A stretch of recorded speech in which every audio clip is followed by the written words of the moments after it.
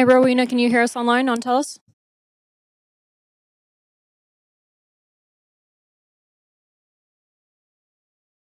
Good morning, Cassia. Yes, I can. Perfect, thank you.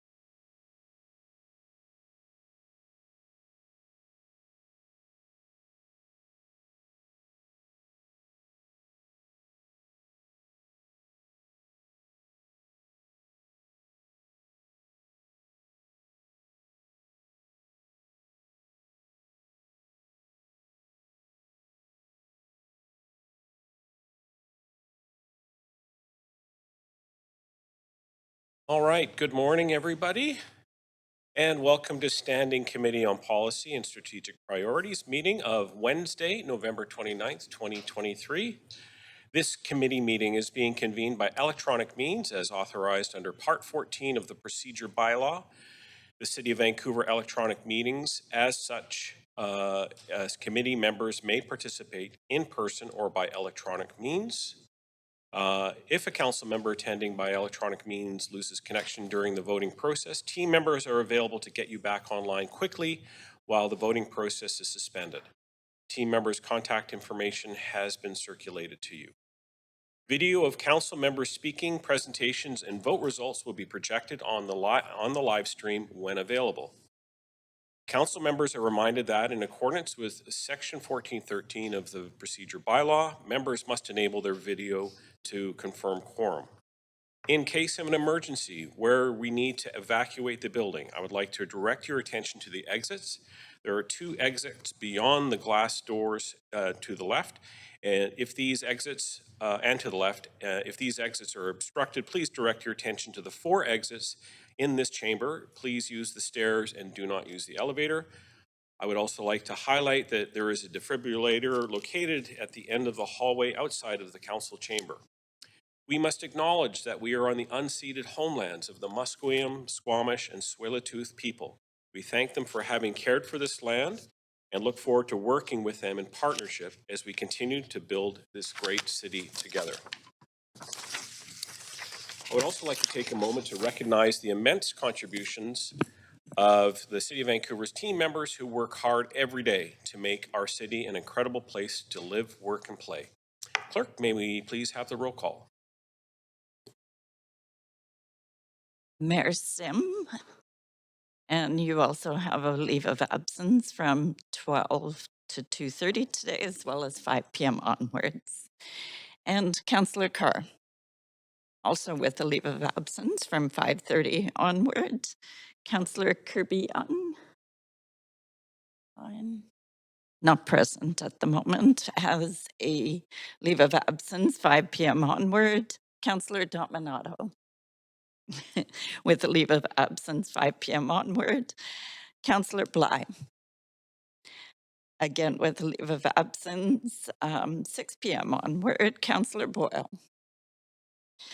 as well with a leave of absence 5 p.m. onward. Councillor Fry. And Councillor Montague. Present. And Councillor Klassen is in the chair. Councillor Meisner. Also with a leave of absence 6 to 10 today.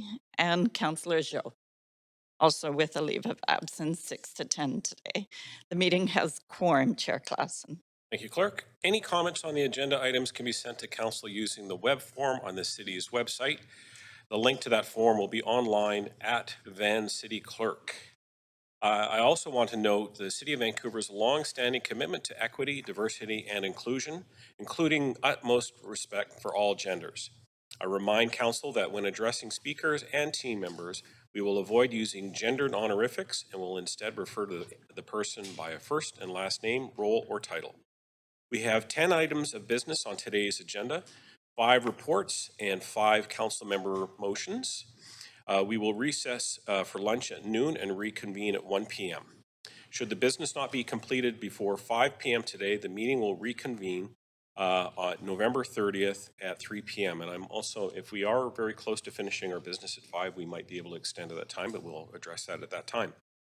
I would like to remind council members that if amendments are brought forward, they must be submitted to the city clerk in final written form before the council member introduces them. Please ensure the clerk has received your amendment by using the council meeting amendments DL email address. And before we begin to hear from registered speakers, we would like to remind council and members of the public that in accordance with the updates of the procedure bylaw that were enacted in May 10th, 2023, council meeting public speakers may only speak for up to 3 minutes, and council will not ask questions of the public. Members of the public should state where they are in support or in opposition to the recommendation and may only speak once. I also ask speakers are if residents of Vancouver if it is not noted on the speakers list. Following the last speaker on the speakers list for each item, we will go back to the list for those who are not present when their names were initially called. As chair for this meeting, I'm suggesting that for the reports with no speakers, we adopt recommendations collectively in a single motion. Report 1 is being held as there is a presentation to council.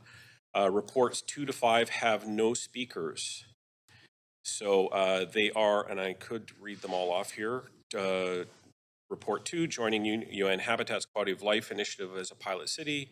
Report 3, changes to the procurement policy and delegated authority. Report 4, 111 West Hastings Street, Unit 10, basement level, 351 Abbott Street, Unit 110, main floor, Kokoro Dance Theater Society, liquor, primary liquor license application, liquor establishment venue.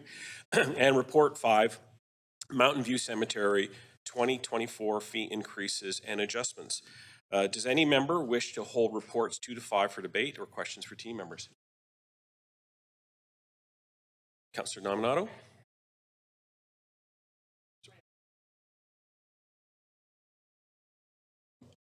Pardon me, I'm sorry. Rebooting. Okay. Very good. And, oh, sorry, here, I've got you on. Got it. I'll just, sorry, Councillor Carr. Yes, could you hold report 3, please? Very good. Councillor Jean. Also report 3, thank you. Good. Councillor Meisner. Likewise. Very good. Councillor Dominato. I'm good now. Okay. And Councillor Meisner. Oh, sorry, I'm not. Sorry, it came on twice here. Got it. Very good. All right. We'll work out the bugs here. All right. So we will, I guess we will now, does any member wish to declare a conflict of interest on any of the consent items? All right. Okay, thank you very much. So we will move reports 2, 4, and 5. Can I have a mover? Oh, you've already moved. Can I have a seconder? Second, Councillor Dominato. Okay, all in favor of approving those 3 items on consent? Okay. Passed unanimously. Thank you. All right. The first item on the agenda is the report Childcare Strategy Implementation Phase 1 Update and Next Steps. Again, does any member wish to declare a conflict of interest on this item? Seeing none, we have team members present to present this item and with the PowerPoint presentation. Welcome. Chair and Council, thank you so much for this time on your agenda this morning. We're delighted to be here to present an interim update on work related to implementing the recently approved childcare strategy and advancing the directions in a number of recent council motions. The team in ACCS will do the presentation, and I'll invite our senior planner to introduce himself when he stands to deliver that. And we are joined by colleagues from a number of departments, all of who play a key and lead roles in the delivery of childcare and enablement of childcare here in Vancouver. So without further ado, I'll ask Mark to come up.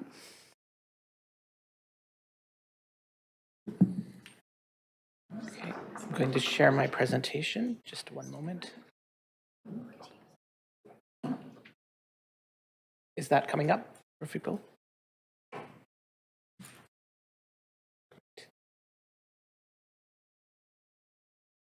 So good morning, Mayor and Council. Thank you for having me. My name is Mark Pickersgill. I'm a senior social planner in social policy and projects and leading the childcare work in that department. So as Sandra already said, we're here today to talk a little bit about childcare and the work that we have been doing in terms of implementing our childcare strategy, and really want to position this as phase one with an update on council motions and some of the next steps that we're working towards. So really, to give you an agenda for today quickly, we want to talk a little bit up front about the childcare landscape, because we do know, and I think that many people are aware, that this is a rapidly shifting and currently quite an emerging priority in many cities, not just Vancouver. And really want to give you a sense of where we are in Vancouver and kind of where we have been. And then go into some more detail about the referral report that we have to you for information, kind of walking through that, what's in there, just as a quick summary, and then talk about some overall next steps. So the childcare landscape, as I said, is one that is shifting with newly emerging provincial programs and supports, as well as just a different kind of urgency that we haven't really seen, at least in my time living in Vancouver, around childcare. Some broader context here. So looking at, in 2019, we signed a provincial MOU with some targets to deliver up to 1,300 spaces. And we are currently in the process of trying to deliver those spaces. We have assigned a number of projects, and we're really working towards those. In addition to this, we have further alignment with senior government. We have tremendous opportunity right now to gain their support to help build out a universal childcare system, and really expanding access to childcare across the province and in the city of Vancouver. This comes with the opportunity for capital funding, which is available, and really there is a push to do that. There's a number of discussions to have that we can allude to later on about the type of support and the amount of support, but it is there. And then second to that is the system building that is currently in full flight, I would say, where we are looking at a $10 a day system where operators can apply to become a $10 a day site, and with somewhere to the effect of, if we count UBC, we are around 80 or so $10 a day sites in Vancouver. It's quite extensive, and by far the largest jurisdiction with $10 a day compared to anywhere else. And we're also, as I said, addressing some recent council motions, memos, and questions specific to the harmonization of the City of Vancouver and provincial childcare policies and guidelines. We've had a couple of memos to update on harmonizing and the permit improvement program, as well as the motion that was recently passed in October, looking at the rapid deployment of additional childcare that would look at essential worker housing and bringing that together with childcare, potentially in a modular or prefab form. So the landscape generally in childcare, we can look at the 1970s to just a few years ago, where we had limited senior government direction, funding for childcare. And this is a time where the City of Vancouver stepped up hugely in terms of developing tools and policies to address that childcare gap. And as of 2021, with a new early learning and childcare agreement signed at the federal level, these commitments have enabled the province to develop new funding, ultimately for childcare, where there is a concerted effort, funding and otherwise, to develop a universal system. And really, the culmination of this was the integration of childcare into the Ministry of Education to form the new Ministry of Education and Childcare. And that takes us to basically today, 22-23. And this is the moment where we as a city get to take a proactive stance on how we move forward. So we are looking at new policy directions that will support the harmonization with the province and their policies, as well as really defining the changing role of the city in a universal childcare system and what that means. So it will be different than it did looking back 20 years ago, 10 years ago, even 5 years ago. And so just to break this down in simple terms, and I know there's a lot of words on this slide, but we really need to break it down in terms of federal role. So the federal role is to provide significant and substantive funding to in the form of agreements with the provinces and territories. The provincial role, there's a bunch of them. But in terms of licensing, that's through the Ministry of Health. So they set childcare licensing regulations and standards. And then the Ministry of Education and Childcare, where they additionally set policies and directions for a universal system. They are using the federal money, provide funding and guidelines for capital support, operations, affordability. And one of the I think, important emerging things is the support for a stronger childcare workforce, which would include efforts towards a wage grade, wage grid. I got those two words mixed up. To support greater retention and attraction to people into the childcare workforce. And then at the city civic level, we see a space now where we're really looking at advocacy for that funding and support. And we have somewhat of an obligation to basically implement provincial childcare directions at the local level. And as such, we do have powers to be able to do such, to do as such. We're hoping to coordinate more with senior government and really bring whatever we can in terms of municipal capital to fund childcare, whether that's in the form of land, capital, bricks and mortar costs, whatever that might be. And we have a responsibility to try to enable childcare through policies, land use, and zoning tools. Securing site opportunities is a really big part of that. If we don't have places where we can land childcare as a city, we are all the provincial funding in the world will not really help us. And then supporting childcare operators to deliver childcare as much as we can as well, knowing again that that's primarily a responsibility of the province, but the city does still play a key role in that. So in terms of the types of childcare, and many of you probably already know this, but we wanted to give you a bit of a breakdown, just to give you a sense of scale and where we're at the city, in the city of Vancouver. So roughly about 61% of all of the childcare spaces for 0 to 12 in Vancouver are either civic, as in City of Vancouver owned, or run and owned by not-for-profit. That is a number that is by far greater than any other jurisdiction in BC, by far.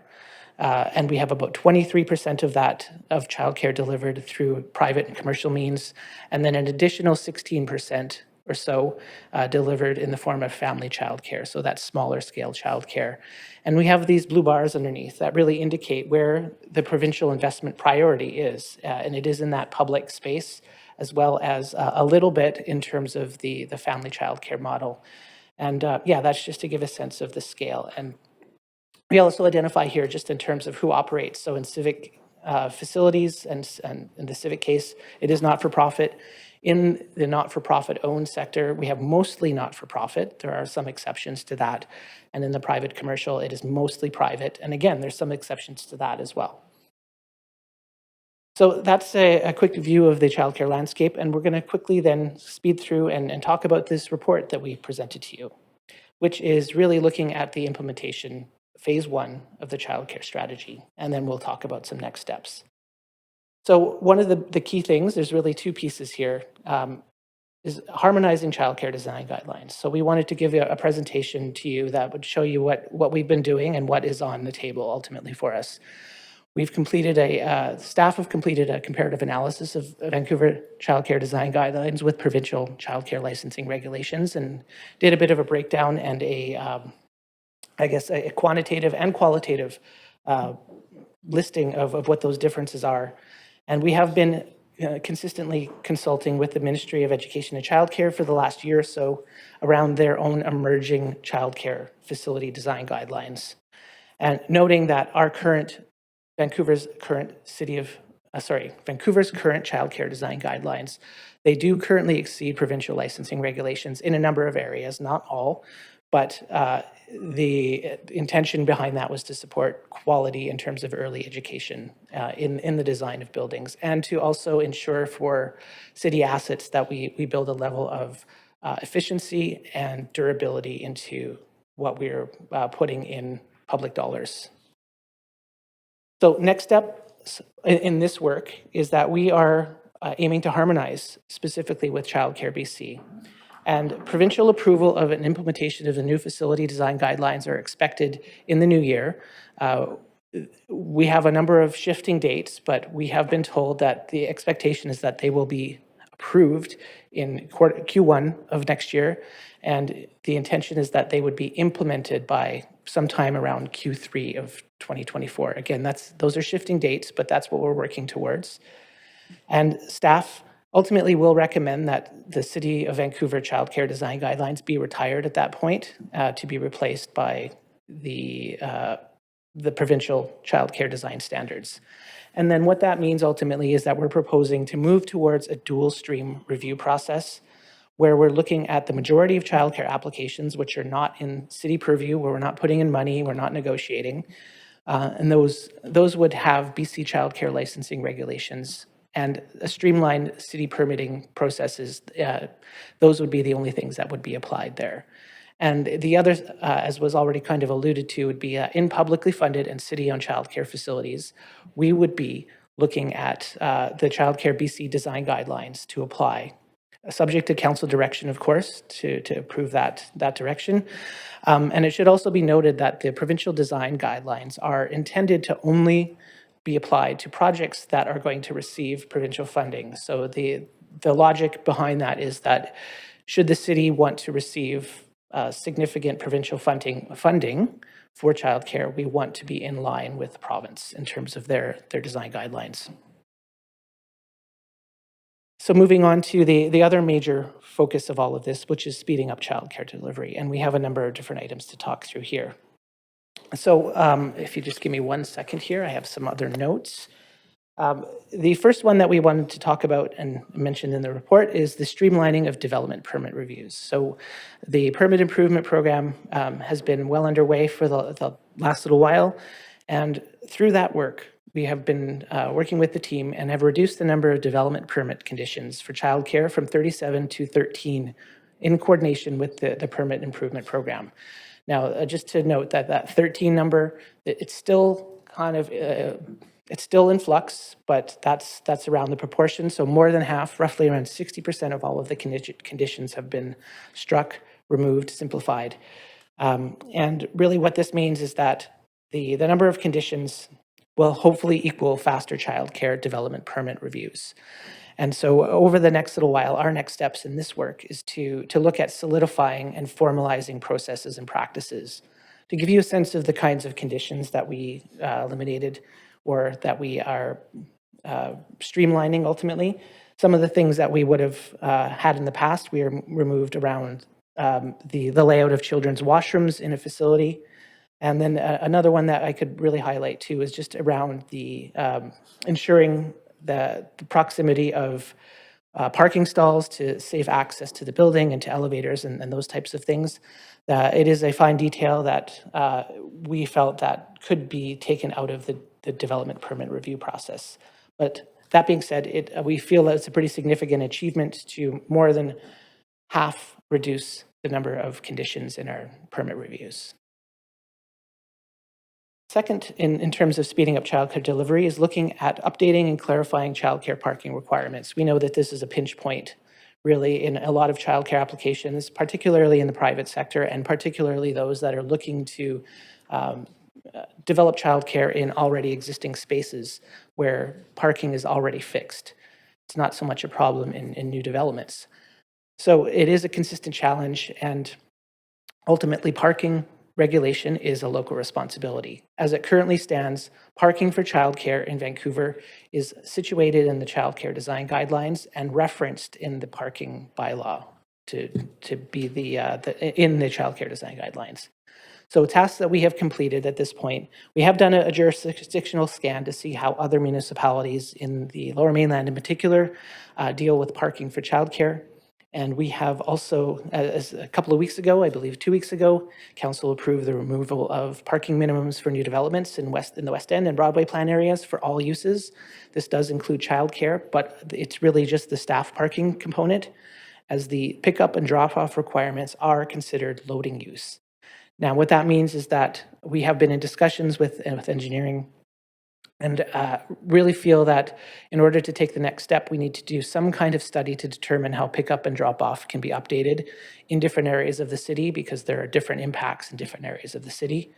And ultimately, we want to be able to explore options that are functional, safe, and feasible for applicants to deliver. This may mean bringing childcare parking requirements more directly into the parking bylaw. It could mean on other options, but we need to find a right-sized approach to do it. And our next steps are to explore what is going to be the best way to do that. The third area in the speeding up childcare delivery is looking at childcare use in residential zones. And I think that many can attest to the fact that this has been a fairly hot topic over the last little while. The city has, in fact, seen a quantifiable increase in the number of applicants wanting to open medium to larger size childcare programs in converted houses in residential zones that don't necessarily have a residential component. So really the four main major issues that are brought up that come forth with this include the definition of childcare in the zoning development bylaw can sometimes not be interpreted the same way. So there's some challenges there.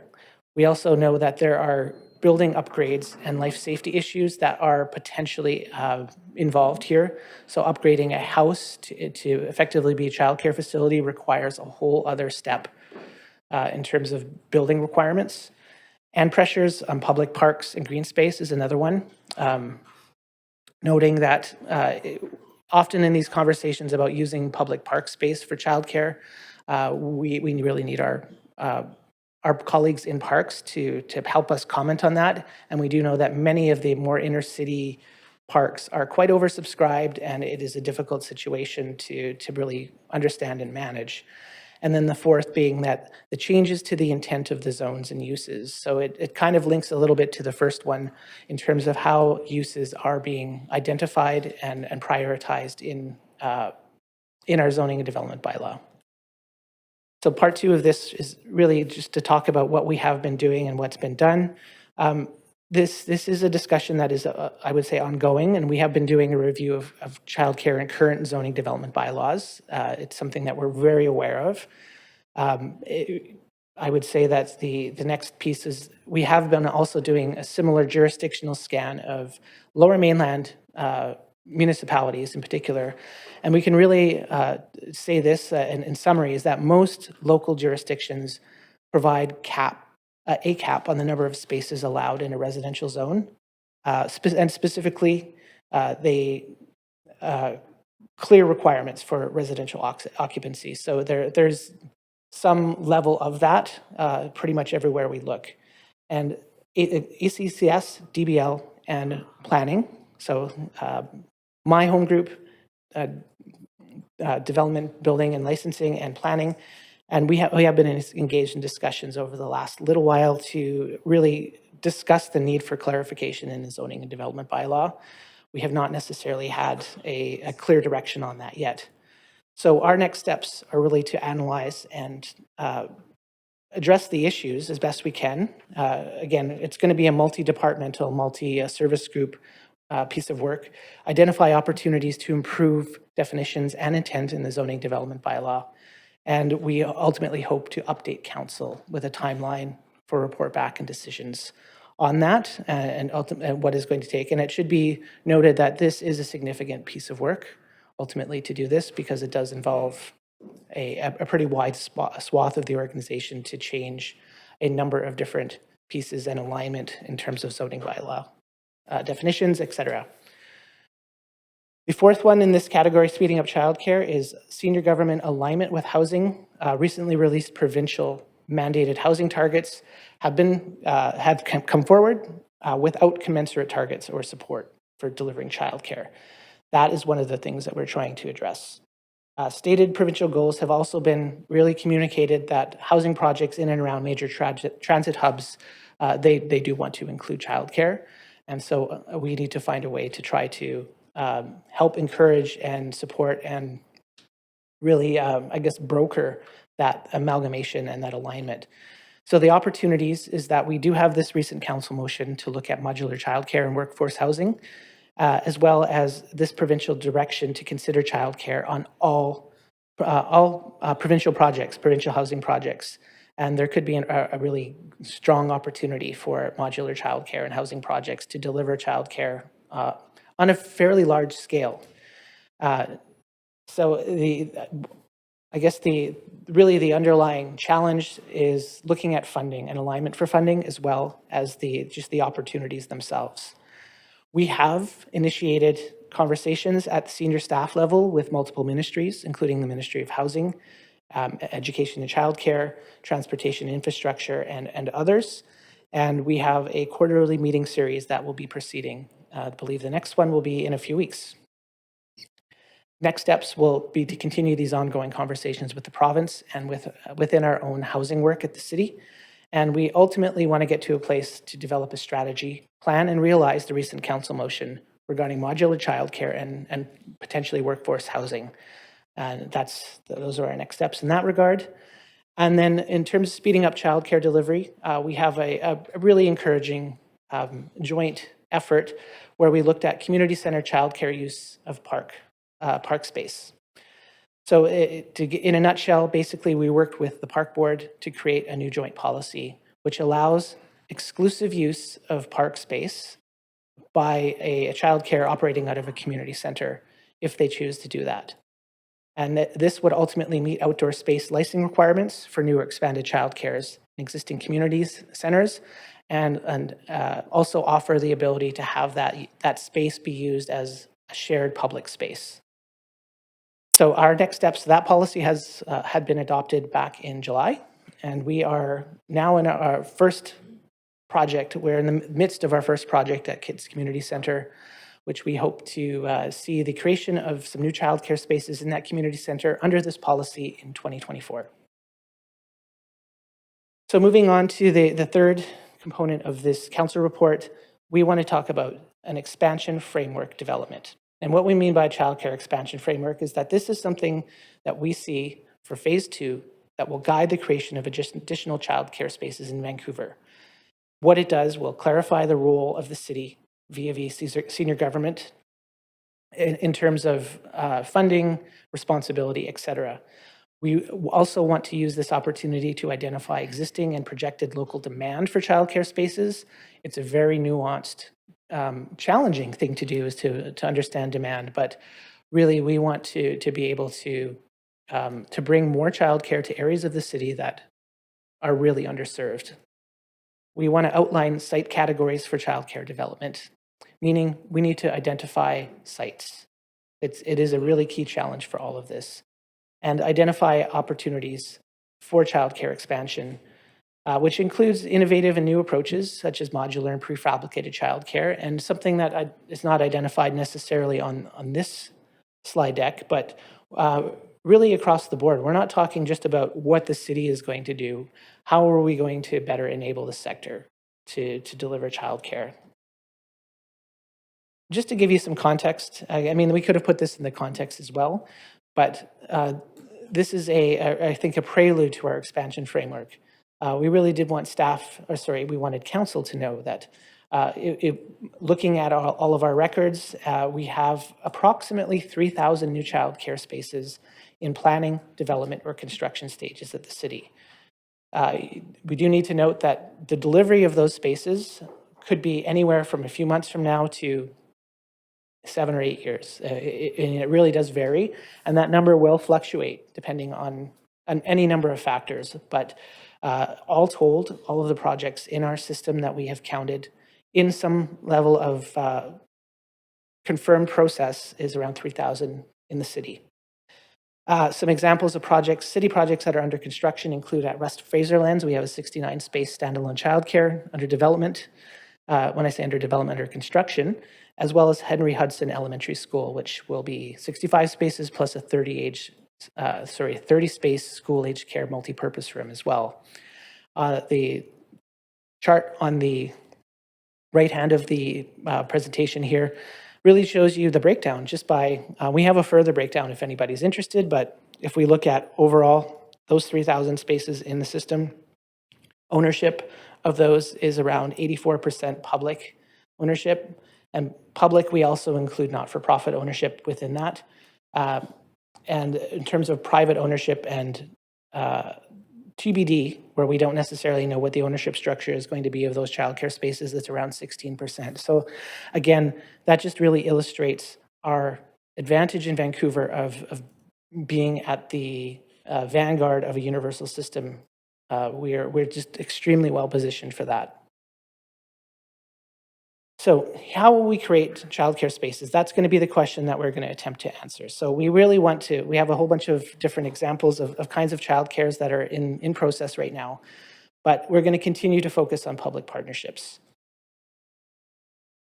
We want to innovate to deliver in high density context, whether that means making some of the regulatory pieces a little bit easier to be able to do that, and kind of being tailor-made to higher density. Those are kinds of things we want to explore. We want to look at permitting and regulation review. We want to continue to refine that to make it as simple and as easy as possible. We want to really expand and understand financing growth tools, and we know that this is something that's under discussion right now in terms of CAC policy, et cetera. We also really want to look at the opportunity for the city to provide capital grants to allow some of our partners and those that we want to work with to deliver childcare, not necessarily the city taking on those childcare responsibilities. And then lastly, just looking at our overall next steps for phase 2 and beyond. So we want to continue our advocacy ultimately to senior government, because we know that there is an increased role for senior government to help fund the delivery of childcare. So we want to really push on that. We want to be able to help coordinate some of those targets across ministries at the provincial level, and to be able to be nimble enough to help deliver. Because at the end of the day, and I'll say this, just maybe this is my own interjection, but money is not enough. We need alignment in terms of delivery. We need intention behind all of this, and this is at the municipal level and the provincial level. We also need to consider things like funding for ongoing operation and maintenance. So if we do have facilities, we have a number of, more than 40 facilities that are childcare facilities that the City of Vancouver has ownership over. And we have very limited tools to be able to fund the ongoing maintenance and replacement of those facilities. So this is a piece of advocacy that we really wanted to focus on as well. Funding for capital replacement for childcare supply, as I just kind of mentioned, and then legislation for financing growth and the impact on childcare delivery. What is that going to mean if we're changing that legislation? Internal work, we're going to continue to finalize this childcare expansion framework and hope to report back in the new year. Confirm and implement city actions to harmonize childcare design guidelines and policies with the province. And then finally, one of our key pieces of work will be to try to embed childcare expansion in as many aspects of planning, zoning, and civic investments as we can. Thank you. Thanks very much. Okay. We have, just one moment here. So we have some questions from council. So I'll advance Councillor Dominato. Thanks, Chair, and thank you for the presentation this morning. It's incredibly thorough, and I have multiple memos here on my desk that you've provided us with in recent months, so thank you for that. A quick administrative question to start with is, can you just confirm how much it is for possible prospective operators for making applications, and then what the cost is for the development permit application in the case where it triggers a DP?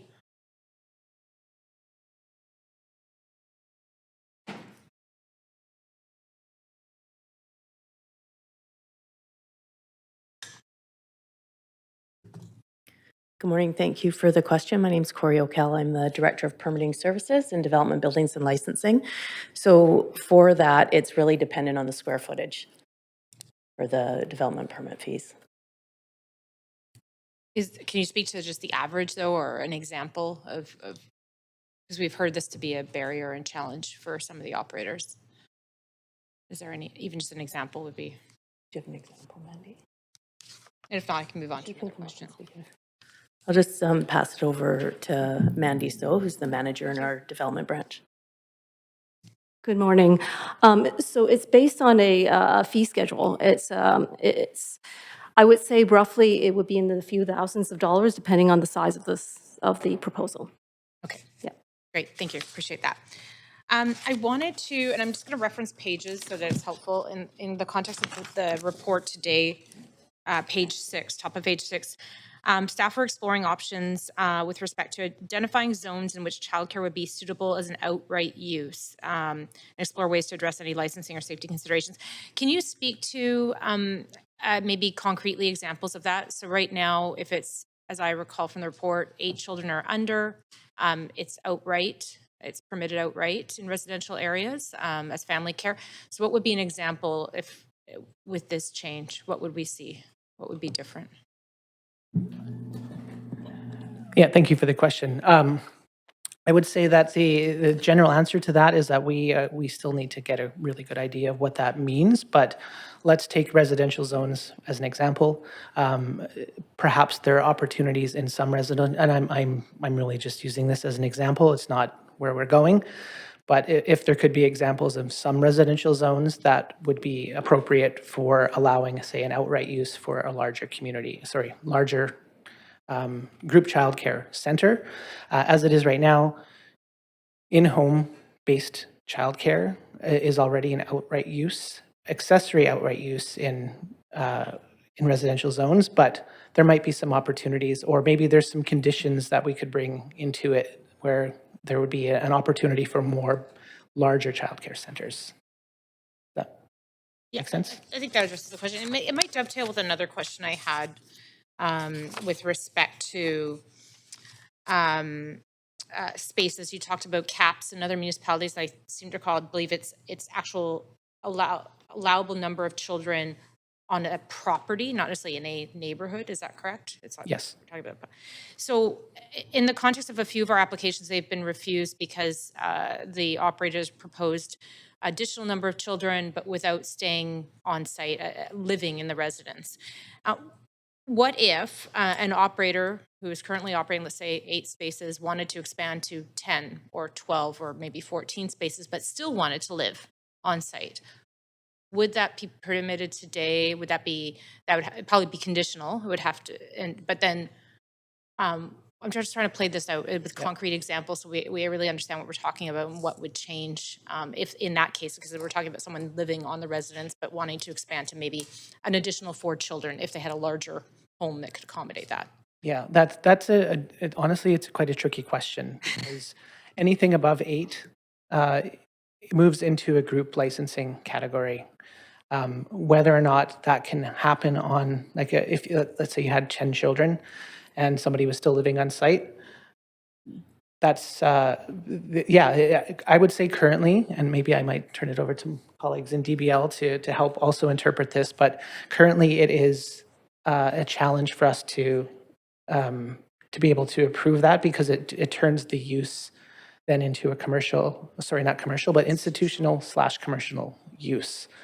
Once you get over that 8. And that's one of the challenges that we have to deal with. So right now in our zoning definition, it just says 8. And anything above that is, it requires a development permit and changes the use intent. Okay, I know I'm at time. Can I move a second round, please? I have more questions. We have a mover, second. Councillor Zhou, all in favor? Aye. Thank you. Very good. All right. Thanks very much. I'll ask a question. I don't have to see the chair yet because we don't have a motion on the floor. Is that correct? Correct. So I just thank you very much, staff. And again, I want to also express my appreciation and the voluminous reports that we've been getting in the last several days and weeks on this important file. Just a few sort of general questions. I see that 16% number for residential private sort of childcare. Do we have a rough sense of what the number of potentially unlicensed childcare spaces are in the community? I would say we don't have a sense of that. Okay. Do we have ways to address, I'm going to pepper you with a bunch of questions, so you're, do we have a ways of addressing sort of culturally diverse communities? So if somebody was Punjabi or even Indigenous, but of course language barriers are sometimes a factor. Do we have ways of addressing that for licensees? That is a great question. I would say that the City of Vancouver, through our childcare strategy, that's one of the aims is to say through our own operator selection processes and things like that, we actually do want to look at being able to require those kinds of pieces to be responsive to local community need, whether that is like a cultural need or whatnot. So we do hope to continue to strengthen that. And as a city, that's our biggest opportunity and role, is to influence how what operators are able to bring to the table in our facilities. Okay. I was very pleased to see that there's an outside consultant being brought in to work on the pickup drop-off concerns. I was just going to have, do we have a clear map of where there is a deficit of childcare spaces in our city, so we can say these are neighborhoods that really need it? Absolutely, yeah. In general, we're looking at the east and the southeast in particular as being major deserts for childcare. But I mean, it's a desert everywhere, but some areas are more dry. I think I read in one report there are about approximately 163 residential-based licensed childcares in the city, with ranging between 3 and 8 in each one of them. So that would be ballpark, less than 1,000 potential childcare spaces. What are the probability, if we move forward, do you speculate that we could maybe double or triple that number with some reforms to these regulations? I mean, honestly, don't know.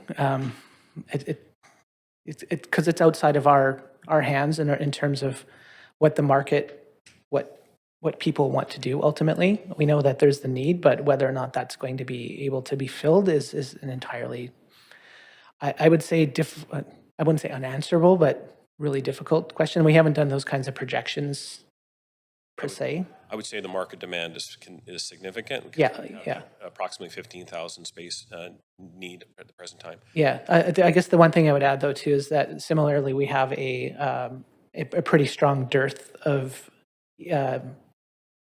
ECE, so early educators, and that's probably going to be the biggest hindrance and factor. I would say that if we were flush with lots of people that wanted to work in that sector and that could do that and also live in Vancouver, we might be in a different, I might have a different answer. The subject of ECEs came up in the motion that was tabled earlier this fall, and I know it's a big challenge, and I won't put you on the spot as to how do we address that. Certainly, affordability is a key factor. You indicated that it costs thousands of dollars to do an application. Is that a cost on a cost recovery basis, or is the city losing money on those applications? Or I'm just trying to figure out what determines the cost.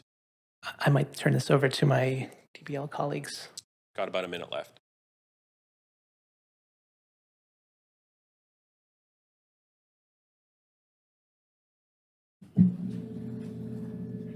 Hi there, I'm Mandy Stowe from the Development Review Branch. Currently, the cost isn't really cost recovery. We spend a lot of time with a lot of these applications. So depending on the number of review groups and notification, we do actually spend a lot more time than. So the number itself was determined previously, but it could be subject to review. Yes, I mean, the current cost of permits really is straight across the board for all change of uses. So it's not really directed specifically for childcare. So I'm at time. Thanks very much. It's Councillor Dominato. Thank you, Chair. Just a couple of more questions. Just one with respect to, because I asked this via email, but I want to put it on the record as a question, is there an opportunity to look at our land use and zoning so that a hybrid model of residential care could exist, where you have a main home and then you have an accessory dwelling of a laneway home, and the main home could be used primarily for childcare, and the laneway can serve as still housing or residential, potentially to support, an ECE, so sort of workforce type housing, and so that we don't lose the residential component, recognizing how important that is in the city. Is that a possibility? I'd like to say that I think it is a possibility, and it's one of the things that we would like to explore to see if there's a fit and a way to do that. Okay. That's great to hear. And then second, sorry, don't go away yet.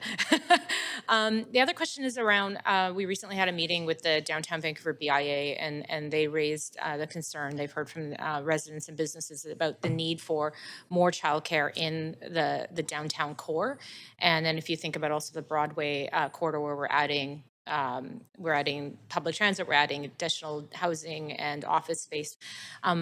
What opportunities do you see to add childcare in those locations? And given there are some constraints, or have you already looked at some jurisdictions that have tried to add that childcare in those sort of dense commercial office areas? Yeah, I would say that the downtown, in the really dense areas, it's going to be a challenge ultimately, just because having any outdoor space is going to be the biggest piece, whether or not it is a sufficient amount or not. Like any at all is really going to be the question, and that's going to be the driving factor for, say, downtown, more office type developments. I would say, though, in the Broadway corridor and the Broadway plan area, we actually do have a lot more opportunity to by looking at things like potential road closures, for example, as land or sites that we could integrate childcare into. That is separate from, say, the office development, but could serve those areas. So it is going to be really geographic specific as the answer to that question. But I think we're seeing more opportunity potentially in the Broadway plan. Okay, I appreciate that elaboration. I think that's all my questions, Chair. I'd be prepared. I know the report is for information. I do have some additional direction I'd like to propose to Council today. I've circulated that. If we could move to maybe is it a main queue at this time? Or amendment queue?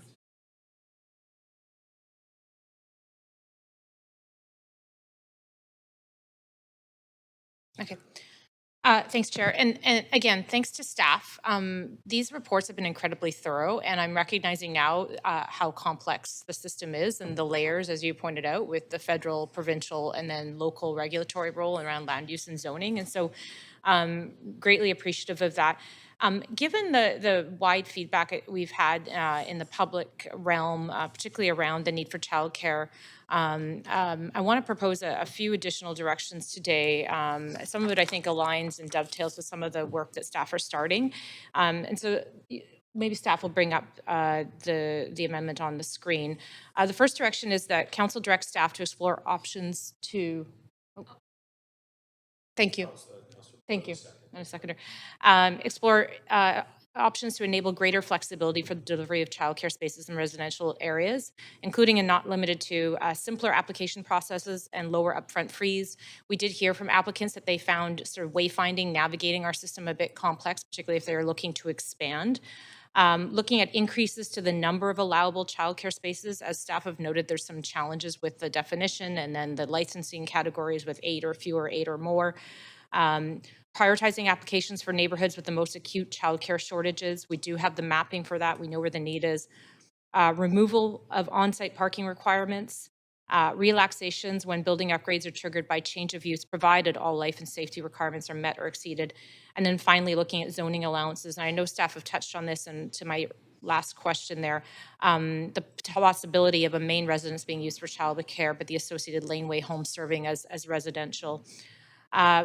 Then I'll speak to the issue of the downtown, that Council directs staff to explore specific options for greater flexibility to deliver new childcare spaces in the downtown commercial core and along the Broadway corridor. Again, that speaks to what we've heard from the business community.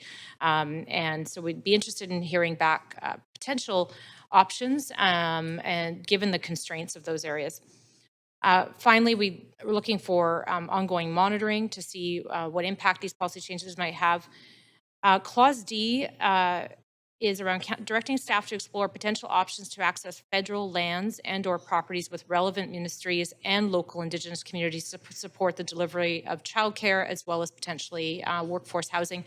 This stems directly from a conversation we were recently, Councillor Bly and I, in Ottawa with FCM, meeting with Minister Duclos where they were talking, the federal government was talking about interest in maybe repurposing some existing properties, buildings, and opportunities to work with municipalities in that context. And so I think at the time we were talking about housing, but I think we know that housing and childcare can go hand in hand.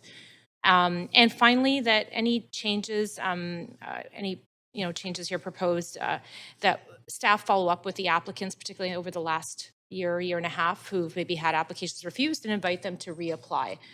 So that's the proposed amendments for consideration, council's consideration this morning. Thank you, Councillor. Councillor Carr. Yes, I'm just on this cue to really enthusiastically support this set of directions in a replacement motion. I mean, compared to receive for information. It's thoughtful. I think it addresses the concerns that staff raised. Excellent presentation, staff. Thank you. And to me, childcare is one of the honestly great worries of families within this city. And I mean, my kids are now in their 30s, and 30 years ago, I was tearing my hair out and crying because of the lack of childcare, and it's gotten worse. I'm just very happy to see this direction. Fully support. Excellent. Thank you very much. I'm going to cede the chair. Vice Chair Meisner, will you happily take over? Thanks very much. So just I'm going to just respond to this motion, and I'm going to be supporting it wholeheartedly. And I just want to acknowledge just the amount of work that has been happening with staff and how responsive they've been. There have been numerous conversations and emails back and forth in the last few months about this on ways that we can address the child care shortage crisis. I do feel like we are working very hard in several different directions, including the public and not-for-profit areas, working with provincial funding, the earlier idea that we would use public land. But in this particular area, this residential childcare, it sort of has a sort of soft spot for me. My daughter's first childcare was residential based for many years, and it was a fantastic experience with a fantastic family. And I always felt that whenever we dropped off our daughter every day, that she was going to be safe and cared for. And I know that a lot of families are looking for that.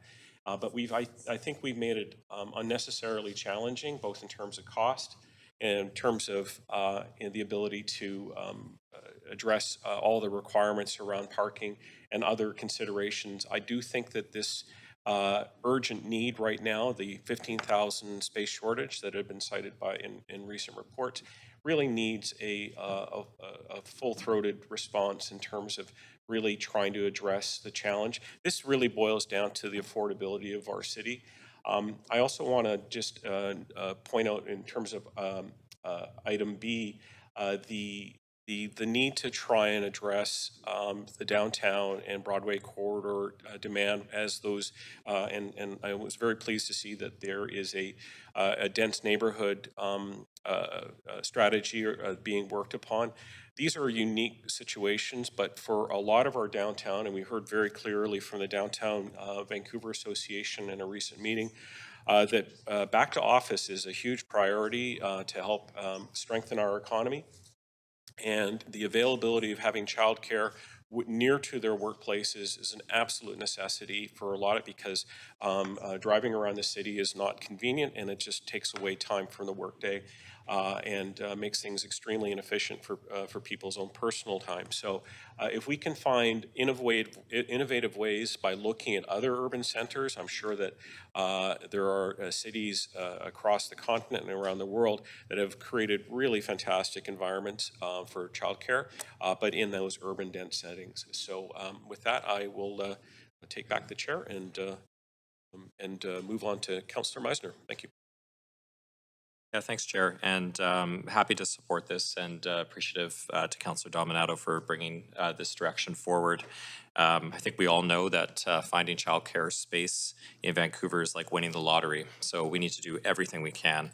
And I know staff have been working very hard to create the conditions to create more space, but I think these additional changes will really help move the needle and get more childcare spaces created across the city. So really happy to see the the proposed changes around increasing flexibility in zoning in residential areas and breaking down some of those barriers that are preventing these childcare spaces from being created, whether that is things like the on-site parking requirements, when what is really happening is mostly drop-offs with some of these small-scale childcare operations, as well as the zoning allowances, and looking at what sort of relaxations we could potentially offer when building upgrades are triggered by change of use, keeping in mind that we need to ensure that all the life and safety requirements are being fulfilled. So this is a really important initiative to keep families in our city and ensure that they can build a life in Vancouver,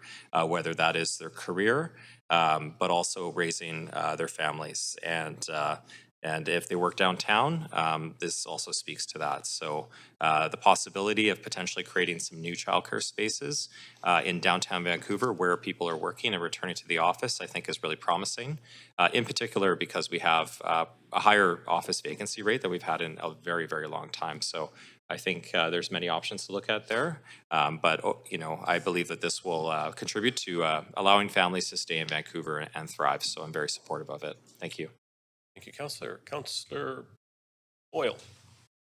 Thanks, I'll be brief, but also happy to support this. I would love to see us get to a place where we don't have on-site parking requirements for childcare. I know increasingly in the neighborhoods where I have had children in childcare, that a lot of families are arriving on bus or a lot of electric cargo bikes these days, getting kids around in East Van and in other parts of the city. It's just that what I see most in my own bike rides is families getting their kids around in East Van.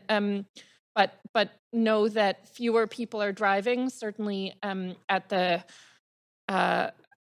challengingly low rate that ECEs make. A lot of the staff that I know who work in childcare centers are taking public transit. They're not driving.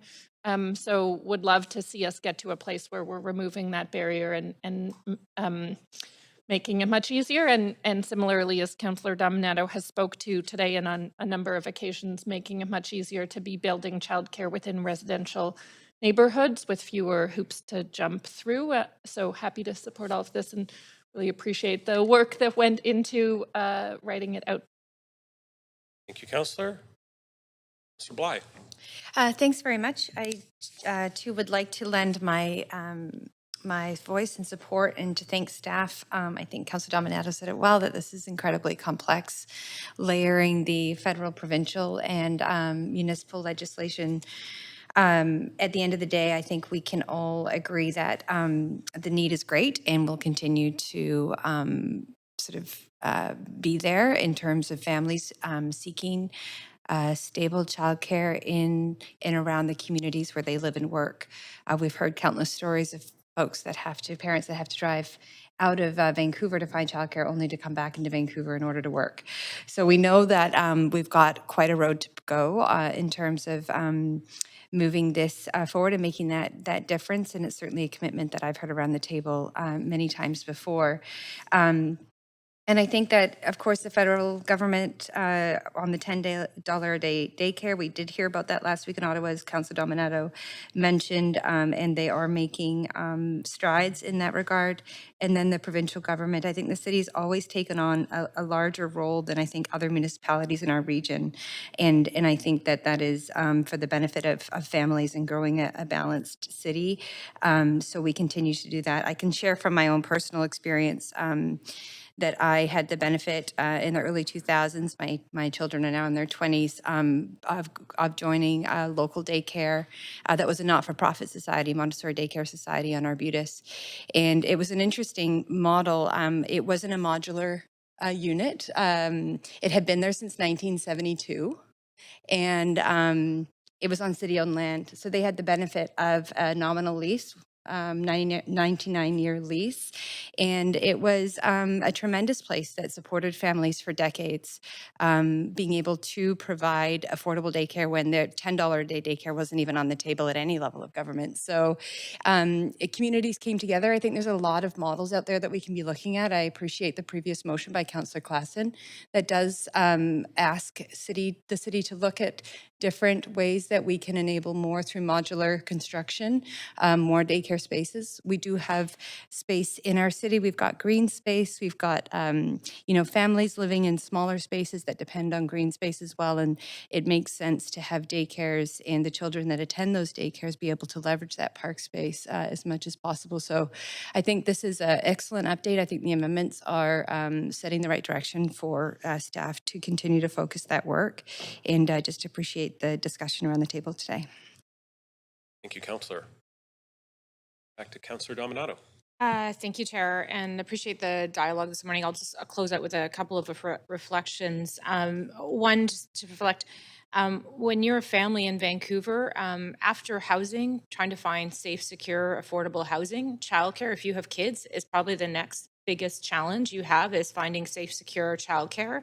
It is probably the next largest expense that you will have as a family. I similarly had both my daughters are about 2 years apart and were in childcare at the same time for a number of years. And it was roughly $20,000 to $25,000 a year to have them in childcare.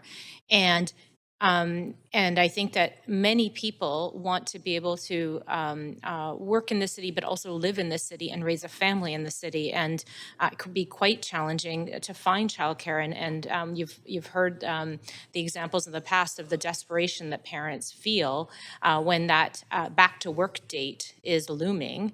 And it's actually an economic necessity to have childcare. And while some people may be in circumstances where a parent can be home with their children or they have other options or they have family, that is not the case for many families where 2 incomes is necessary to pay for a mortgage or for rent. They do not have necessarily family support in the city. And so this is about an economic necessity, women's rights, parental rights. And so anything we can do at the local level to make it easier to expand or add childcare, I'm all for. And I appreciate some of the examples that were shared this morning by Councillor Bly, by Councillor Carr, myself. I know Councillor Joe has also had his firsthand experience with a new child of trying to find childcare. So really appreciate the staff work in this domain. I'm happy to hear the support for the amendments because what we ultimately want to do is just make it easier for families to live, to work, and to thrive in the city and to raise their children in the city. So with that, I'll wrap up. Thank you, Chair. Thank you very much, Councillor. Okay, so that concludes our speakers. So Clerk, can we go to a voting queue?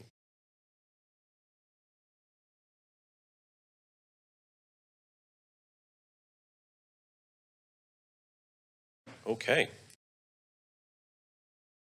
That passes unanimously with Councillor Kirby-Young and Councillor Fry presently absent. Wonderful. Thank you. Thank you very much, staff. Great work. All right, so the next item on the agenda, just a second here, let's make sure we're going to the right one. We're going to item 3, correct? One moment. Yes. Okay.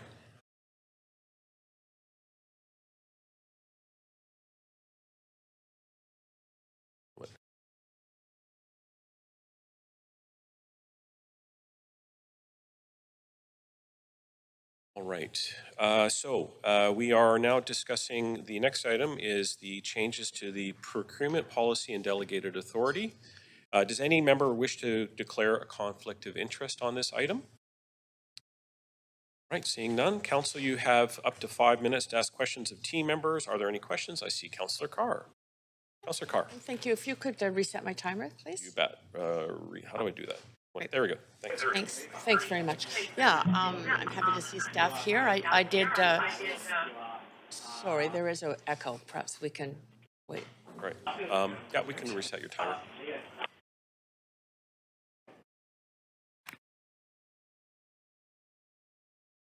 There you go. Okay, thank you.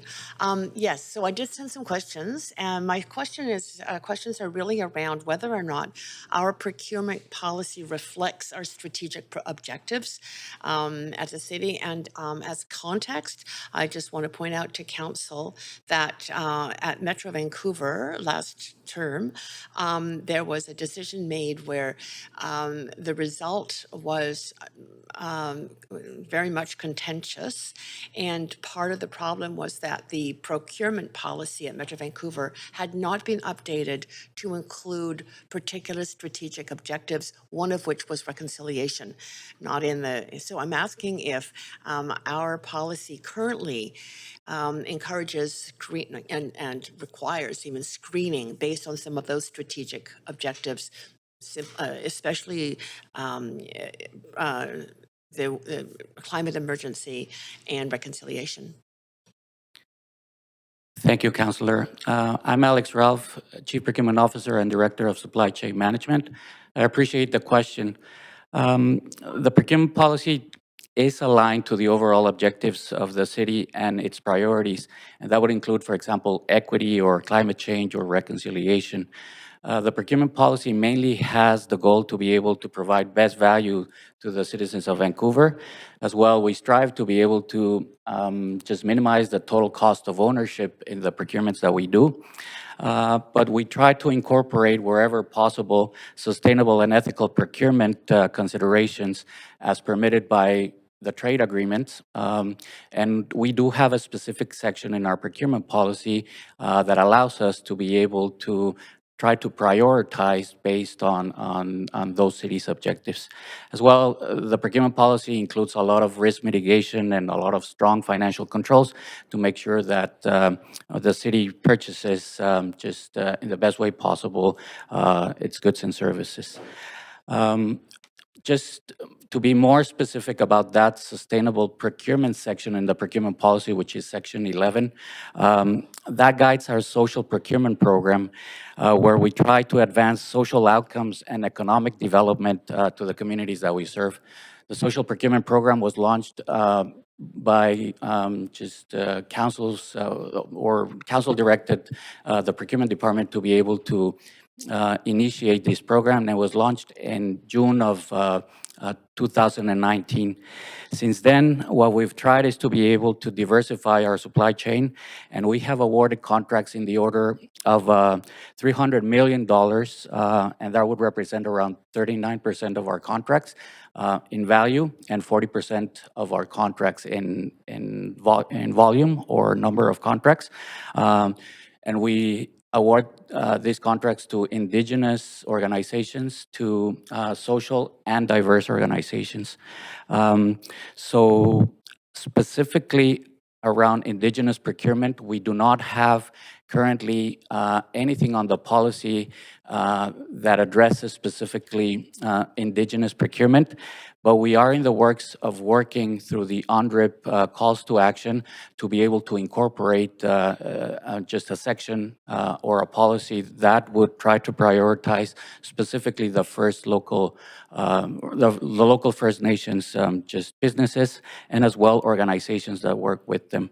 There's a plan to be able to come back to council in 2024 to be able to just provide an update in terms of where these actions are and leverage more on our social procurement program, since we already are very successful using it, to be able to make sure that we're leveraging as well Indigenous procurement. I just have one more question. Thank you. That's a well thought through response. I really appreciate that and reassuring to me. If there were two, fairly similar bids for something, one of which though would require a lot more mileage, i.e., and I'm thinking of the one that was at Metro Vancouver where, shipping, where waste was being taken, proposed to be taken to the interior sorry, can I move for a second round of questions? Thank you. I'm going to leave that question. I'm going to come back on the queue because you don't have enough time Thank to you, answer. Councillor. Thank you. Councillor Zhou. Yeah, thanks, Chair. So I also have some questions. So first question is, what is the percentage of those contracts without extension? Yeah, so the majority of our contracts do have extensions. On average, our contracts have an initial term of 3 years, and they would normally have just options to extend. The majority of our contracts would have 2 options of 1 year to extend. So therefore, our contracts are normally around 5 years. And that's on average. Obviously, we determine on a procurement by procurement basis, and as well, depending on our knowledge in terms of what we're actually buying and the marketplace, which might be the best way to be able to structure the contract. Vendors sometimes are not willing to be able to fix their prices for a longer term, depending on just either the current environment or as well specific considerations of their own supply chains. Okay, so I don't think I got my answer. So what is the percentage of the contract without extension? The percentage is very low. I would low, say okay. just less than 2% would be without extensions. The contracts that do not have extensions are the construction contracts that are fixed price and that are just mainly we hire a construction company to be able to finish the work, and the term of that contract would be during the length until the completion of the project. Okay. Construction projects are just small percentage of the overall goods and services that we buy. Perfect, thank you. And also, I guess some project-based or the consulting project, those are without extension as well, right? That is correct. Normally, we would hire on a fixed price, and it is until what the deliverables are completed. Yeah, perfect. Okay, the other question is, so what do you think the impact would be for the vendors? For instance, like before, in order to not go into council, they might just reduce the price intentionally under $2 million. So if all of a sudden we increase to $5 million, what will be the impact to all the vendors? Because this policy will be public to everyone. So what do you think the impact would be? Yes, I do not think that vendors are just looking into just council approvals. That's more of an internal process. Just at the end, a vendor will try to as well maximize their revenue normally, and would assume that council or the internal procurement policy procedures will be completed to be able to make sure that we award the contract. It's more internal. Okay, thanks. And the other questions about the efficiency piece, I think 104 hours will be saved per year. So if I do a quick math, even I do like $100 per hour, so that's like $10,000 efficiency there. So can you comment on that? So is my math correct? So it's about like reduce from 11 project to 7 project. So for each project, it's about 24 hours. Yeah, is that right, for preparing the report? That is correct. The amount of effort to be able to just approve a contract, normally in terms of duration, it's around 20 days for us to be able to write a council report, go to bid committee, and just get the approvals required. But in terms of effort, it takes around, on average, 7 hours to be able to produce a report, and for example, the time of staff involved. The effort is low, but what we are able to in terms of efficiencies get is actual cost avoidance. For example, on those construction contracts, if we're able to shrink the time or the duration, we're able to award contracts faster, and therefore being able to make sure that we're fixing the prices for some of the materials required, for example, for construction. Okay, thanks. Another question is, how does this change of order considered in the contract, in the value of the order? Like for instance, I heard a lot of orders, they often change the orders. So from $10,000 all the way to the $30,000 at the end. How do we consider that into the total value or total price? Yes. So normally when we award a contract, we will take information historically in terms of what we have ordered in the past. Obviously, we try to forecast, and sometimes it's very difficult to forecast what would be our requirements going forward.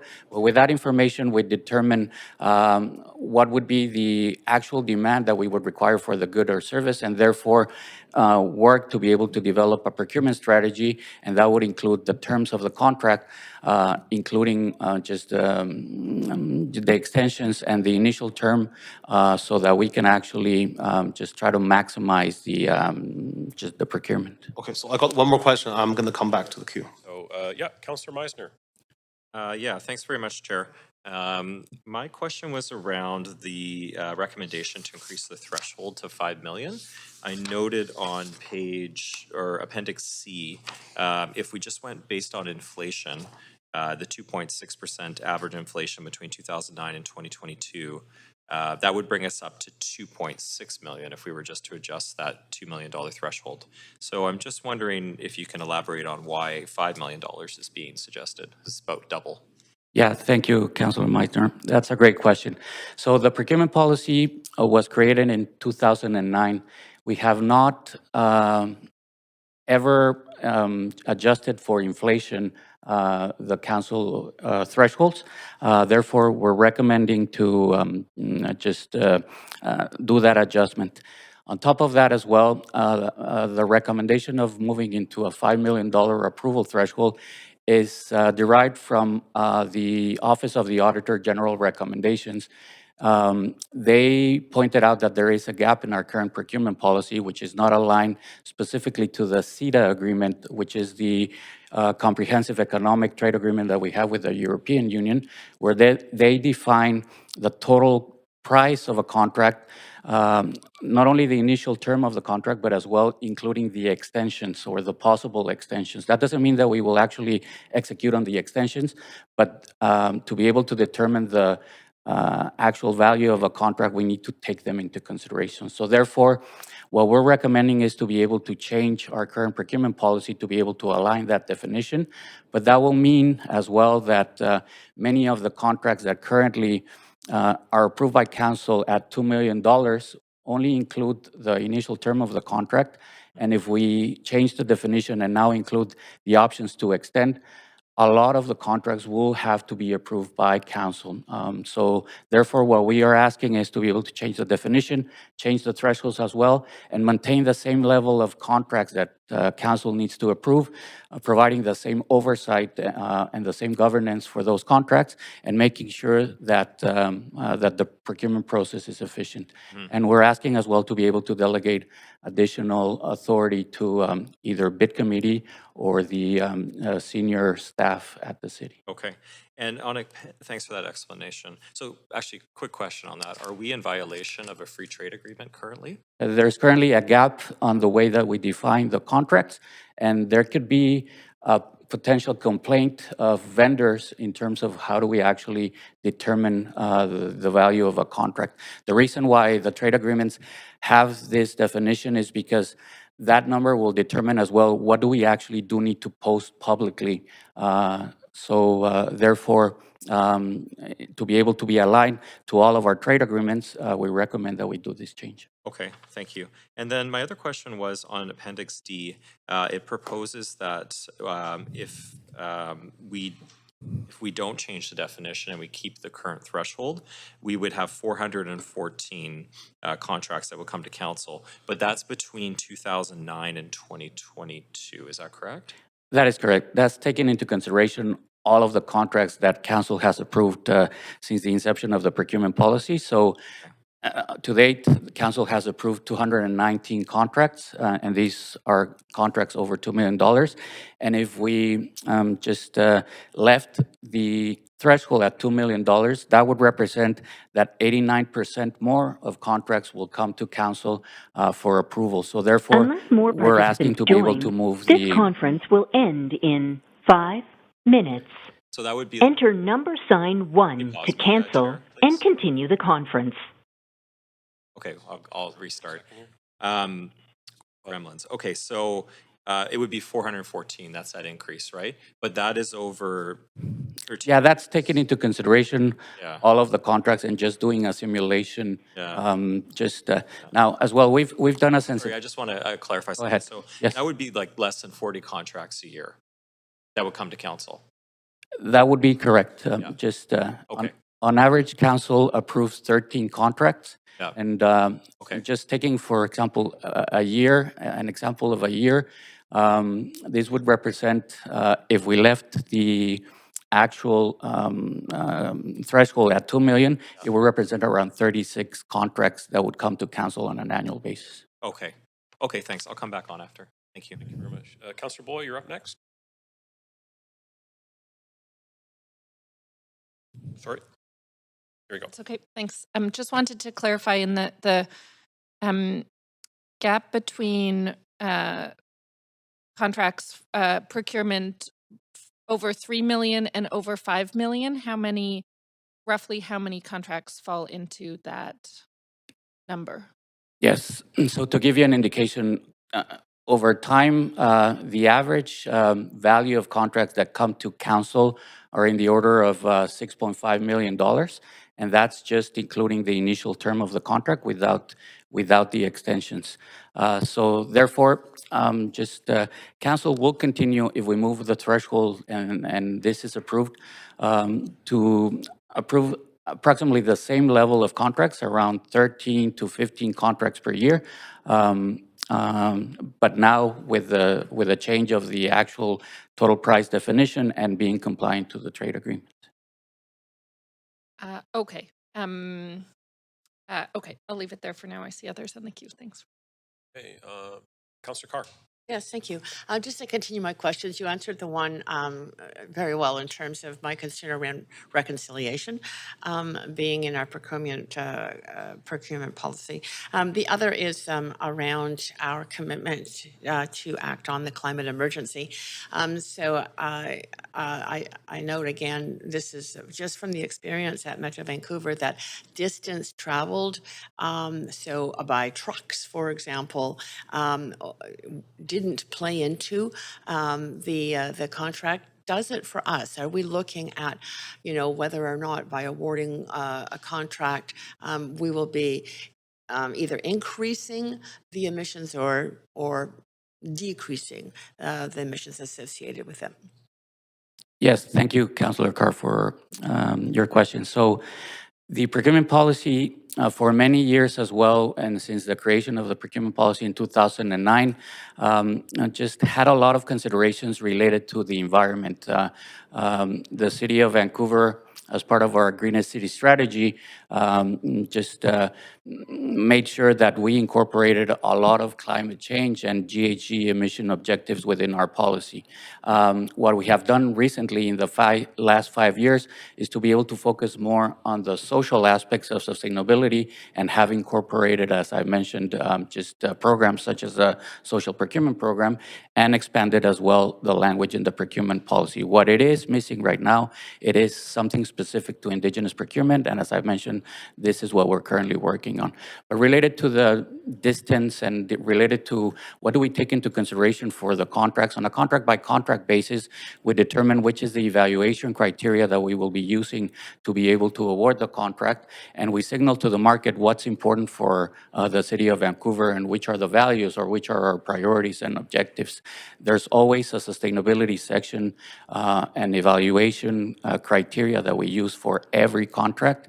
And as part of that, we would prioritize, for example, either the environmental aspects or the social aspects, and we make sure that that guides the actual decision in terms of who do we award the contract. But as well, we, on purpose, would not jeopardize the best value of the contract. You will want to make sure that the citizens of Vancouver get the best out of that contract, and therefore We take a look at that total cost of ownership, take a look at what will be the logistical cost, maintenance cost, or anything that overall will produce a cost as part of awarding that contract or acquiring that good or service. And we factor that into the actual decision to evaluate and award a contract. I'm very pleased with your responses. I had, depending on your response, contemplated an amendment that would ensure we included the issues around reconciliation and other strategic priorities of council, and that it does include the climate emergency. But you've satisfied me that we are already doing that in the procurement on social objectives and on environmental objectives, including climate emergency, and that regarding reconciliation, the work will ensue through the UNDRIP calls to action, and that will happen next year. So I'm quite satisfied with the progress we're making in this regards. Thank you. Thank you, Councillor. Thank you, Councillor. Councillor Meisner? Yeah, thanks very much, Chair. My additional question was around the municipal benchmarking. So I see we did Vancouver, Victoria, New West, Ottawa, Surrey, and Toronto.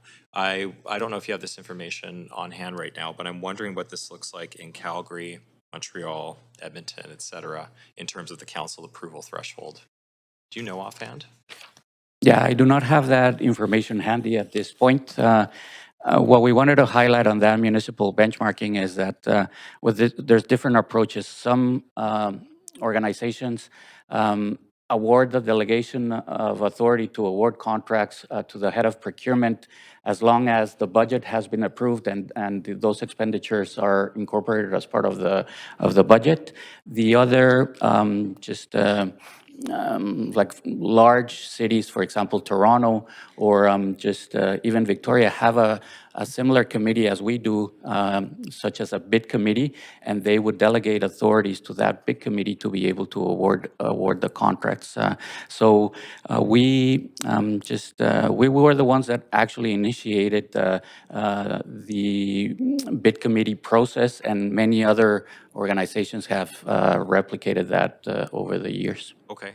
So when we look at Ottawa in Appendix B, they do not have like everything comes to council? Is that what I'm reading from this? Yes, so everything would go to council if it's over $15,000. Even though they have a $5 billion budget? That is correct, yes. Do you have any sense of how many things would come to council? And I do not have that benchmark, but yes, I can look into it if you would like that That's okay. information. So I think with a budget that's more than double ours, we can safely assume it's at least as many things as Vancouver has. Yeah, in the case of Toronto, for example, they have just a threshold of $20 million, and everything that goes to council, it's over $20 million. Obviously, they have a larger budget, and as well, some of their projects are larger infrastructure and larger dollar amount. Okay, thanks very much. Thank you, Councillor. All right, Councillor Zhou. Yeah, thanks, Chair. So two more quick questions. So I saw in this report, it says the procurement policy requires a comprehensive review every 5 years, but the last policy was in 2009, so there's no review happened in the past 15 years? No. Every year, we typically are reviewing and understanding. There has been changes to the procurement policy. Some of those changes are administrative, and the city manager has the authority or delegated authority to be able to make some of those changes, and that might be just wording here or there. For example, this past year, we made amendments related to our living wage policy, and we just implemented our fair wage policy, and that would be incorporated as part of these adjustments. Okay. But on a 5-year basis, I'm obligated as the Chief Procurement Officer and per the policy to be able to come to council and do a comprehensive review. This year, there was a comprehensive review done by the Office of the Auditor General. So therefore, some of the recommendations that they're putting forward, we're coming and asking council to be able to approve as part of this report. Okay, so one more question. So for all those procurement reports we received, I think most of them are approved on consent, right? Do you have a percentage of how many percentage actually didn't approve on consent? Do you know that? I do not know, some of them are held and they might not be approved in consent, but I would say that more than 80% are actually 90%. approved on consent. Okay, thank you. So with that, Chair, I'd like to bring a amendment for this report. Okay, thanks very much. Hang on a sec. I'm going to put you back on, Councillor. One moment. Okay, so, yeah, Second by Councillor Bly. Thank you yeah, very much. thanks, Chair. So I'm 100% behind this inflation adjustment. And also, I'm also very supportive for the Auditor General report, which recommend using the total price instead of initial term of the contract. So the amendment is on the screen. It's pretty straightforward. So it just reduced the threshold for council approval from $5 million to $3 million, and also include a report back by next year. So I think $3 million would include the factor of inflation, as what we saw in this appendix is about $2.6 million if we consider all the inflation factors, as well as that would leave us some rooms for the total price, and we can see the report back after next year. So also I want to point out Surrey. They have they are smaller than Vancouver, but very comparable size. They have $500,000 to be approved by council. So I don't think it makes sense for us to increase 10 times higher to $5 million. So, and also that I think we should use a very cautious approach here instead of increasing 250% from $2 million to $5 million straight away, because this is related to the financial accountability. So yeah, so this report also include, this amendment also include a report back by next year. So it will ensure that council remains informed about the effectiveness of this policy change. It will allow us to evaluate how this amended policy is functioning in practice, including any challenge, success, or areas that need to be further adjusted. So, I think we can see the real stats after the 1 year, after this total value approach is implemented, and then revisit this decision. So yeah, so I think this amendment aligns with a principle of good governance. So I hope that to have my fellow councillor to support this amendment. Thank you very much, Councillor. Councillor Meisner. Yeah, thanks, Chair. Supportive of this amendment. I think it strikes a good balance between the original 2009 threshold while taking into account the inflationary adjustments. So it's a bit of a middle ground. I think we've learned today, and appreciate all the information that you've shared and specifics, that there is a variety of approaches that we've seen in different municipalities, but I'm also cognizant of the fact that council does need to continue to have oversight over these large contracts. And I am personally okay with spending more time in this chamber to ensure that we're getting good value for taxpayer money and that we have oversight into these contracts. So very happy to support the amendment, and also thank you to staff for all the work they do on this as well. Thank you. Okay, thank you very much, Councillor. I guess we're now going to go to the voting queue. We're voting on the amendment.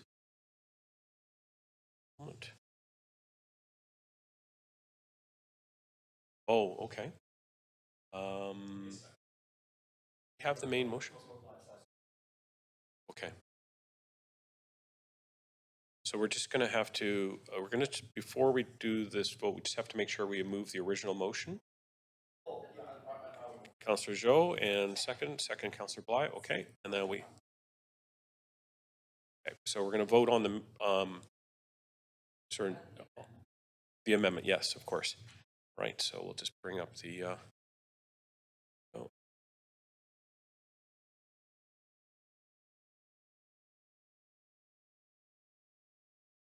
Mayor Sim. Okay, great. So that passes unanimously. So we'll go back to the main queue. One moment. And we'll vote, I guess we'll just vote on the motion as amended. Voting queue.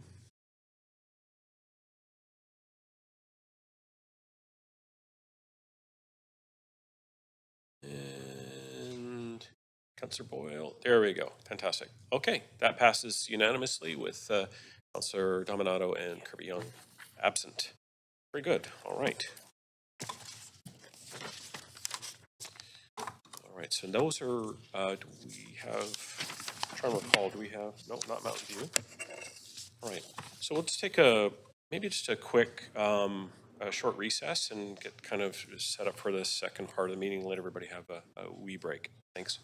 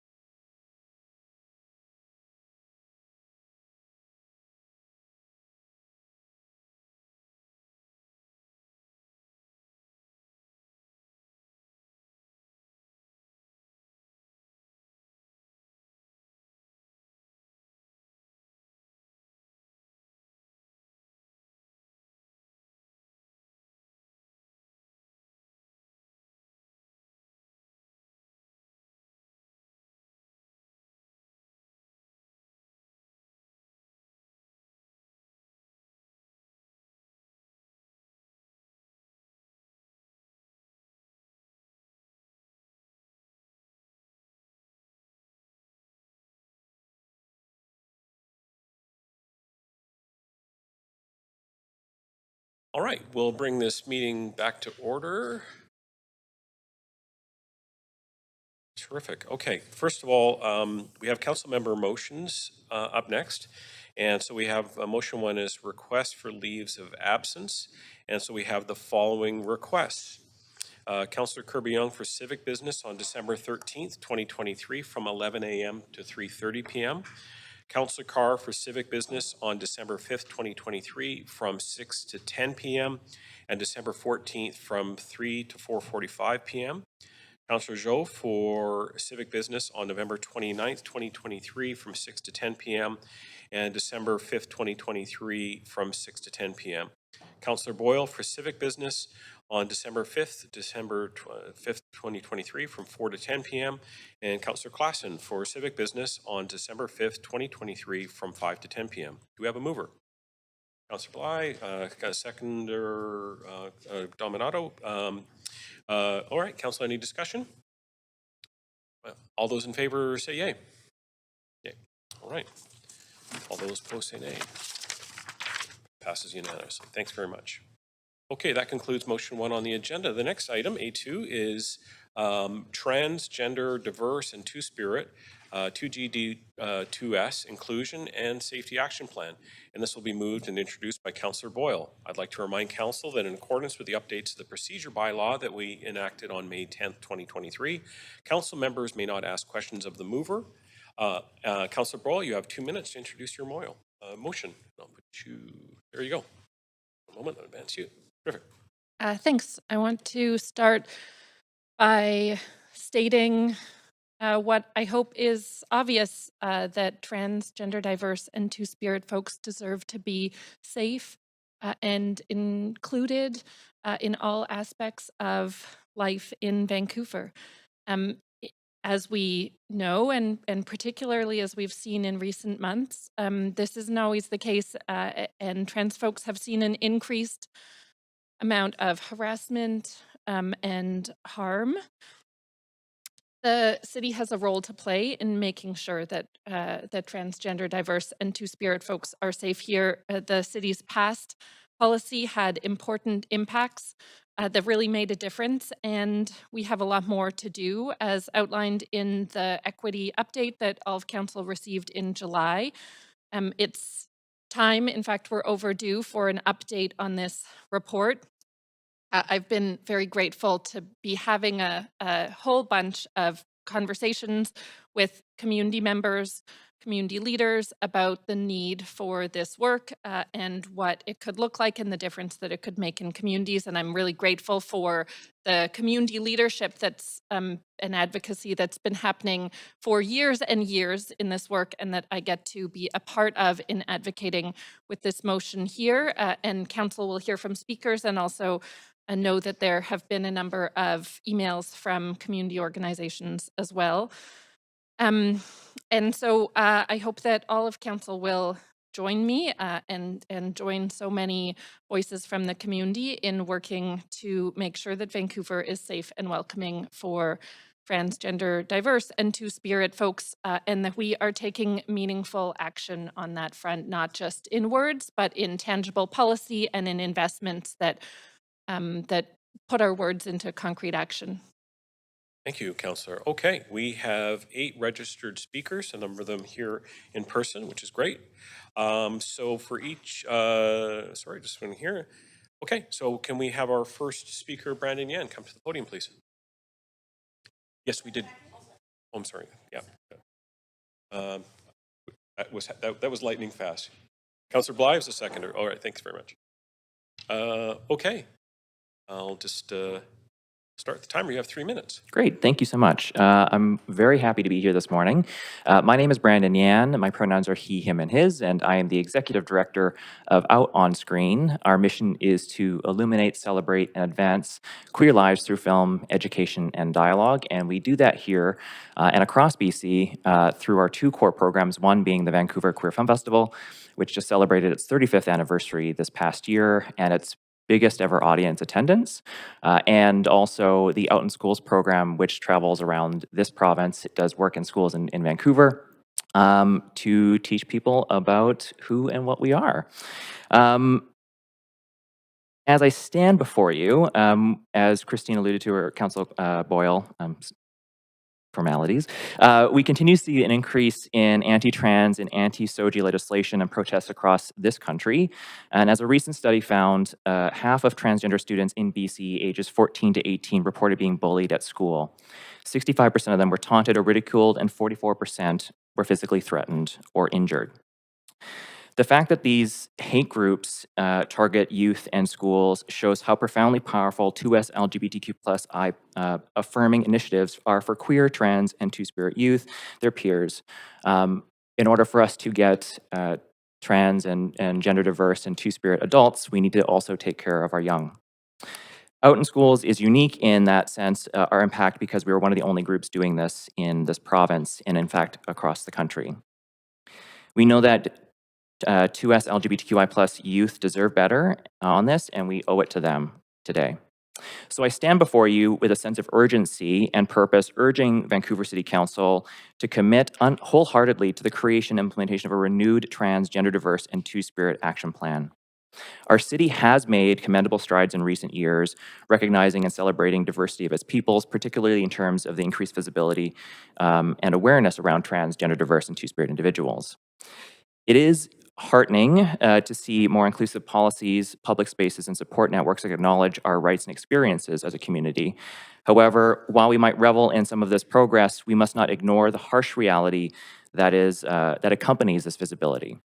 In recent times, there have been concerning rise in hostility and violence directed towards trans and two-spirit individuals. This violence, both physical and verbal, strikes at the heart of our communities to inclusivity and diversity. The Minister of Education is currently under recall for her support of SOGI education in schools. There was a tractor that flipped on Highway 1 because someone was so mad that people were talking about gender and inclusivity in schools. And we have major political parties across this country using dog whistles and hate to stoke fear. I hope, and I'm acknowledging also the fact that this council also has a symbolic role to play, and my time is up, and I just want to let folks know that if we do not see folks show up to our events, we do take notice, so it'd be helpful to talk to council in the coming days on what can be done. Thank you. Thanks very much, Brandon. Thanks for coming in.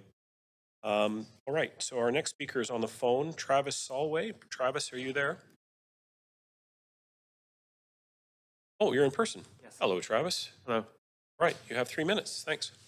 Thank you so much for allowing me to speak. I'm an assistant professor of public health at Simon Fraser University.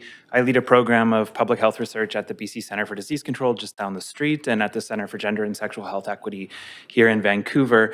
I'm here to speak in support of this motion. My research looks at how two-spirit, trans, non-binary, and other LGBTQ people experience social environments that may either affirm or alternatively doubt or dismiss their identities. And we know from a lot of research done here in Vancouver that the latter contributes to significant distress and social exclusion. And for this reason, and in this context, I'm very proud of the City of Vancouver's robust history in passing motions to protect the safety and well-being of 2S LGBTQ people. Most notably, this includes the passage of a municipal ban on conversion therapy in 2018, and the implementation of gender-inclusive washrooms and other structural programs over the past 10 years. As someone who continues to advocate and speak for action at multiple levels of government, I've seen how the City of Vancouver's efforts, particularly around conversion therapy, have inspired action and change on the part of other municipalities and other levels of government in Canada.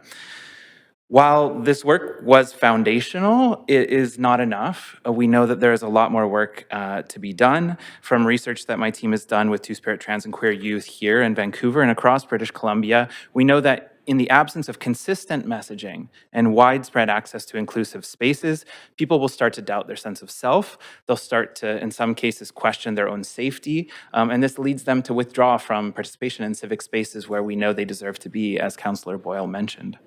Unfortunately, we are now seeing threats to these hard-won policy and social gains right across Canada. And this is in the form of misinformation that's aimed at actually undoing some of the hard work that our city and our other levels of government have done over the last few years. There is not any one single policy that can on its own achieve equity or safety for trans, gender diverse, or two-spirit people. And this is why a comprehensive plan aimed at inclusion and action is so important. From my community partners here in Vancouver, who continue to serve to us LGBTQ people, I know that what they're looking for, what they're hoping for from our municipal government is a multi-pronged strategy with support from the relevant City of Vancouver departments. This will build on the historical achievements of the city and ensure that Two-Spirit, trans, and gender diverse people have access to safe and consistently supportive environments. And I'm confident that by passing this motion, the City of Vancouver will continue to be a civic leader in creating 2S LGBTQ equity right across Canada. Thank you. Thank you very much, Travis. All right, our next speaker is Alicia Somerton.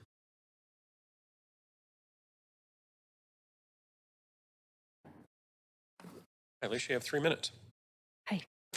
Good morning, members of City Council. My name is Alicia Somerton. I am the 2S LGBTQ2IA+ Programming Coordinator at Directions Youth Services, which is under Family Services of Greater Vancouver. I also work as a sexual health and relationship educator as well. I have been a resident of Vancouver my entire adult life, and I stand before you to express my explicit support for the Trans, Gender Diverse, and Two-Spirit Safety Action Plan. There are many statistics which outline the adversities that are disproportionately experienced by trans, gender diverse, and Two-Spirit youth, most of which are in the motion. Today, however, I would like to share a recent experience from the anti-SOGI, anti-trans protest on September 20th of this year. It underscores the pressing need for the Inclusion and Safety Action Plan. Alongside colleagues and friends, I attended the counter-protest. I have been to many peaceful protests in my life, and this was the first time that I have ever felt unsafe at a protest, which was a sentiment that was shared by most counter-protesters who were there with me. In the days leading up to the protest, I spent time safety planning with some of my youth. A lot of that safety planning looked like me encouraging them to stay inside, encouraging them to stay away from downtown Vancouver altogether in order for them to stay safe. The day was tough, to say the least, witnessing so much anger and hatred towards people who just want to exist in the world as themselves, towards people that I love and that I care deeply about. Despite the challenging day, however, we held a transformative drag night for the youth. The event turned a day of transphobia into an evening of queer joy. Youth received gender-affirming haircuts, they got their drag makeup done, watched drag performances, ate pizza, and just spent time being in community. I had a few youth come up to me to express how they had such an awful day, feeling like everyone in the city hated them just for being who they are. And that day, being in community in the evening, really turned the day around. It was a really beautiful evening and quite the juxtaposition from the hateful protests earlier that day. However, the evening's joy was tempered by the reality of the day when on the way out we had to advise all the youth that they take off their makeup, take off any drag items that they might have on, any flags and things like that, for their safety when leaving the building. We even had staff accompany youth to bus stops because they were scared, which was something that we've never had to do before. And this was just one day. These experiences emphasize the critical need for the proposed action plan. As someone who is deeply involved in working with and creating safer spaces for 2S LGBTQIA+ youth, I witnessed firsthand the negative implications that the rise of transphobia and misinformation of trans and gender diverse Two-Spirit have on their overall well-being. Supporting this motion is an opportunity to make a tangible difference in the lives of individuals in our community. Thank you for your consideration. Thank you very much. All right, so our next speaker is A. Travers. Welcome to the podium. Thank you very much. Good morning, everyone. My name is Travers. I'm a professor of sociology at Simon Fraser University, where I've been employed since 1997. I've been engaged in research related to transgender kids and young people, as well as transgender participation in sport for 15 years. On the basis of my expertise, I've spoken to various school boards in British Columbia, served as a member of the Equity, Diversity, and Inclusion Committee of the BC Soccer Association, presented at Grand Rounds at the University of Manitoba Medical School, and countless other organizations. I also served as an expert on a Sport Canada-funded project to identify barriers to sport participation for LGBT kids, and I've been interviewed by media outlets over 200 times. I published this book, The Trans Generation: How Trans Kids and Their Parents Are Creating a Gender Revolution, in 2018. This book chronicled the experiences of trans and gender nonconforming kids and their parents at a time when rights for trans people were gaining ground in Canada and the United States. A visible movement of parents of trans kids, care providers, and some trans kids themselves were bringing attention to the damaging effects of unwelcoming environments on trans kids and pushing for more gender-inclusive spaces and practices. When I published my book, things were getting better for trans kids, although I certainly noted the damaging change in tone when Trump took over the White House. In the past few years, as overt bigotry of various kinds has heightened, highly organized and well-funded campaigns are attempting to reverse all the gains that trans people have made, and support for trans kids is one of their key targets. Anti-trans campaigns make the most vulnerable trans people, and trans kids are among them, more vulnerable to aggression and exclusion. According to a report by the Williams Institute of UCLA, 1.4% of the population in the United States identifies as transgender, and we can assume the same for Canada. But most trans kids are invisible because they don't feel safe to show themselves. The increasing visibility of trans kids mirrors that of trans people of all ages. We have always been here, and we will always be here. Whether we live healthy and positive lives, however, depends on the environments we find ourselves in. As you know, trans kids are disproportionately at risk for self-harm and suicide. I've recently started another round of interviews with trans kids and young people to chronicle the impact of the anti-trans campaigns on them, and the results of this are heartbreakingly clear. They are afraid. They don't know if they are going to have good lives. They are even more fearful of bullying at school. Some trans kids who were out have gone back in. Their parents have moved them. And certainly some of the kids that I've interviewed in the United States, where their parents are able to, have been moving them from state to state to avoid dangerous situations. So I just want to speak in favor of the motion. Thank you, Councillor Boyle, for raising it, and thank you to the City of Vancouver for working as hard as it does to create a safe place for LGBT youth. Thank you very much. Okay, our next speaker is on the phone, Joseph Wong. Hi. Hey, Joseph, go ahead. You've got 3 minutes.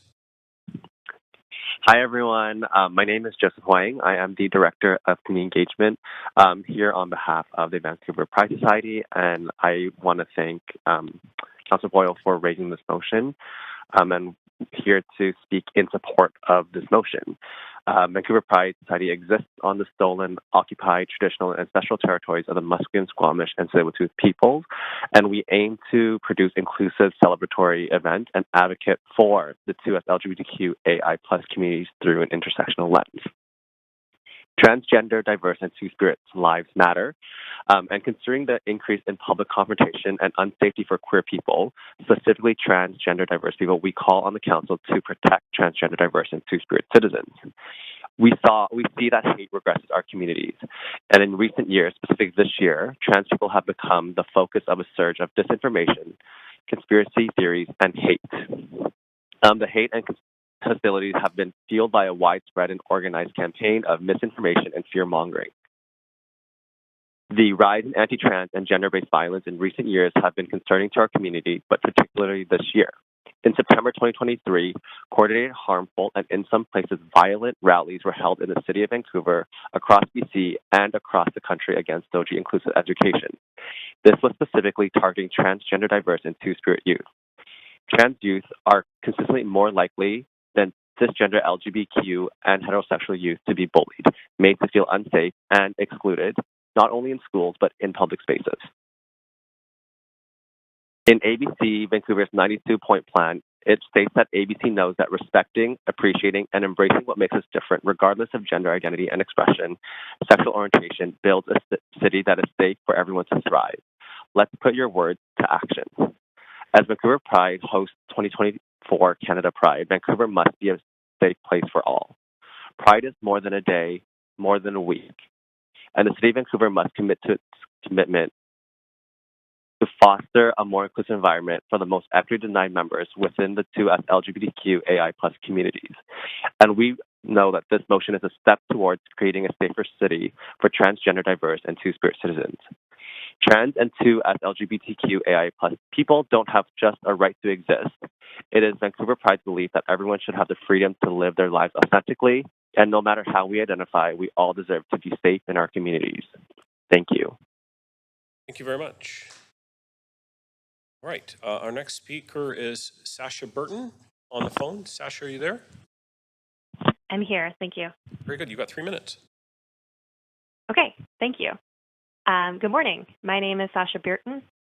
I use they and she pronouns, and I am a new resident of the City of Vancouver.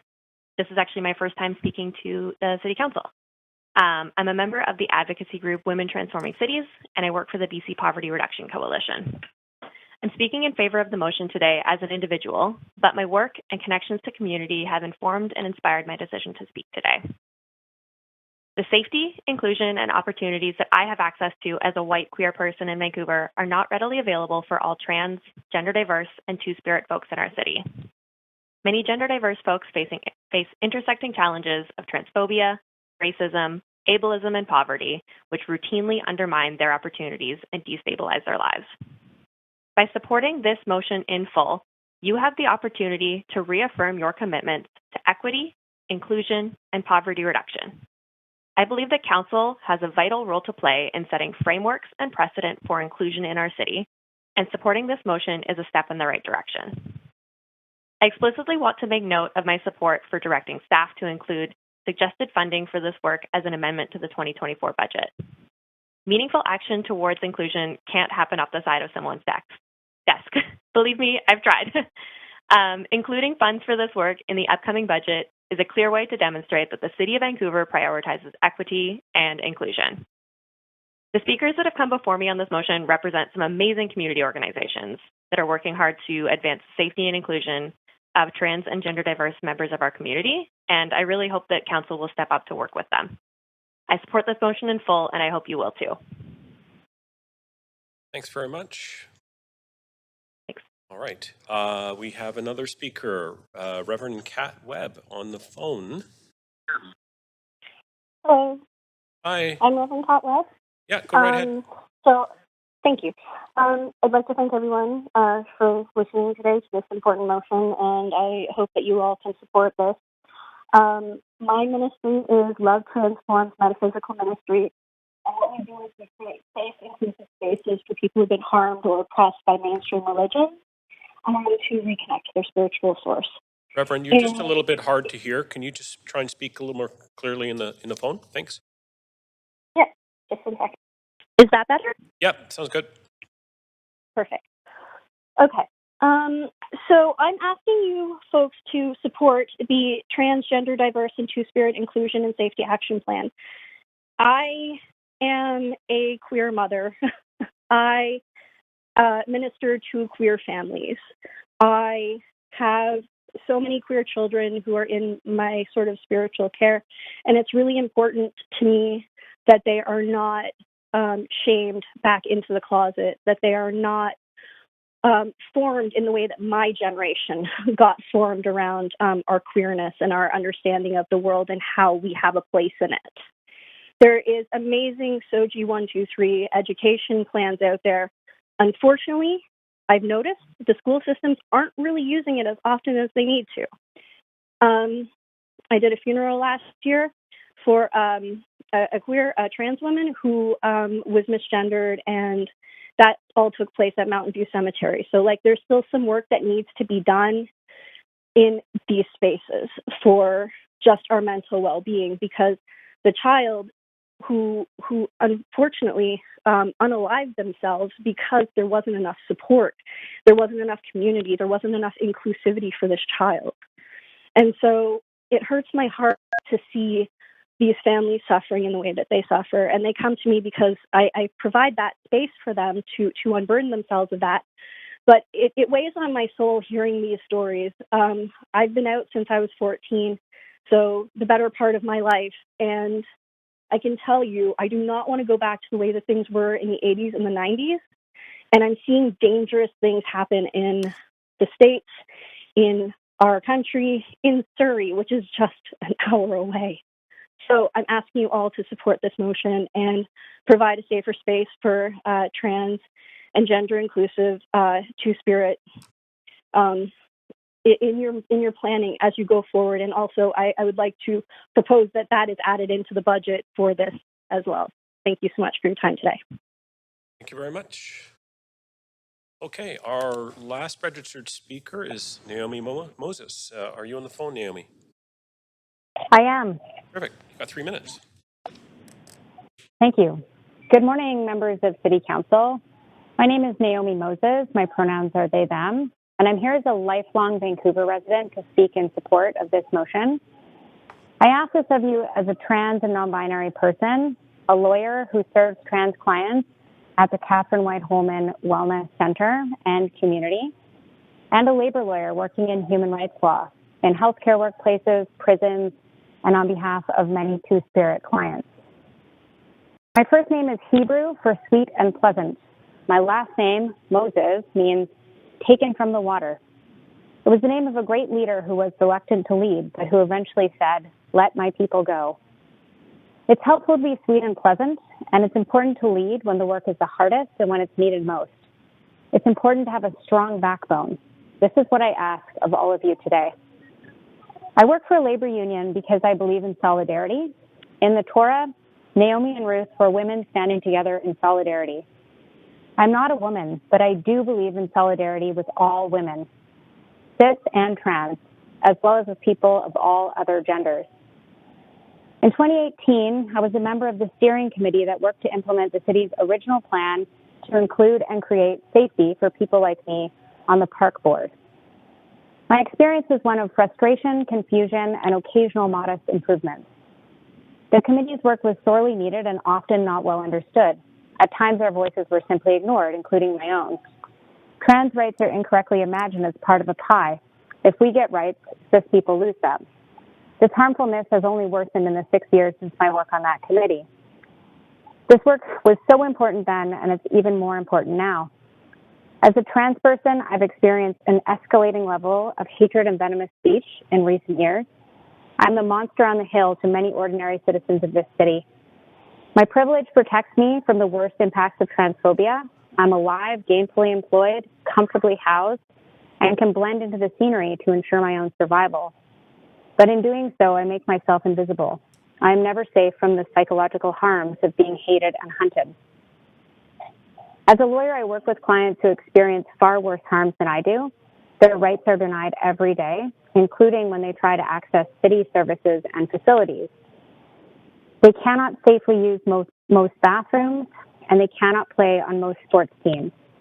They're abused and put in real danger when they try to access services and facilities.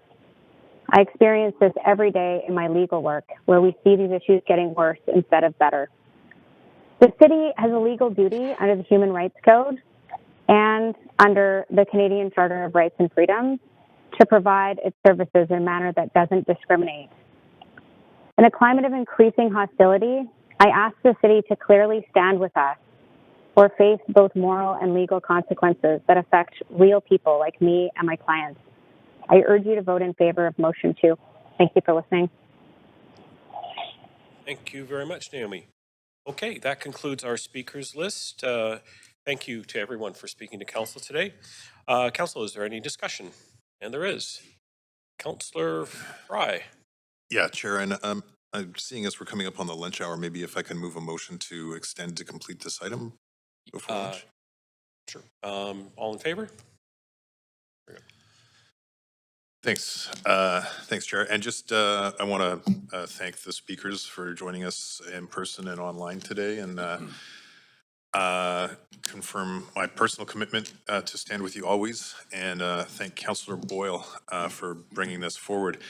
When we look at the news and stuff, and we see geographically adjacent school districts grappling with some of this SOGI kind of anti-rhetoric, it freaks me out, and it definitely strikes close to home.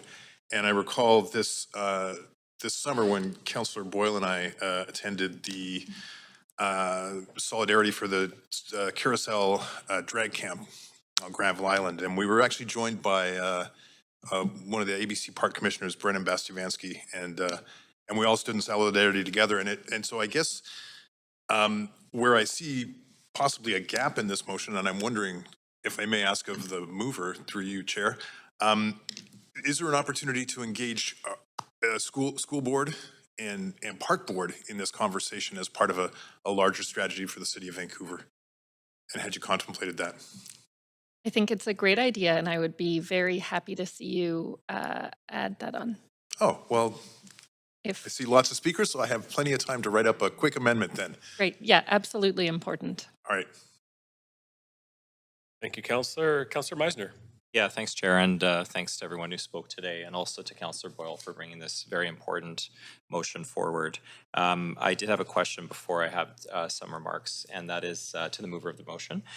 Just wondering if you're contemplating any consultation with the City of Vancouver advisory committees that would be relevant, in particular the 2S LGBTQ plus advisory committee, of which I am a liaison. Yeah, absolutely. And I think that would be part of the community engagement outlined in the motion. This work absolutely should be led by those community voices. And I think, as you're suggesting, that committee in particular, but also I got a really powerful email from someone on the People with Disabilities Advisory Committee who is also a trans person. And so making sure we're talking to all of the committees. Great. Okay. Thank you.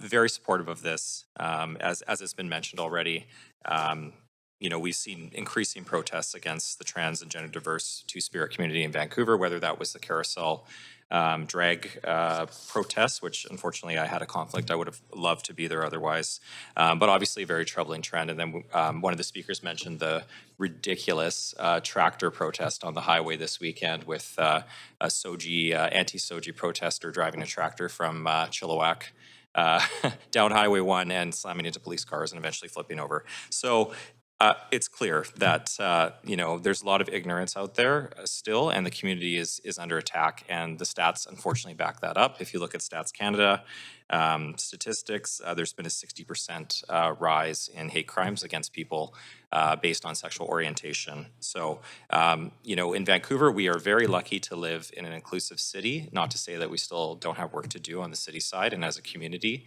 in terms of acceptance, we certainly do.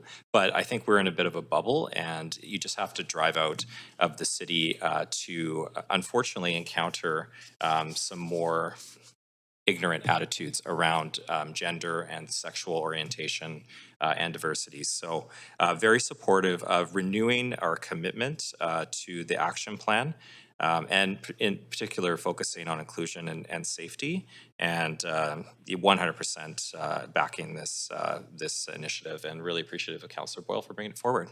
Thank you. Thank you, Councillor. The clerk reminds me just the questions to the mover should go through the chair, just as a matter of procedure.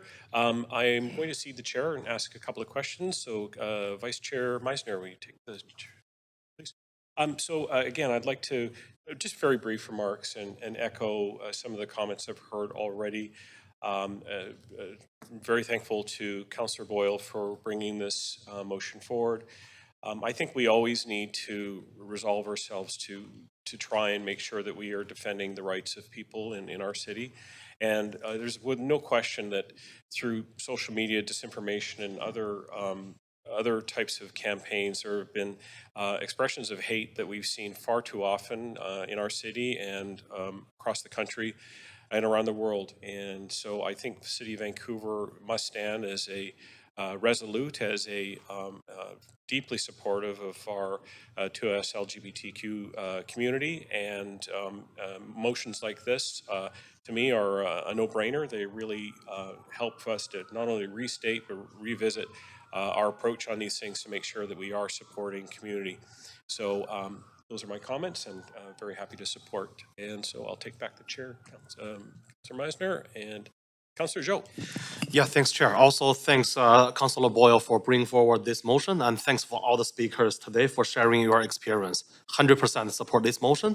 Particularly, I really appreciate recommendation B is included here to translate the action plan into different languages and engage with our cultural diverse community.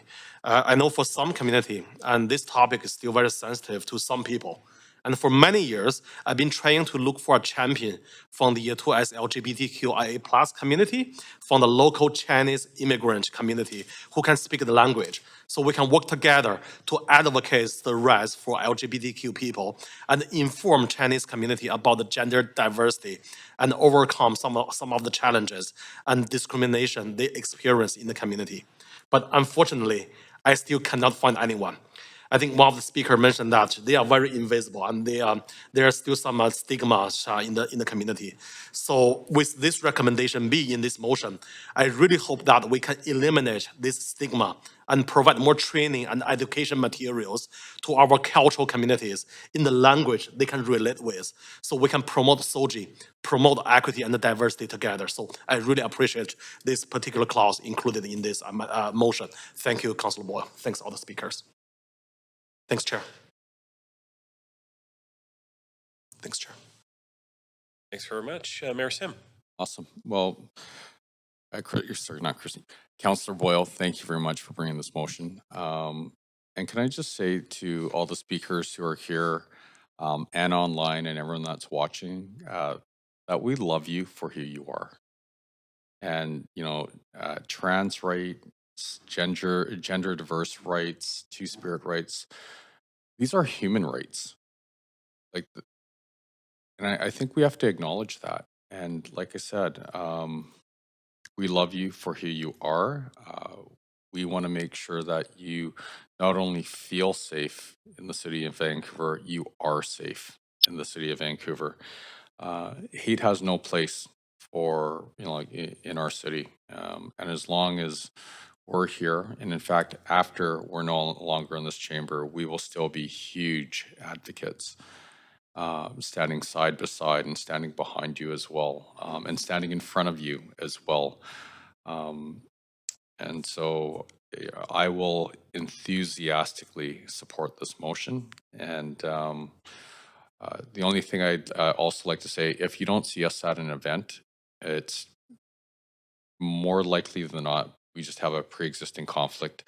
I can tell you, and I can speak for everyone in this chamber, we go out of our way to make sure that we support, and not because we have to, because we want to, and because it's the right thing. So Brandon, I know the onus is on us as well, but if you can give us a little help, if there are lists out there, we would be more than happy to show up and be there with you. So thank you. Thank you, Mayor. Councillor Bly. Thanks very much. And appreciate the comments so far. Clearly, there's broad support for this motion, and I think it is an important one to have been brought forward. So thank Councillor Boyle for doing that.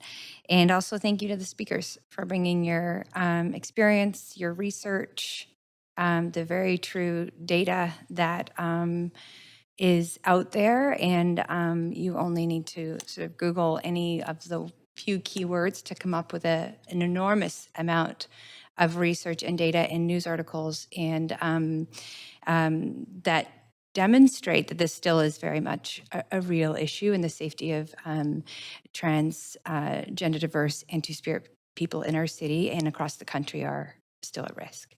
You know, there's comments around you know, the BC Human Rights Tribunal. There's comments around the Canada Human Rights Act that gender expression is included, and there have been amendments, Bill 16 and others, that have ensured that the use of pronouns is part of, and every gender expression sort of piece is part of the Human Rights Code. But I think what we're talking about here is the recognition that cisgendered people have a privilege that they're not even aware of, that goes beyond any human rights code, and that trans folks have to work harder to take more risks, to be on an equal playing field with cisgendered folks, their neighbors. So it is important that we recognize that we go beyond acceptance, but really inclusion. And that is very different. Those pieces are very, very different. So recognizing where those barriers might exist in society that still marginalize trans and gender diverse Two-Spirit people.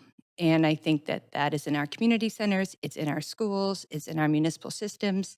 So this work is incredibly important. I support the budget that will be required to make this work happen. And I just want to share that, you know, when it comes to safety and the topic of youth, trans youth are incredibly vulnerable. I would say probably some of the most vulnerable people in our society. And I think it's difficult for people to really wrestle with that and actually truly understand the risk that a young person takes just showing up to school every day, not to mention as a trans youth.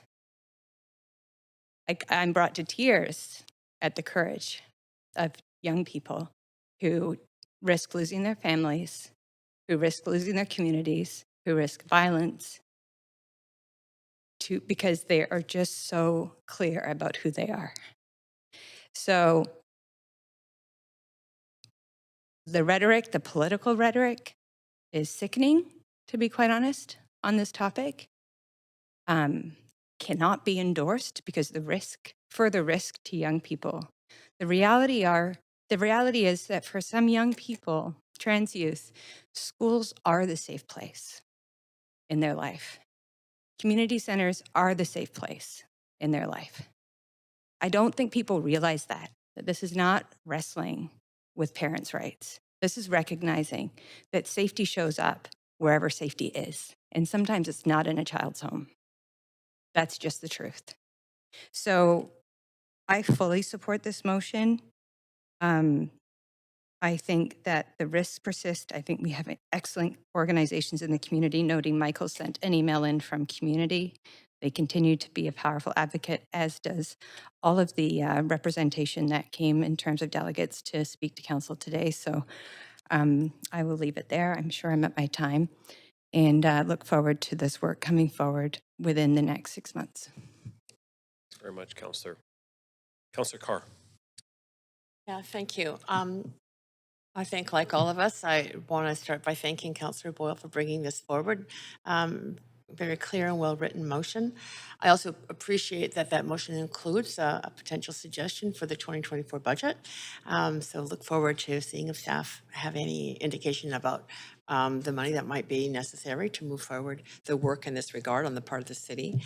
And thank the speakers, and not only for being here on phone or in person to speak, but the leadership in community. That's incredibly important. I will say, like Councillor Fry, you can count on me to stand with you. Members of the community have stood with me as I've gone through understanding the transition of a family member and who was young at the time, and it so helped to understand more the process, like just to feel comfortable with that. And it's all really great within the family from everybody's point of view now, which is wonderful. Without community support, though, I think it would have been much, much harder.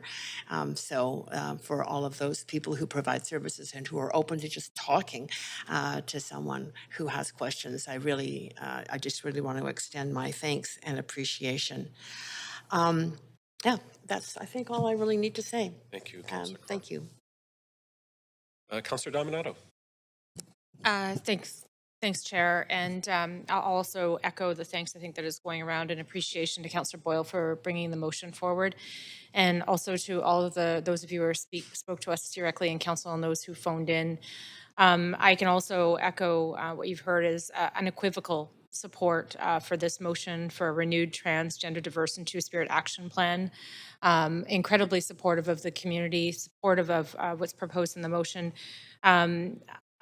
You know, I try at times to try to articulate a few points in advance for myself so that I'm, can frame my comments, but it's a really emotional issue.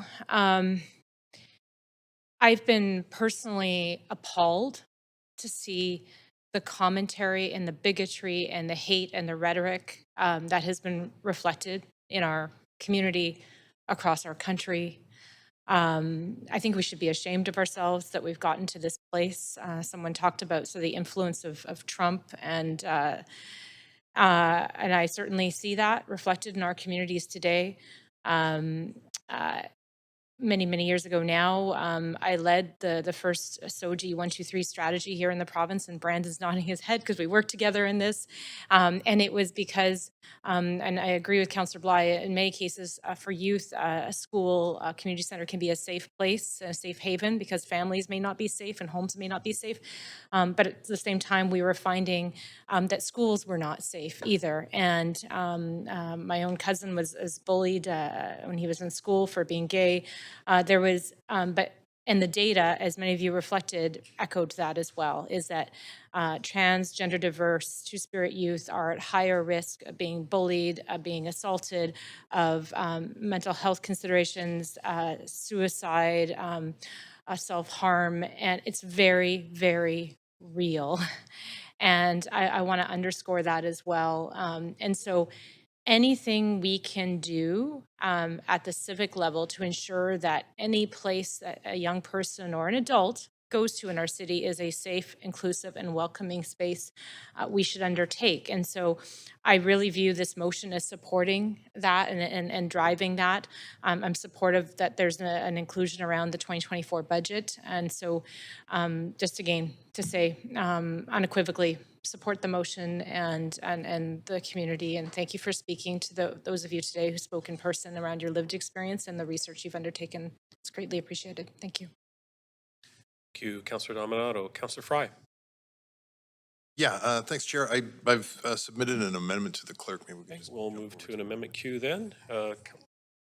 Seconded by Councillor Bly. Councillor Fry, do you want to go on the queue here?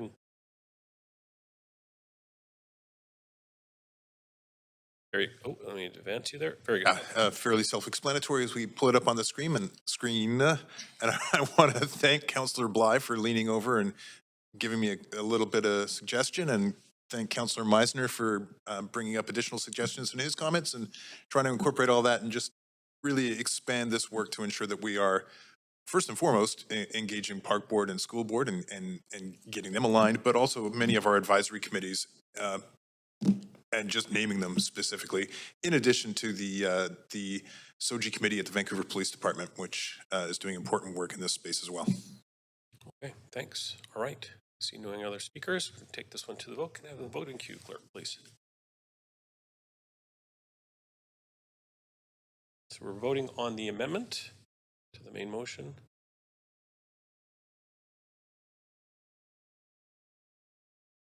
Sorry.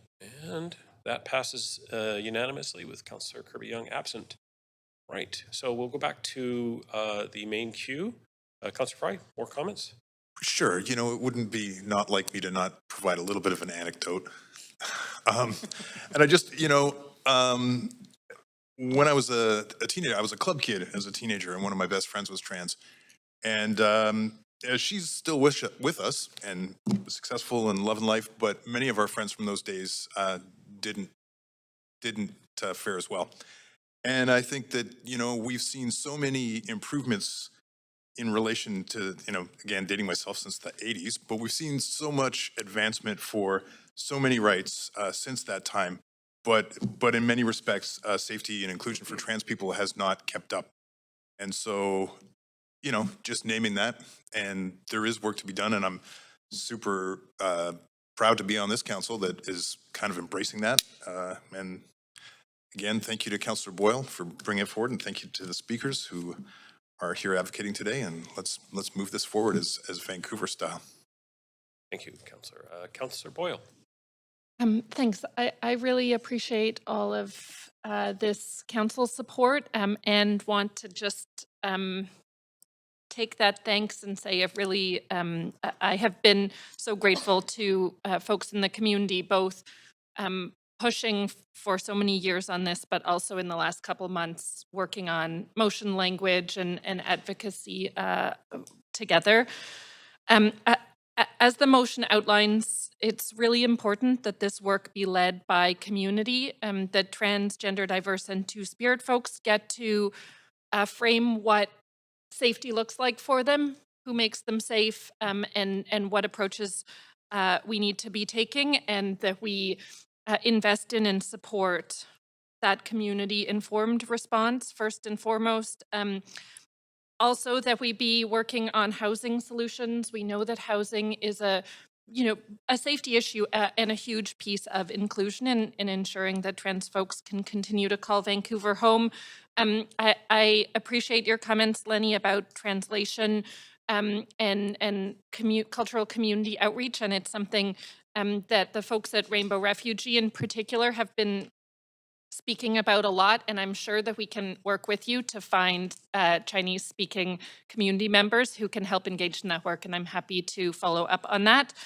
I also really appreciate advocating to the school board and the park board to continue this work. The park board's work has been really leading, and so I think it's an important addition. And finally, just want to say, I think it's important that we have articulated so clearly, and our speakers have articulated so clearly what's at stake for trans youth in particular, but the weight of the increased safety risks. And I also just want to add that this work should be informed, first and foremost by how the community articulates these increased risks, but also informed by queer and trans joy and by the incredible wisdom and experience and love in the community, and how much that has to offer us as a city if trans and gender diverse folks truly feel safe and included here. That is of great benefit for all of us in so many ways, that they get to be their full selves and the city is better because of that. I was delighted this last weekend to be at the Supernatural Kiki Ball that was at the end of Indigenous Fashion Week and put on by Van Vogue Jams and Kilsalem, and to see two-spirit elders dancing down the center of the room and cheered and celebrated by so many folks. And it just really brought to mind the heartbreaking harm and harassment that happens relative to just the incredible joy and love in the community, and how much there is there to offer, and for all of us to get to experience. So wanted to lift that joy up alongside the heartbreak that we know exists as well, and just to say thanks for all of your support. It makes a big difference. Thank you very much, Councillor Boyle. Okay, that concludes the speakers. So we will now, clerk, please take us to the voting panel. We're voting on the main motion as amended. And it passes unanimously with Councillor Kirby-Young absent. Thanks again to speakers for coming today. Thank you very much. Okay, we're now recess. We'll recess till 1:15.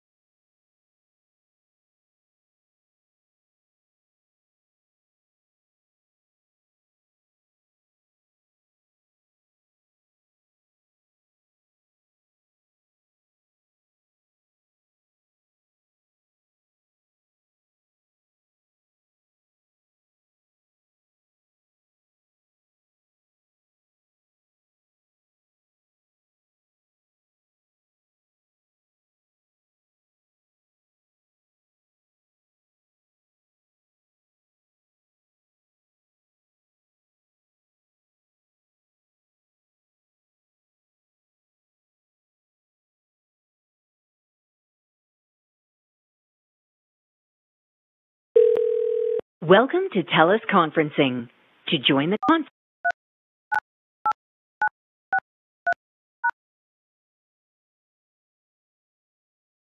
Hey, Rowena, can you hear us in the chamber?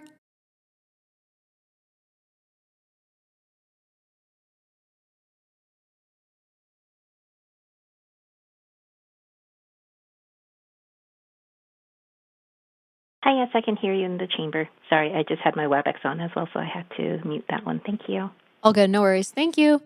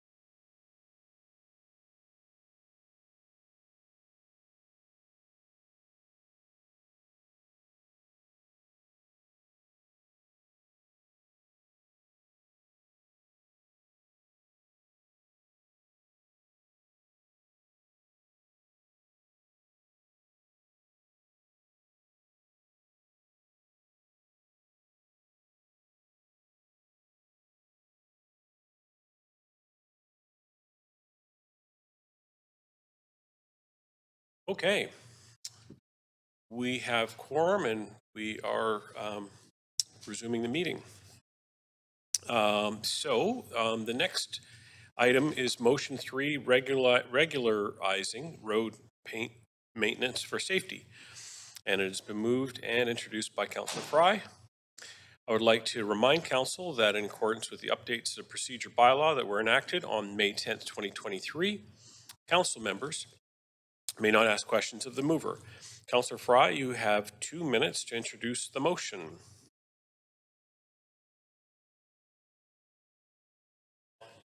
Okay. There you go. Yeah, so this motion is about road paint and pavement markings. And this, as you know, the City of Vancouver is responsible for building and maintaining roads and public right-of-ways. And road marking paints play a crucial role in maintaining safety and order on our roadways. And their presence and visibility help to reduce collisions, reduce confusion, and congestion. Vision Zero, which we all know is the international strategy to eliminate traffic fatalities and severe injuries, looks at pavement markings as one of the important tools in the toolbox, and they consider it a quick build solution to enhance road safety because of its relatively low cost. And as all of us in this room will know, our road markings are starting to exhibit a lot of wear and tear. And a lot of this can be attributed to climate change, heavier vehicles, including electric vehicles, more congestion, and really a lot of the abrasives that we use to reduce ice and that kind of thing create more abrasions on the pavement markings. And in addition, once they're a little bit damaged, the water gets in and the ice gets in and degrades them even further. So the intent of this motion, and I will be adding an amendment to the motion just to reconsider it so that staff provide additional information to inform a potential amendment for consideration in the budget. But the idea is that we actually don't have a regularized pavement marking maintenance schedule, and we could probably stand to do one. I think as we probably all receive various emails and concerns from folks about road visibility. I think anybody driving on the roads in Vancouver probably recognizes that road visibility is not that great. And certainly as somebody who is a regular cyclist, road visibility, pavement markings is pretty degraded, especially in the dark and in the gloom and in these winter months. So that is the gist of the motion. All right, thanks very much, Councillor. Oh, we need a seconder for the motion? Councillor Carr, thanks very much. All right, Councillor Meisner. Yeah, thanks, Chair. I had a question for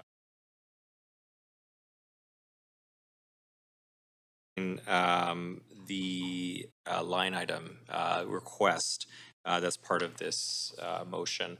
I noted that we already have a proposed net new increase in the draft 2024 budget of $75,000. Is that a line item in the budget already?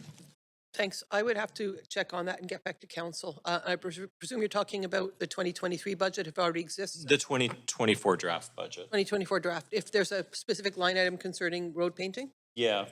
Let me check and get back to council on that. Thanks. Okay. Councillor, can I just ask you to pause?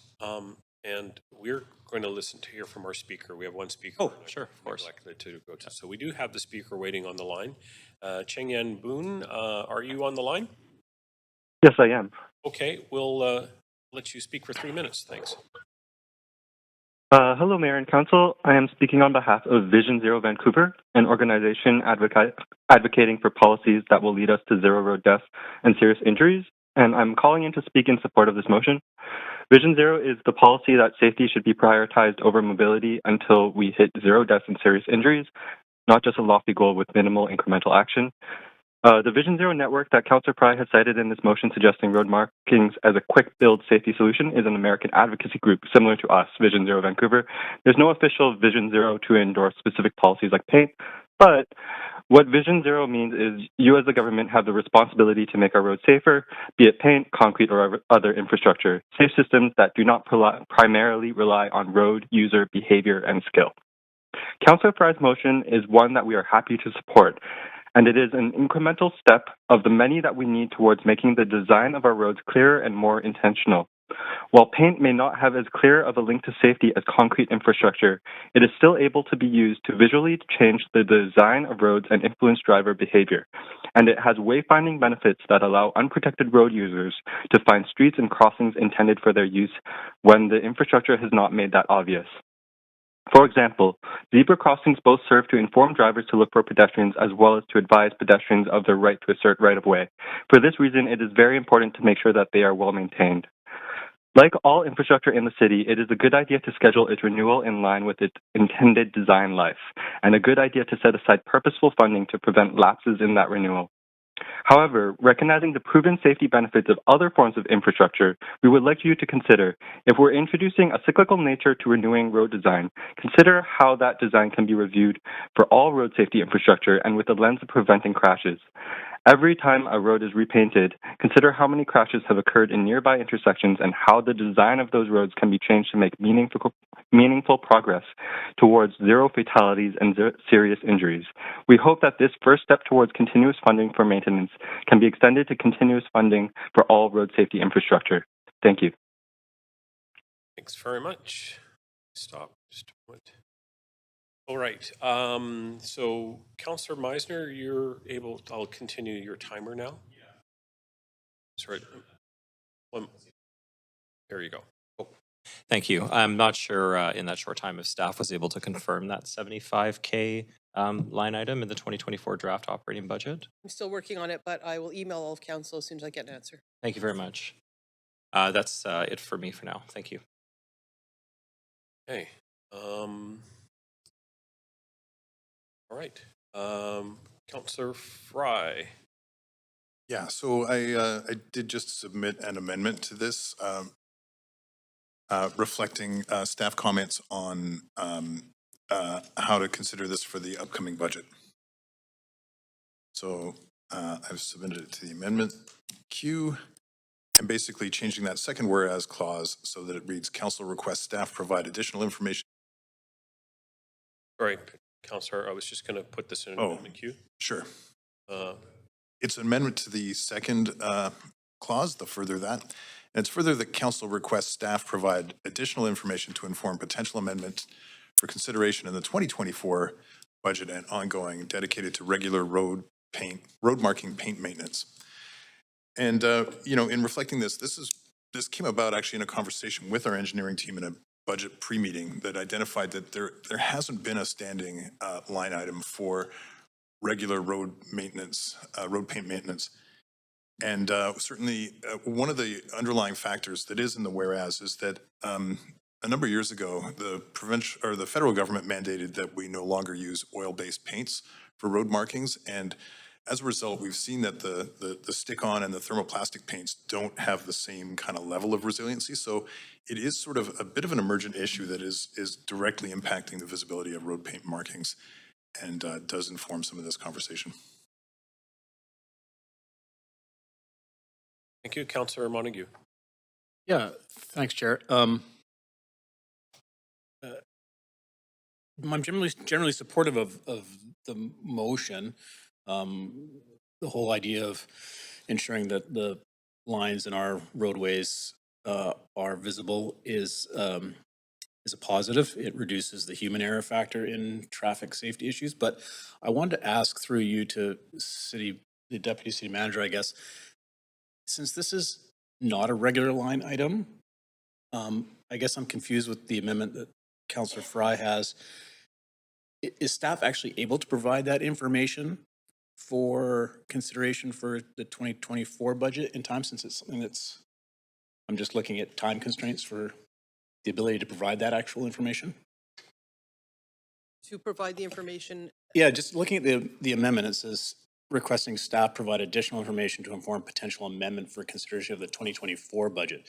But this is this would be a new line item in the budget. I don't think this has ever been done before. So I'm wondering if engineering and staff actually have the ability to do that. Fortuitously, I just got an answer from staff. Okay. And so we do have a line item it's actually in our capital budget as operating impacts of capital. So we do have a line item for line painting in our capital budget. 2020. Yeah, ongoingly, yes, including 2024. And how much?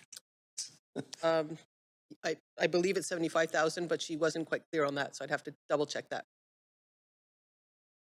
Okay, I think that sort of answers my question. I think, Chair, I'll see the rest of my time for now. Just pausing right there, just kind of make sure we have a seconder for the amendment. Councillor Boyle, okay, thanks very much. I'm going to stop that and kind of reset the timer. So are you concluded right now, Councillor Montague? Yep. Yes, thank you. Councillor Dominato then, thanks. Thanks, Chair. I have a question to the mover of the amendment and then a question for you to staff. Starting with the proposed amendment, is just Councillor Fry, can you just clarify, is the intent then to get more information back and then you potentially move an amendment as part of budget debate that would increase the current capital allocation, so over and above 75,000 for this upcoming budget year for the line? I just want to get clear because I think there was confusion as to whether there was a dedicated line item. There is. It's 75,000.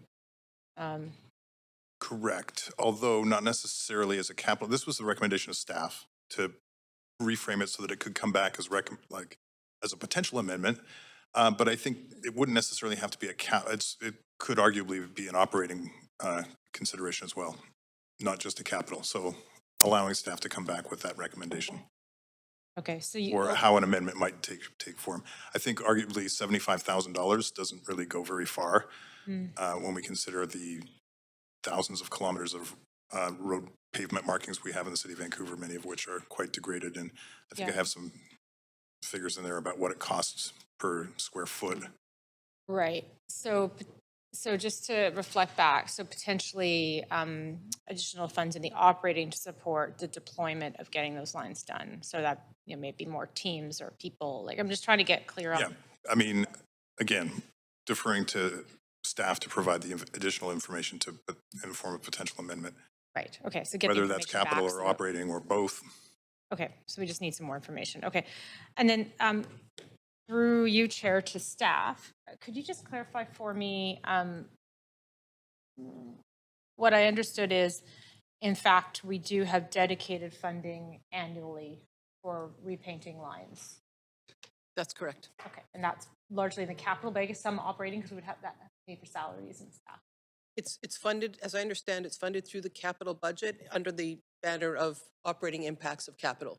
Got it. Okay. Okay. Thank you. I appreciate that. I think that's all my questions, Chair. I appreciate both the clarifications there. Yeah. Thank you. Thanks. I'll see the chair for a moment just to have Councillor Meisner take on the role.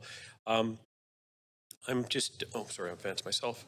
Thanks. I'm a little, I'm just trying to seek some clarification through the chair for the mover. Are we, this additional information, you're hoping that staff gathers this in the next week or so for our budget deliberations? Yeah. So, and you're asking for them to come up with essentially a budget for additional painting within the next week? Okay. I mean, if you'd like me to elaborate on just, similarly, we had take a formulaic approach to general infrastructure renewal. And I think, how we can keep on top of pipes, roads, all the pieces of infrastructure. So what would it take to, as part of the larger conversation, but also what kind of budget improvement, budget allocation could we consider for this coming budget? Okay. That's fine. Thanks very much, Councillor. I'll take the chair back. That's myself here. Okay, so we're in the amendment queue. So we do have other speakers, so we can vote on this amendment. Clerk, please take us to the voting panel.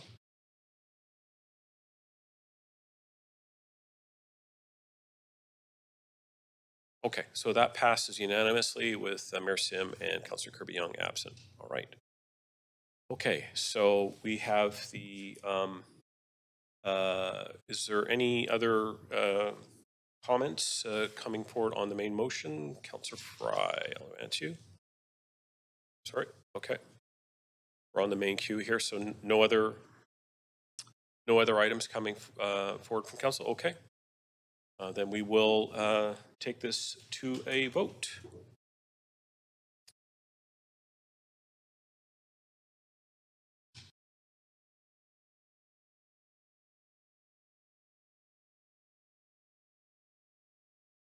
Councillor Joe, yep, very good. Thanks very much. That passes unanimously with Councillors Kirby-Young and Mayor Sim absent. Very good. Okay. That concludes that item, so we'll now move on to item 4. The next item is motion 4, uplifting uplifting the downtown east side and building inclusive communities that work for all residents. And it is to be moved and introduced by Councillor Bly. I would like to remind Council that in accordance with the updates to the procedure bylaw that were enacted on May 10th, 2023, Council members may not ask questions of the mover. Councillor Bly, you have 2 minutes to introduce your motion. Thank you very much, Chair. So I am pleased to be introducing my motion today, uplifting the downtown east side and building inclusive communities that work for all residents. This motion focuses on modernizing and improving the way the City of Vancouver works with partners and stakeholders in the downtown east side and beyond to deliver an increased supply of affordable social housing units, as well as more quality, livable, supportive housing units with a robust continuum of care and resources. This motion endeavors to work with BC Housing to advance and accelerate renovations of publicly owned SROs through the short program that we currently have at the City of Vancouver and advocate to senior government partners for increase of funding and care resources for all SROs in the city. We also know that the current plans for the in the downtown east side area plan in the DEOD, downtown east side Oppenheimer district, have not been successful in delivering enough social housing for this area. There are 2 fully complete projects in the past 10 years that have been built in the DEOD since the Downtown East Side Plan was adopted by Council in 2014. So this motion directs staff to explore options to update the DEOD with potential policy changes that will actually enable a greater delivery of new social housing units in the downtown east side, with the focus on rental and below market rental.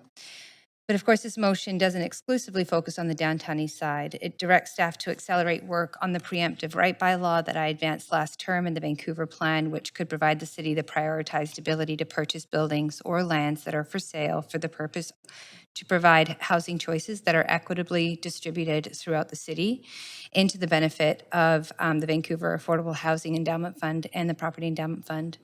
It also explores opportunities to partner with nonprofits for low-income economic development, as well as enabling below-market commercial spaces. And then finally, it seeks to work with senior government on a regional strategy to deliver shelter spaces and supportive housing across Metro Vancouver, and will direct staff to undertake a 20-year needs assessment for social and supportive housing in Vancouver to ensure our Housing Vancouver targets reflect the long-term needs in our city. So through these potential policy changes and initiatives, we can take steps to ensure that we are building inclusive and supportive communities where people can work, live, and shop, not only in the downtown east side, but across Vancouver, that work to uplift every resident in our city.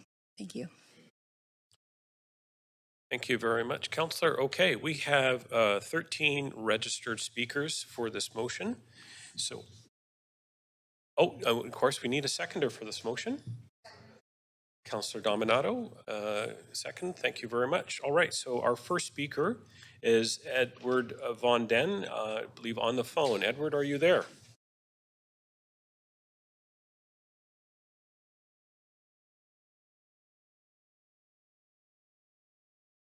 Okay, so we'll come back to Edward. Michelle Lackey, are you here? Hello, Michelle. Okay. There you go. Great, you have there. 3 Good minutes.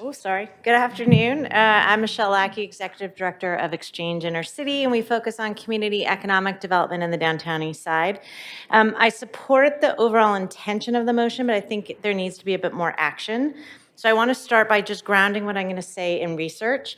The Assessing Economic Transitions, or the ASSET study, has been tracking people in low barrier employment for 3 years, mainly in the downtown east side, since 2019, and their findings indicate that engagement and economic activities positively impact physical, mental, economic, and social health. and that the longer the duration of people's economic engagement, the greater the positive impact over time. So it's what we know. Economic engagement is important for all of us. Suffice it to say that Vancouver, and specifically the Downtown East Side, needs affordable social and supportive housing. But to ensure that people can remain housed, their supports must also include economic development opportunities and access to affordable goods and services. As the asset study found, participation in low barrier opportunities positively impacts a person's well-being. And this motion can help make that happen. So now the details. To create the transformational changes in the motion, I strongly encourage a few things. 1, make a specific connection between social procurement and the pilot that is in the motion, the pilot to repair and restore existing SROs. We can strengthen housing and economic engagement at the same time. 2, ensure that partnering with the nonprofit community includes support and investment, not just giving the work over to the community to do. 3, build a healthy neighborhood with affordable goods and services that everyone can afford by ensuring community-serving businesses and organizations have access to affordable storefront spaces. EIC is actually already involved in a city-funded special enterprise program to activate empty storefronts, along with my colleague here, and it's successful. So let's learn from it and not start over. 4, have council direct staff of the Non-Market Housing Development Office and its Affordable Housing Development Fund, as well as REFM and its Property Endowment Fund, to look for community economic development opportunities within their portfolio of properties. Not every space, not every city space has to be leased at market rate. There are other ways to derive benefit, including low barrier employment, affordable shops and services, etc. And finally, connect the new St. Paul's Hospital development to this motion to ensure a holistic approach to the broader neighborhood. Direct staff to develop a social impact management plan based off the city-funded social impact assessment that was part of the St. Paul's development. Transformational change takes a collective, multi-departmental approach from the city and collaboration with community. And let's make sure the intention of this motion to benefit the low-income community in the Downtown East Side is realized. Thank you. Thank you, Michelle. All right. So our next speaker is Stephen Johnson. Stephen, are you here? Great.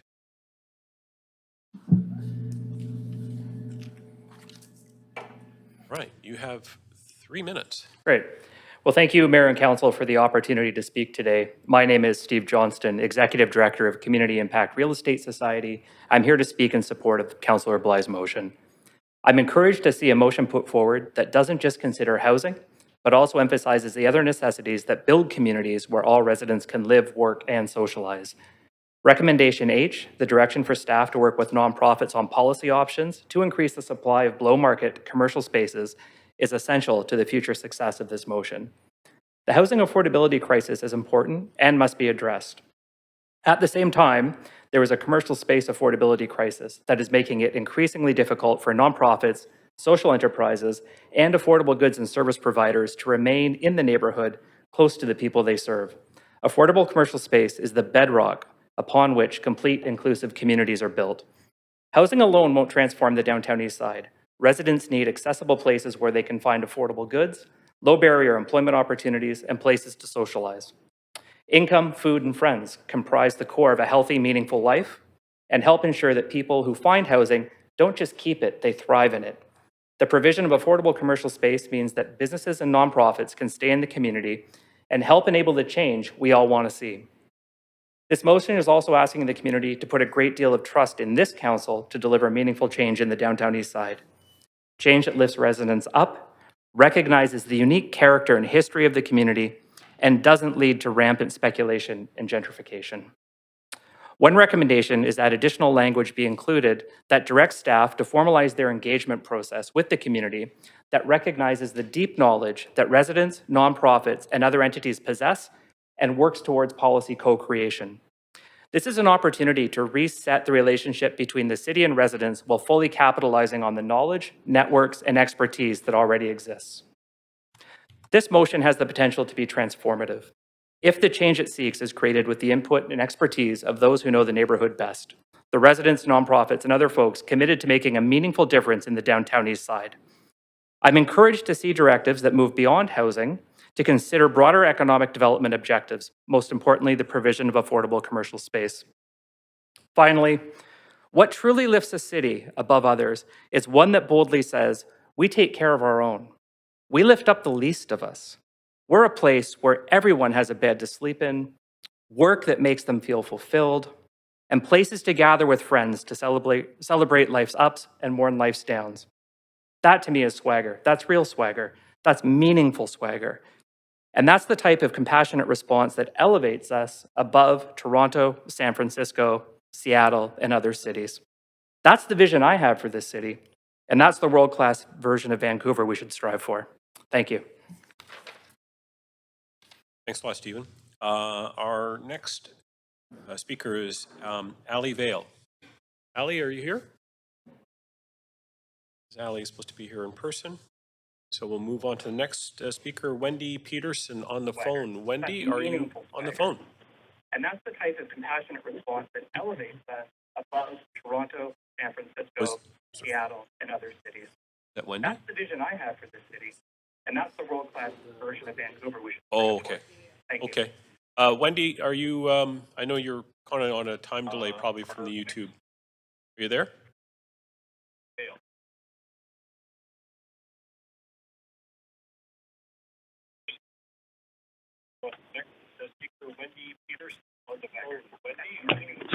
Hello.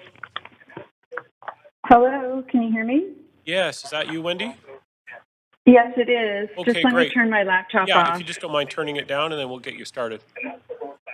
Okie dokie. Good afternoon. My name is Wendy Peterson, and I'm the Executive Director of the SRO Collaborative and one of the former co-chairs of the city's Downtown Eastside local area planning process. There are good things in this motion, but our support is conditional upon an amendment that will ensure housing can remain in the rental market in the zone, exclusively in the rental market in the zone. Why is this so crucial? Number one, we need to keep land values low. Mission-driven groups like the First United, Luma Native Housing, the Downtown Eastside Community Land Trust, and many others, plus the province and the City of Vancouver itself, can really achieve a much higher social and economic impact for the community if they're motivated to buy the land, which can't be done unless the land is reasonably priced. Also, Montreal, who is modeling the right of first refusal bylaw on 300 sites in their city, was also very careful not to drive up the price of land on those sites. And this is definitely paying off for the city of Montreal right now. So why else is it crucial? We are open to small tweaks in the zoning as long as we're not throwing the baby out with the bathwater. Obviously, a lot more housing should be happening in the zone. It is a good idea to study what it takes to develop a break-even project. And my questions are, if not 60-40, then what is it? Have a study period. Maybe you decide to make buildings taller. Maybe you tweak the ratio for market rentals to make the social mix sites work. And then you know how much does the senior governments have to chip in to, one, make them come faster, and two, deepen the affordability. What will be the model for housing for tenants? What will that model look like? All really interesting questions, and the collaborative definitely wants to be involved. I also want to share a quote from a Chinese-speaking tenant who was at a recent SRO collaborative meeting about the future reopening of her own hotel that was closed by fire last year. When asked why she wanted to move back in, she said, "The Kiefer had more freedom. The tenants were a big family who solved problems together and had a sense of belonging. Everyone is very helpful and supportive, so I had a sense of belonging with the people and the building. I want to improve the facilities so I have less headaches there in the future when I move back in." I'm thinking about how to encourage women like this, how to tap into their passion and motivation to make their buildings and community a better place to live. Equally, I'm thinking about women like Carol Lee and Amanda Burrows at the First United who are developing deeply affordable and rental mix sites right now. How can we help all of these talented community developers continue to be motivated, inspired to make things happen? This should be one of the main questions of your research in the coming year with this motion. If you tap in this way, I promise you'll find an abundance of drive and ambition to take responsibility to make things better and make things change. Plus, it's a really meaningful way to be. If the momentum from these motivated people that's currently driving behind I think the momentum from all of this is currently driving what appears to be a once-in-a-generation moment lining up behind the scenes, I'm hoping, with the 3 levels of government. And this council, I think, is being very smart if they drive this energy at this time with this investment towards this rental-only zone. Wendy? So please help. Yeah, are you done? Yeah, Am I just done? let you run a little long there. Fantastic. Thank you for your Oh, comments. okay. All righty. Okay, our next speaker, Nathan Weens. Are you here, Nathan? Great. Hello, Mayor and Council. I'm Nathan Weens. I'm the artist and proprietor of Chapel Arts. I lend my support to the title of this motion and most of it. It falls short in a few ways. I'm both privileged and burdened to be the custodian of 2 cherished heritage buildings located at 304 and 305 Avenue, Dunlevy Avenue. Over the past couple decades, I have dedicated time to the restoration, maintenance, and protection of these buildings, a labor of love that reflects my deep appreciation for their historical significance and grounded presence. There are no meaningful heritage incentives for privately held land in this area, and the heritage incentives for social housing projects are very weak as well. Yet this is one of the oldest areas in the city. The downtown east side is a special place for me, perhaps because it evokes charm. As a quirky small town, I feel a sense of belonging there. I've been there for 20 years. Unfortunately, the conditions in the areas have not improved, just the opposite. The area's afflictions outlined in the report I witness firsthand daily. It's shocking and saddening. I lost my nephew to the fentanyl crisis. We're all somebody's baby. Addressing the challenges faced by city staff, elected officials, numerous ground-level workers, businesses, and residents is an immensely complex and trying task. The collective efforts invested in finding solutions is crucial. I have a long-standing position to preserve and expand cultural sector use on my properties. Art heals. Art builds community. For those unfamiliar with the plight of artists in our community, if you haven't read, I strongly recommend you read A City Without Art, an award-winning planning report prepared by the Eastside Art Society. It highlights the endangered status of artists, and it underscores the urgent need for attention. An example faced by the artistic community is a case of White Monkey Studios, a city-owned building that was sold recently to Strand Developments. This unfortunately left private sector artists' studios homeless and unable to recover. Strand was, however, required to replace artist studio space in their new development, a great policy to protect artists of the future. Furthermore, the threat to artist facilities persists, with several large facilities at risk or having been lost recently. I personally have witnessed the disappearance of unregistered artist studios to the accommodation of the demand for social housing, only to observe that lost space is not replaced in the ensuing social housing developments. Despite my active promotion in seeking public-private partnerships with housing providers, the lack of interest from planners, and the failure of these initiatives has resulted in missed opportunities for a win-win scenario and a healthier, more inclusive community. In conclusion, the status quo is not working. The plan is not working. Adhering strictly to protectionism is proving to be ineffective and is not working to build solutions. It's time to try for some change, something different. I'm willing to help. Artists belong here, there, and everywhere. I hope my 3 minutes will be meaningful dialogue and lead to more. Thanks for listening. Thank you very much, Nathan. So next up we have on the phone Norm Leach. Norm, are you there? Yeah, I'm here. Okay, Norm, you have 3 minutes. Thank you, Mayor and Council.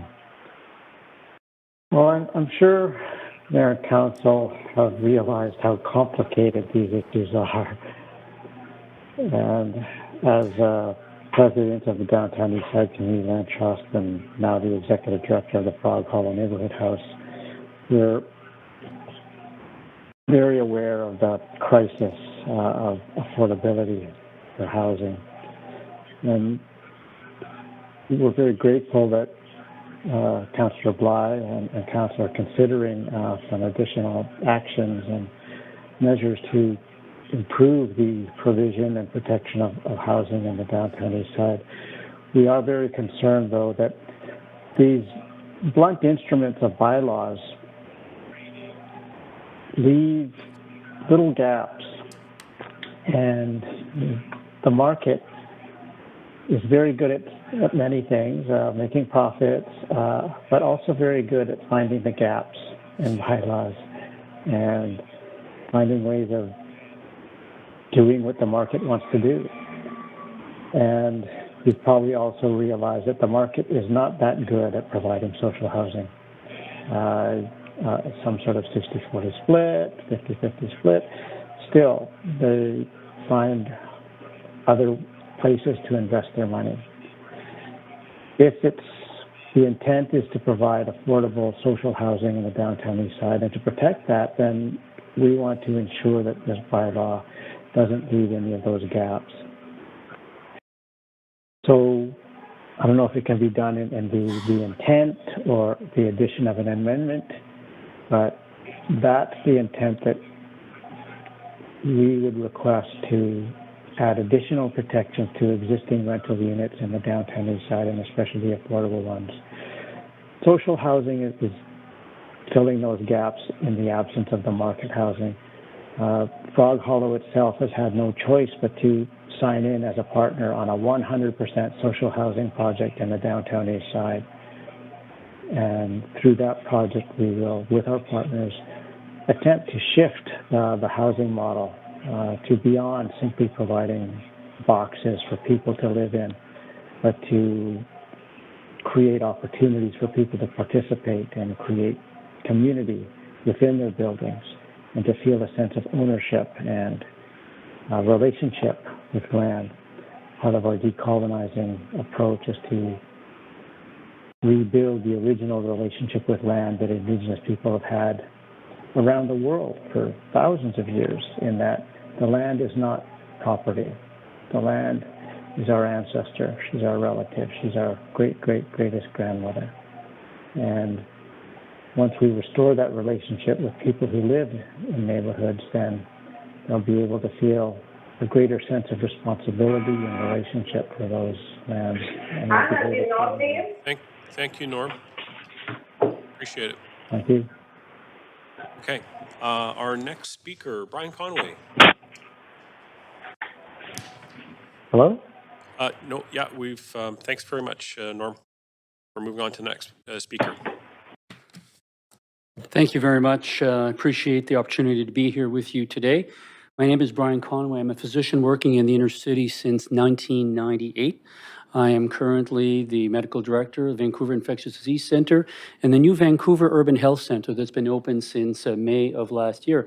And I'm grateful that a number of members of council have visited us at the UHC Urban Health Centre, offered encouragement and advice, and we are truly grateful for this. This new entity has allowed us to expand our mission to design and evaluate systems of care to improve the lives of people who are living in the inner city. And I'm pleased to share that since we opened in May, we have served over 500 individuals that weren't accessing the program healthcare or any services in a meaningful way.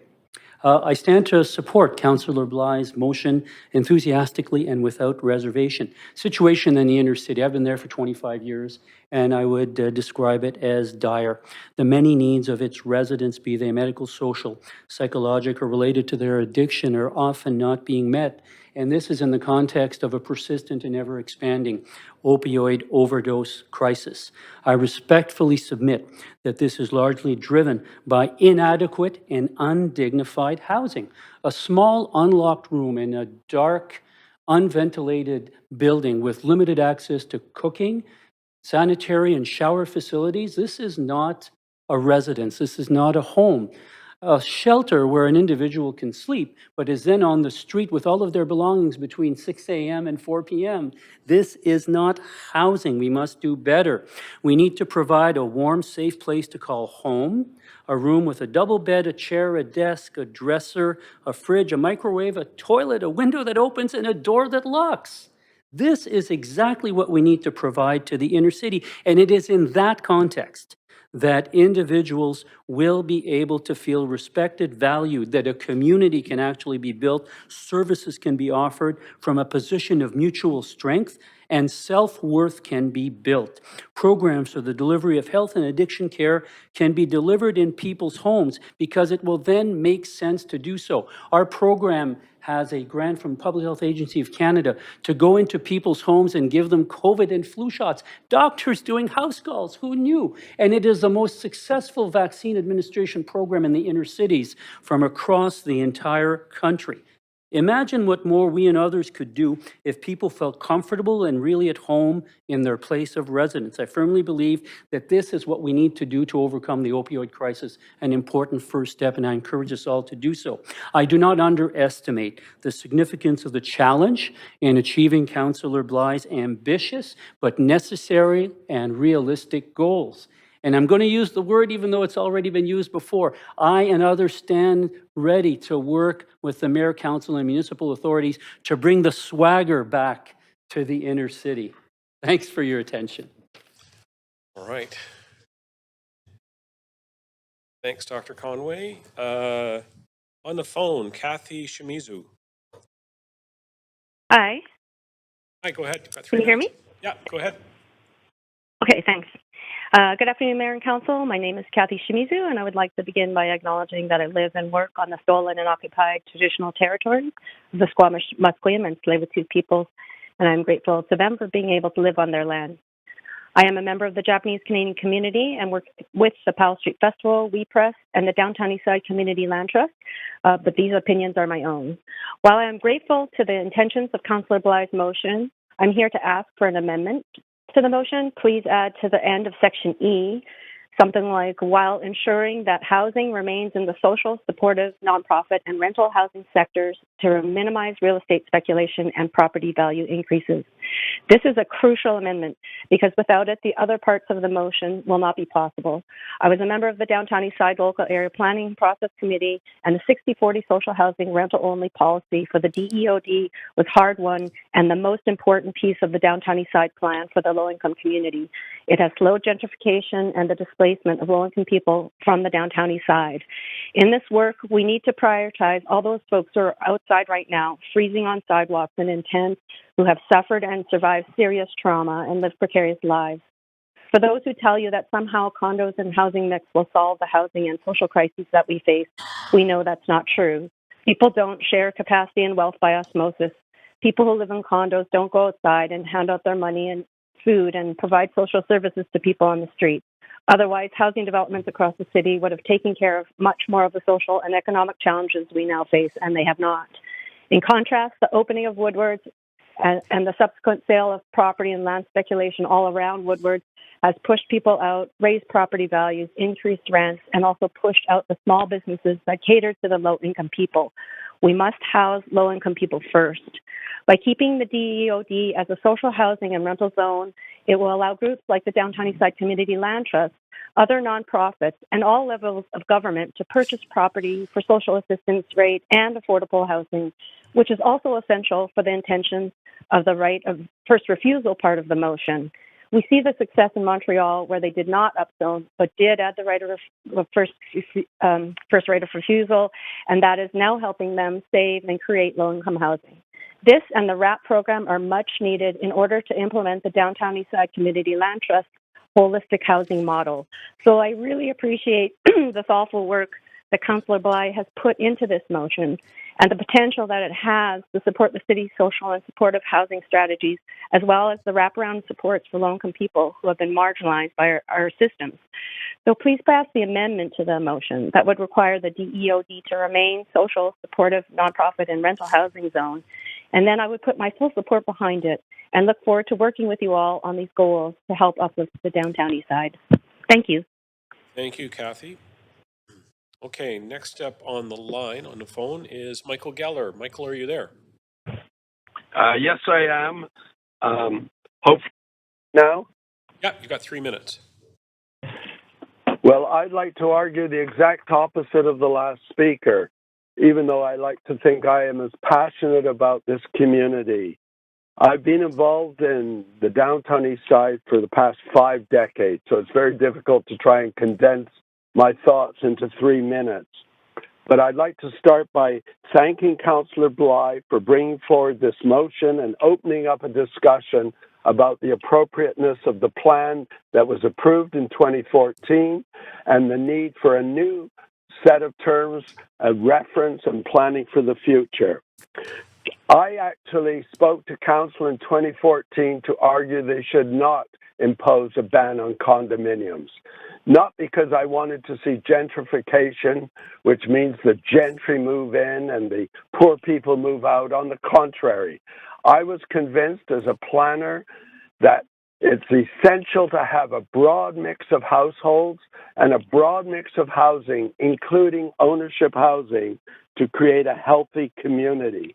The other thing is that by having middle-income people along with low-income community, you have the buying power to support all the various retail establishments in the community. My concern was that in 2014, if we didn't allow ownership housing, if we didn't encourage a broader mix, those storefronts would remain vacant, and that's exactly what has happened. Over the years, I've been very involved in trying to create affordable housing with CMHC. We renovated SROs. We built new SROs. Sadly, the city did not implement the maintenance and occupancy bylaws to ensure that those properties were better maintained. I was the person who advised the province on acquiring the Sunrise and Washington hotels. I was involved in the provincial decision to buy Woodward's. I actually think Woodward's is an excellent example of the kind of mix that we need in the community if we're going to change what's there now. I hesitate to use the word, but I will. By constantly building primarily social housing, we're creating a ghetto there. And as a Jew, I hesitate to use that word, but that's what the downtown east side has become. So I urge you to continue with this process, to undertake a review, but please don't close the door on the possibility of a broader range of housing, including ownership housing, because that is what it will be essential if we're going to create a more vibrant community. It will not force out low-income people. It will not raise land values to the point that social housing cannot be built. I told Council in 2014 that the program that was being proposed would not work. And sadly, as Councillor Bly has pointed out, it did not work. So let's undertake a review, but let's be more open-minded, because without a broad income mix and a broad type of housing, including ownership housing, this community will not be regenerated. Thank you. Thanks, Michael. Okay, great. All right, the next person we have is Devin O'Leary on the phone. Devin, are you there? Oh, hey, Devin. Okay. Good to see you in person. All right. You have 3 minutes. Great, thank you. My name is Devin O'Leary, and I work in the downtown east side with the Carnegie Housing Project, where I meet the neighborhood residents and organizations to come up with actions needed to end houselessness there. I've lived in the downtown east side for almost 2 years, and I've taken care to develop a deep appreciation for my neighborhood and learn the shared history and spirit of this neighborhood. I will say there are some good things included in this motion that folks in the neighborhood have been asking for, like the recognition that we desperately need more housing that's affordable for people on welfare and pensions, and community economic development. Councillor Bly, you seem sincere about your motivation to support the neighborhood. However, I think we are justified in our skepticism about whether decision makers in government will really have this community's best interests in mind. The track record of the city's actions in the neighborhood leans heavily towards violence and away from compassion. So I believe it is incumbent on council and staff to do the work to repair these relationships. I'm sure you are aware of the history of battles for safety and justice that have been rooted in this neighborhood for decades. This place has long been a bastion of solidarity for those marginalized by an oppressive society. I was recently shown a definition of the term ghetto that said it is a place where people who have been excluded from other areas build a community. That's what we have in the downtown east side. So my ask is that you seriously connect with this community. We need your help, and you have an opportunity to demonstrate your goodwill currently by hearing our calls and opening up enough warming spaces and public washrooms that will keep people alive in the winter months.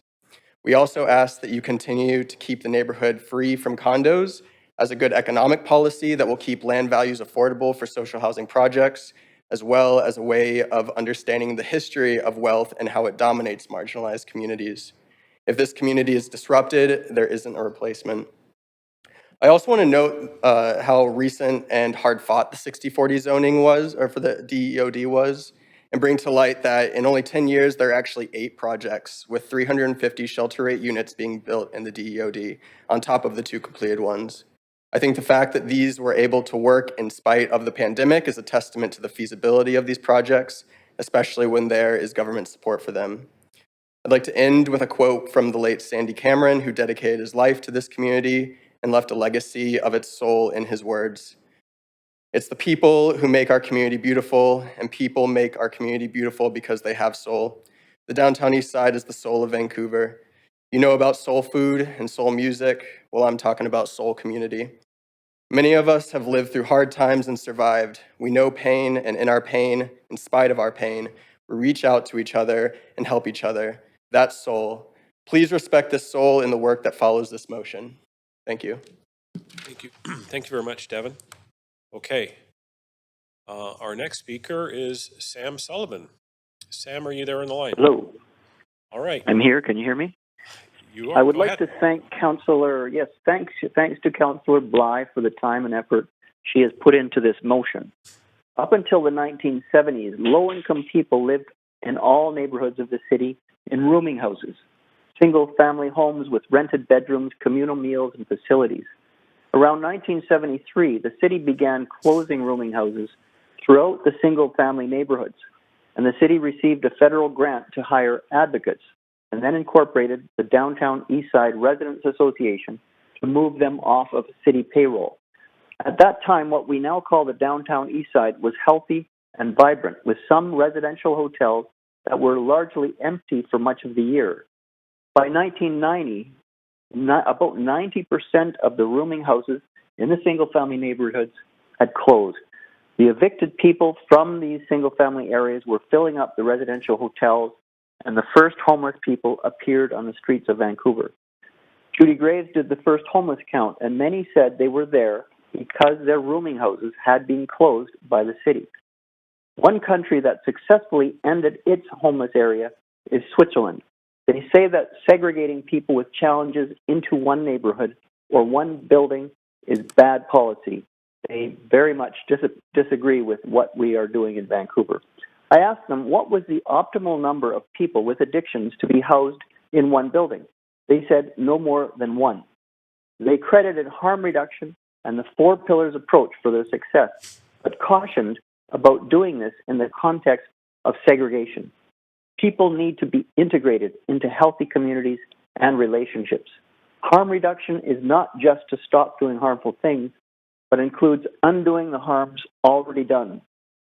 Segregating people into neighborhoods or buildings based on their illness is a harm production policy. Our anti-segregation pro-integration, or ASPI, A-S-P-I-A, initiative is a growing number of citizens who recognize that the downtown Eastside is a failed policy that needs to be ended. We must integrate people back into healthy communities, not connected to more institutional services, but reconnected to healthy, reciprocal human relationships like they accomplished in Switzerland. Surveys show that more than 80% of the people living in the downtown Eastside would rather live somewhere else. The downtown Eastside is not normal. Visitors are shocked that we allow our citizens to live like this. It is a tragedy and it is a scandal. Since it was created 50 years ago, the downtown Eastside has generated more death and misery than any other city in Canada. Council needs to emulate the successful model of places like Switzerland to reject segregation and embrace integration. Council, you can lead us on a new journey of healing for our city, and you can restore to our fellow citizens life of health, dignity, and agency. Thank you. Thank you. Okay, our going to the end of our line here is Amanda Burrows here in the chamber. Hi, Amanda. Very good, very clear. Okay. Hi, folks. Oh, thank you. My name is Amanda Burrows. My pronouns are she, her, hers. I am the executive director at First United. I am in favor of this motion as long as there's some clarification around language and rentals and affordability. Now, First United, we've been in the downtown east side for almost 140 years, led by our vision where we can be a neighborhood where all people's worth is celebrated and all people thrive. Now, can you imagine something with me? Can you come to me at the corner of Gore and Hastings, an 11-story building, and along that street, there's a whole bunch of lush green trees that offer shade and they offer shelter. In front of that building, there are 3 host posts carved by each host nation, Musqueam, Squamish, and Tsleil-Waututh artists. And they welcome you inside, and when you come inside, you are greeted. It is warm. There is natural light. You can smell something from the kitchen, and you realize it must be Friday because those are fries. On the right, you can hear music. There is ceremony. That's the sacred space. On the left, you hear laughter. It must be bingo day, and it's getting competitive. You look up, you see urban indigenous art, you see downtown east side community artists along the walls, and you realize this place was built with you in mind. The first 4 floors of this building have wraparound services that include a bathroom, washrooms, day sleeping, tax clinic, legal clinic, a drop-in center with air conditioning, and a warming center. The top 7 floors have Indigenous social housing that were built with culturally safe amenity spaces.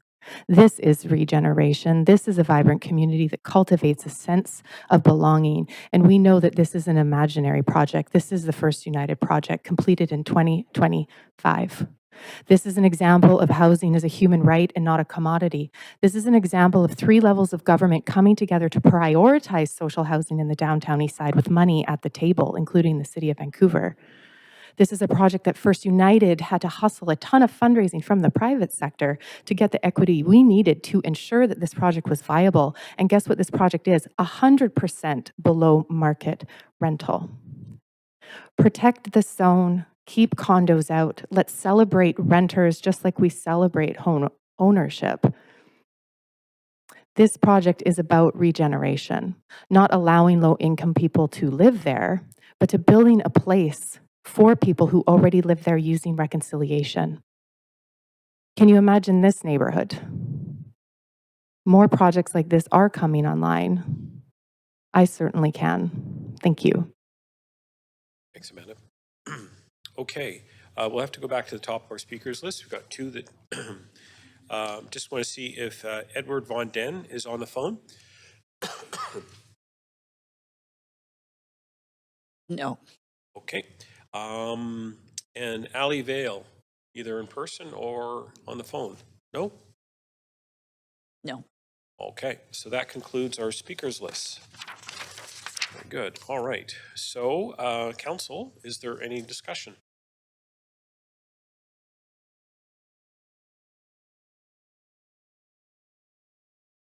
Whoops. Councillor Bly. Thanks very much, Chair. So I do have an amendment to move with the motion. Okay. Good. Well, then we'll go to an amendment queue. I need a seconder for the amendment. Councillor Joe? Okay. There we go. Councillor Bly, 2 minutes. Yeah, thanks very much, Chair. The amendment itself is to propose additional language to recommendation E. This recommendation outlines the intent of the sort of specific housing piece regarding the DEOD to deliver a greater number of social and supportive housing units. The language itself is, and at the end of the recommendation, in prioritizing any opportunities for private investment in housing on rental tenure in order to limit land value increases and speculative investment in the area. And I just want to offer some comments that, you know, there's a tremendous amount of experience in terms of folks who have invested their time, energy, research, experience to housing in the downtown east side, and we heard that in the speakers. So what's important is to recognize this isn't about changing anyone's mind. This is about stepping into an effort to consider if the formula, although has delivered 2 full buildings right now, and yes, there may be more in the pipeline, but it has been 10 years, and the homelessness crisis is worsening. And tremendous efforts from organizations like we just heard from First United to deliver 100% social housing, but the need is just so great. So we have to unlock more potential. And I must say that the comment from one speaker that committing to 100% social housing isn't going to work, well, that's certainly not in this motion. This motion is about a balance of housing.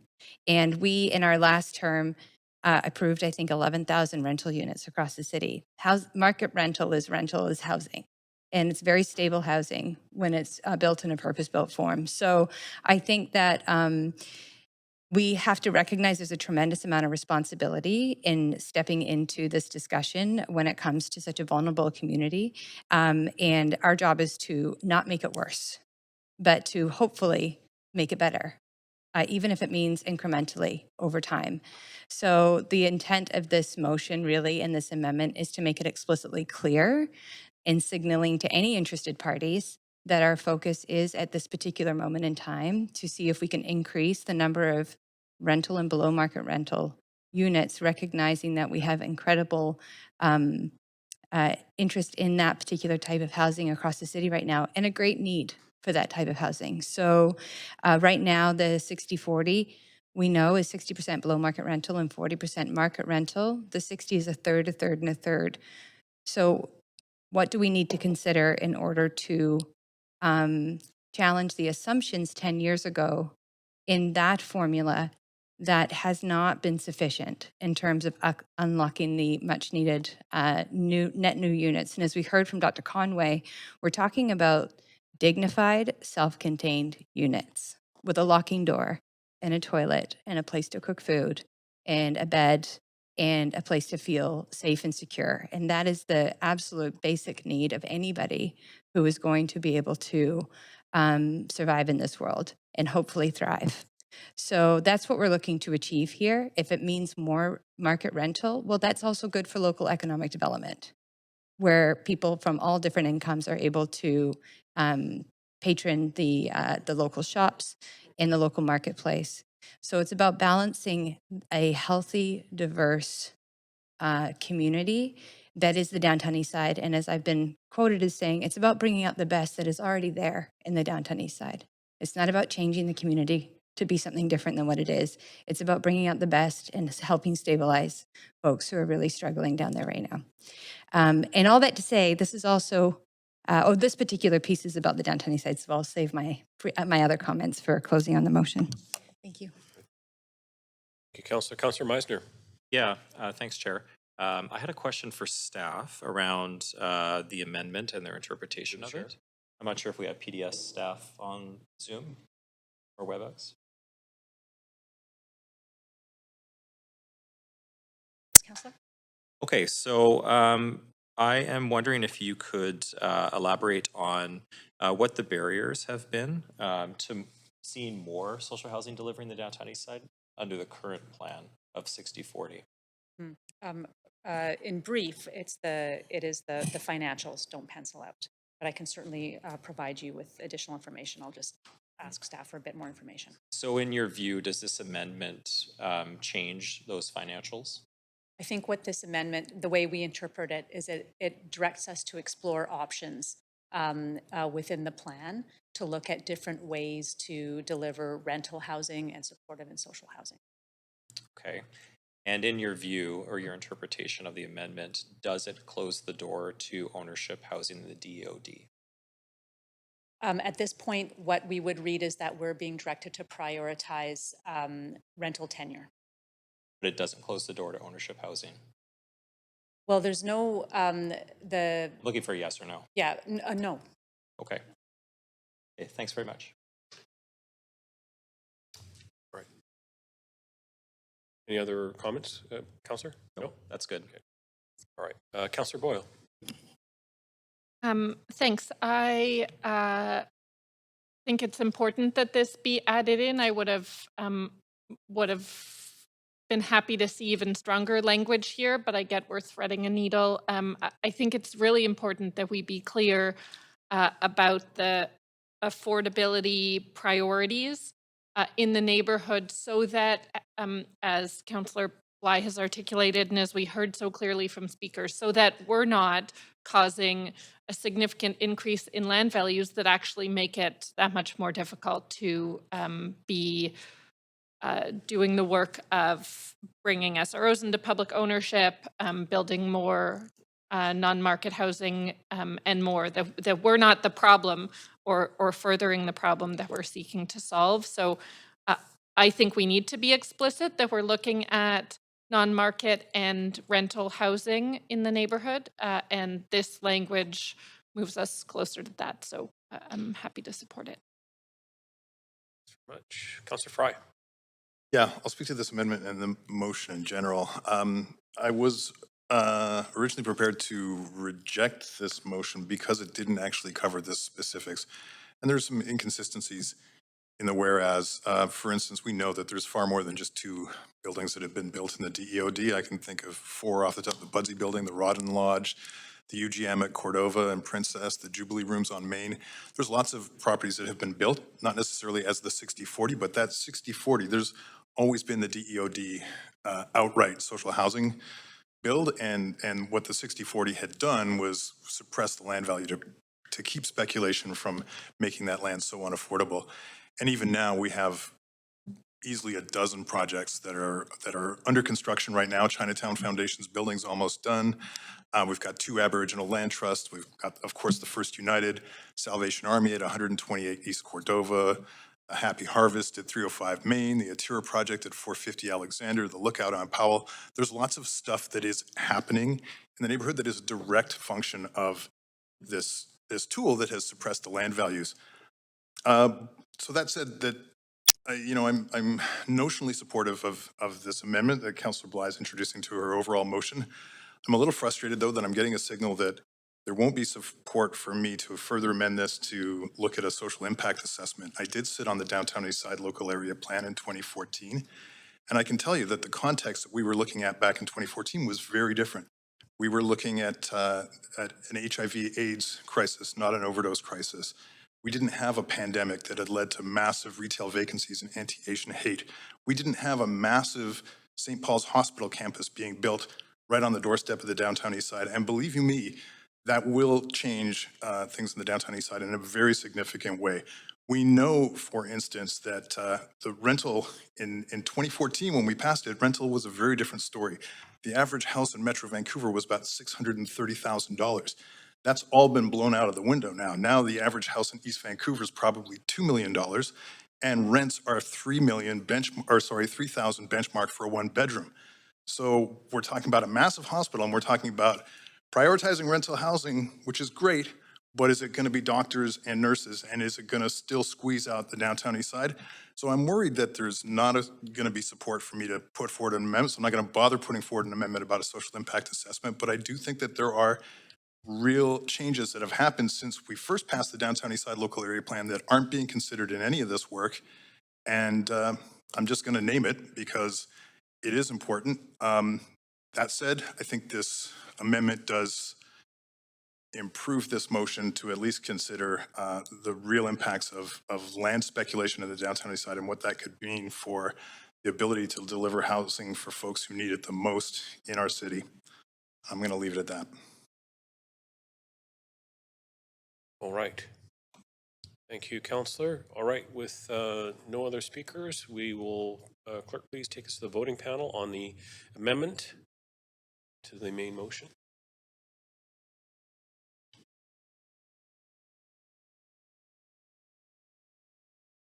And that passes unanimously with Councillor Kirby-Young and Mayor Sim absent. All right. So now we're back on the main queue. Councillor Bly, would you like to continue speaking right now? I will come back on. Thank you. Councillor Dominato. Thanks, Chair. barring any further amendments, I'll just speak to the main motion or the motion amended as amended.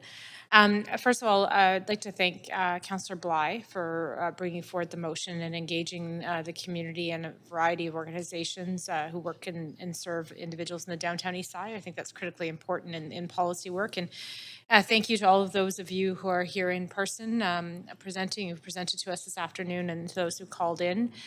A couple of reflections on the motion, and because I did a French interview on this earlier this week in support of the motion, and was asked about, in particular, the SROs and that aspect of the motion. And I want to speak to that because it speaks very much to, I think, comment that Brian made around the importance of dignified housing, safe, secure housing, where you can have a space that is enjoyable and comfortable, but also safe and secure, where you can lock the door. And I think it's really important to underscore that, because right now, the state of SROs in the city, many are, not only are there circumstances where people don't feel safe, but they're also in disrepair, they're dilapidated, there's other safety risks within, both with respect to involved in the building, but also the building itself. And so I just wanted to highlight that. And so that, I think, is a really important part of this that we haven't really talked about it at length today. I also really appreciated in the motion the focus on the wraparound health services, and like other councillors, I have gone down to meet with Brian to see the services provided and how, where the starting point may be one particular ailment, but then that opens the door to addressing other ailments and other health issues that are going unaddressed for individuals. And it's easier to connect with those individuals when we're there on site versus them trying to go and seek healthcare in a hospital setting or a doctor's office. Again, the prioritizing of that work in this motion, I think, is incredibly important. I also appreciate the discussion taking place around the need to both increase safe housing, but accelerate the delivery of that housing, both the non-market and rental.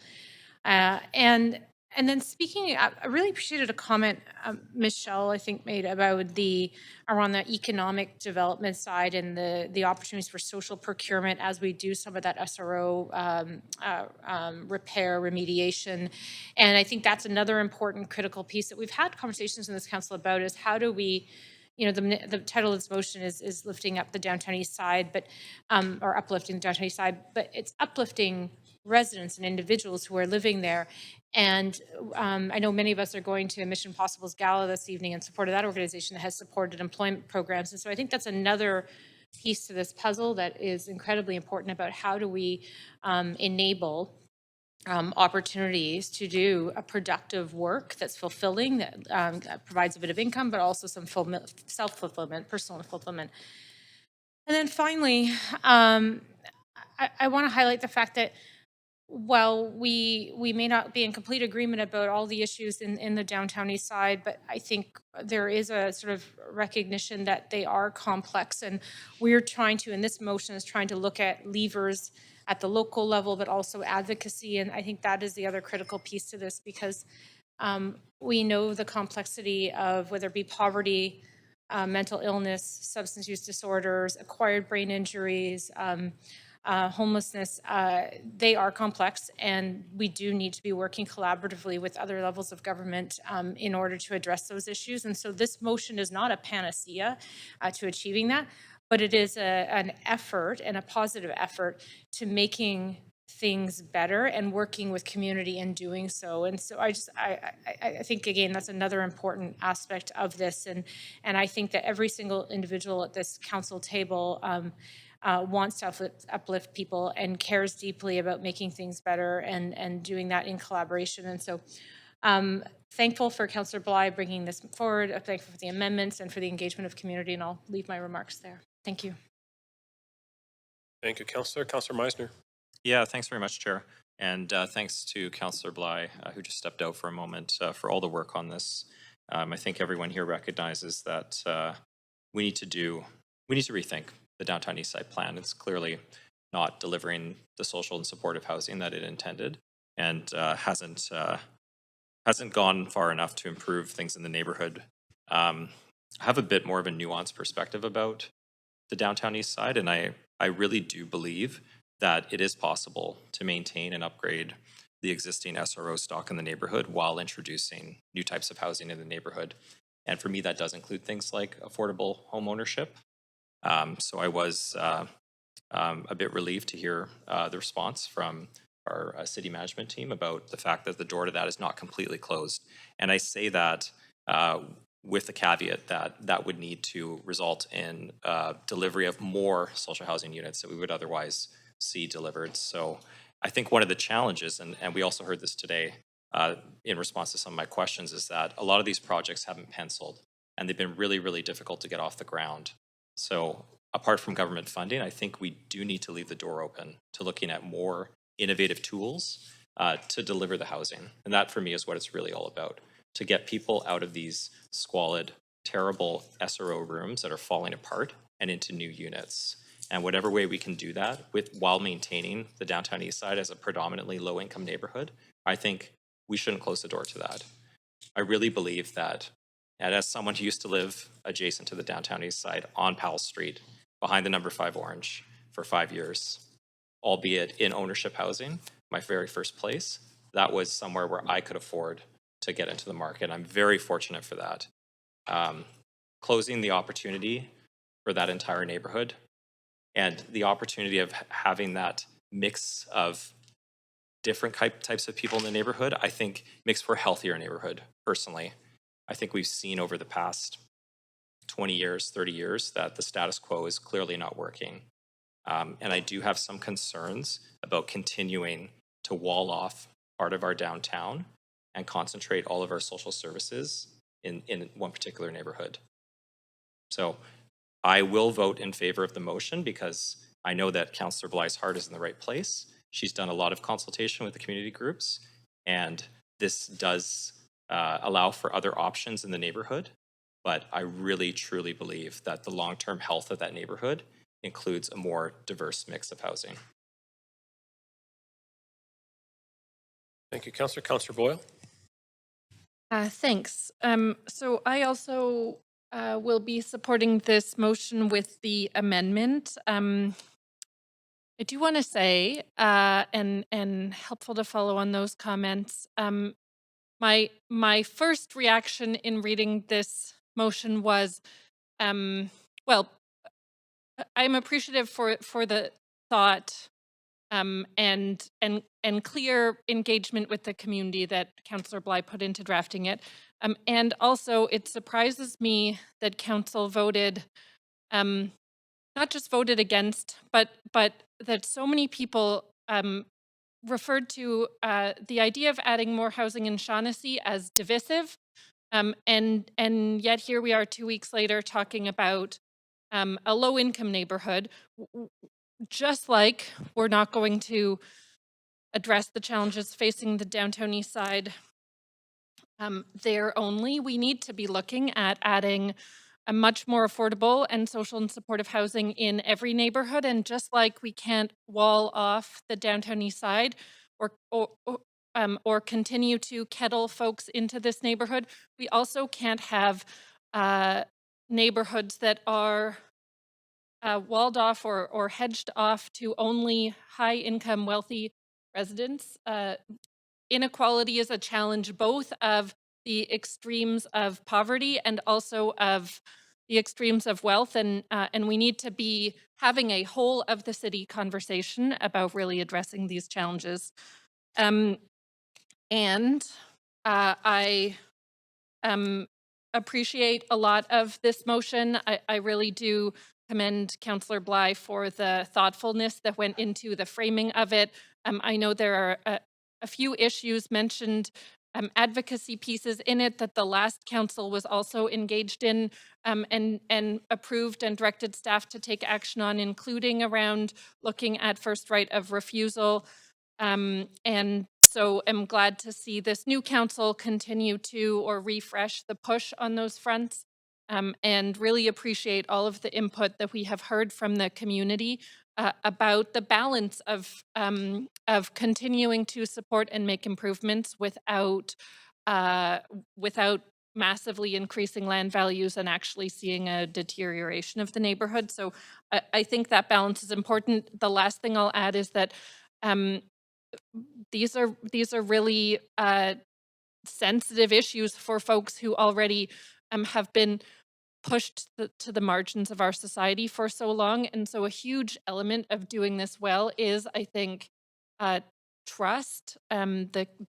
Many members of the community are understandably nervous about what it looks like to continue to follow through on this work, and all of the other work that we do has to continue to be about building that trust as well, including how we handle homelessness and encampments, and continue to prioritize the well-being of people, and of sincerely addressing the challenges that they're facing and not just pushing people out of the way. Thanks, Councillor. Councillor Carr. Yeah, thank you. And I'd just like to start by thanking Councillor Bly for this work. This is the most comprehensive approach I've seen to the problems that we know exist in the downtown east side, but not just that, in our city on this issue. And I'll go over some details. And also thank the speakers, because the speakers, every one of them was very articulate, passionate. I do appreciate going down and visiting places like Dr. Conway's place of work and the other service providers, because to see firsthand the way in which people are meeting the challenge of delivering services that are very much needed is seeing it firsthand really makes a difference. So continue to invite us down. You know, this is what's being addressed in this motion is a huge challenge for us. This is not an easy subject. And I was at the council table in 2014 when the Downtown East Side Plan was tabled. And you know, after, I don't know, Pete will know how many years of work in the community to develop and to bring that to council. And yet the last minute, there were amendments that went on for, I don't know, hours by council, and a redefinition of what affordability meant that was on multiple pages. It was like it's incredible. So after all that work, still, it was such a challenge for council to figure out, did we get that right or not? So what I like about this motion is that it is comprehensive in its approach. It is not just focused on the downtown east side. I want to make sure everybody knows that this is also has relevance for citywide citywide policies. So, you know, just to go through, just to highlight, say what's on the record. I mean, the very fact that, you know, it deals with, first of all, just, repair and renovation, which some people have been worried about and did raise, repair and renovation of existing buildings, collaborating with senior levels of government, wanting to make sure there are culturally appropriate healthcare services in the area, aligning our definitions of social housing, making sure that, I'm glad that there was the amendment, efforts to decrease speculative investment and the risk of that speculative investment in terms of increasing land values, allowing the council to explore preemptive right of first refusal to purchase properties. Some cities who have done that have really, really made a difference. Exploring partnerships with nonprofit organizations in economic development, recognizing the role that senior governments play in social infrastructure, enabling below-market commercial spaces. And speakers spoke to the importance of that in terms of providing the services and the goods that people need at that local level. Increasing the supply of shelter spaces metro van wide. This is, as I say, a very comprehensive approach. And I think that nothing less than that is needed when you're dealing with issues of the scope that we see in the downtown east side. So I am going to be supporting, as you could probably imagine the conclusion to my statement is, because I think it's going to make a difference to pursue these measures. Thank you, Councillor. I will cede the chair to Vice Chair Meisner, and I have a few rapid-fire questions. It'll probably go to the General Manager for ACCS. Just in Clause A here, Resolution A, it talks about pilot funding to support internal repair and for the SROs, and it mentions BC Housing and CMHC. Is it clear that we would be requiring our federal and provincial partners to be funding this, or would city be on the hook for that as well? Yeah, thank you for the question. Yes, in terms of our staff advice would be that this type of program should be funded by senior government. Very good. On Resolution B, there's a discussion about a health services pilot. Presumably that would be with the health authority and not the city. Is that your understanding? Our general recommendation around health services is that they be funded by the health authority. Thank you very much. Just sort of moving down. One moment. The partnerships, and maybe this is I'll ask the final question, then I'll have a question for the mover. The 20-year needs assessment, does that feel like the right length of time that we should be attaching to this in terms of looking into the future? I think what I'll do is I'll ask Dan Garrison, our Director of Housing Policy, who's on the line, to respond to that. Okay. Dan, are you there? Yes, I'm here. The 20-year question?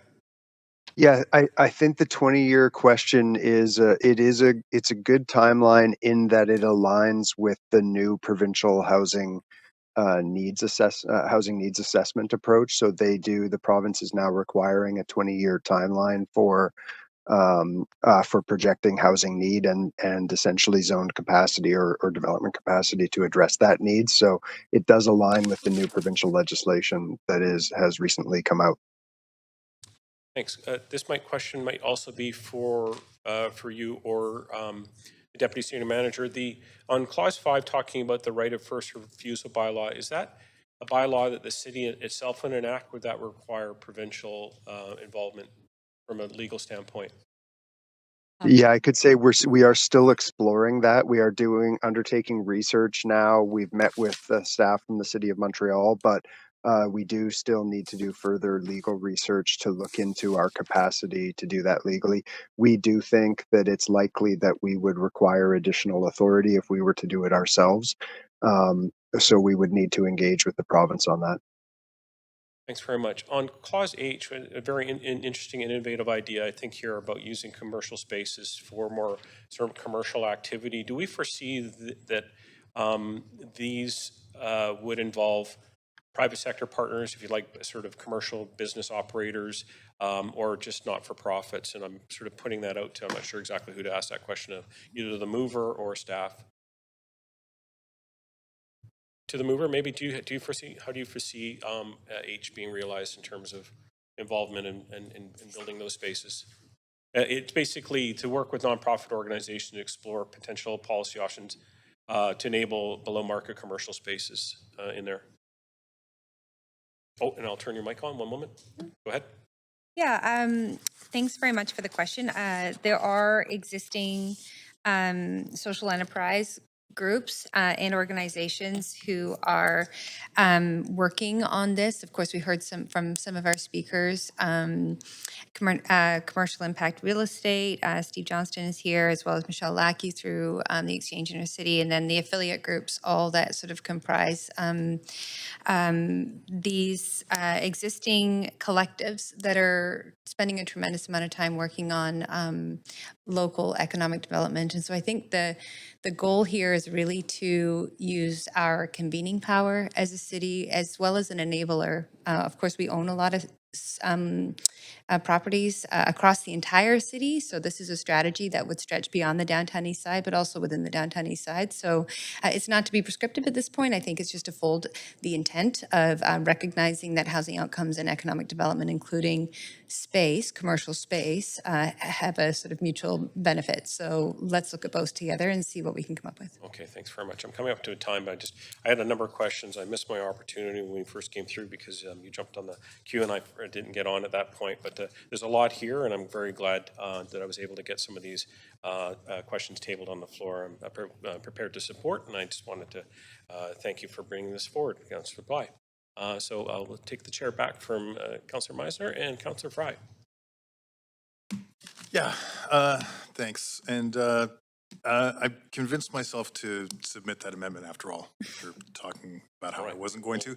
But I've slightly modified it to address some of the concerns. Should we, I'll go take us to an amendment queue, Councillor, and I'll put you on the queue. Sorry, here we go. Councillor Fry.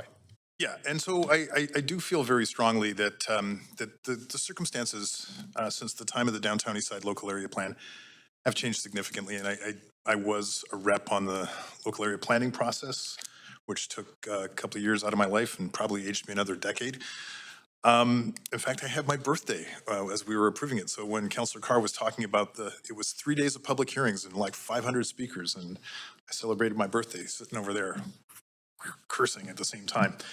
But there has been significant changes, and I think, and I recognize in some of the back and forth that perhaps a new social impact assessment to look at issues that have changed, in particular, the new St. Paul's Hospital campus and the overdose crisis and the increase in homelessness and economic fluctuations and the cost of housing.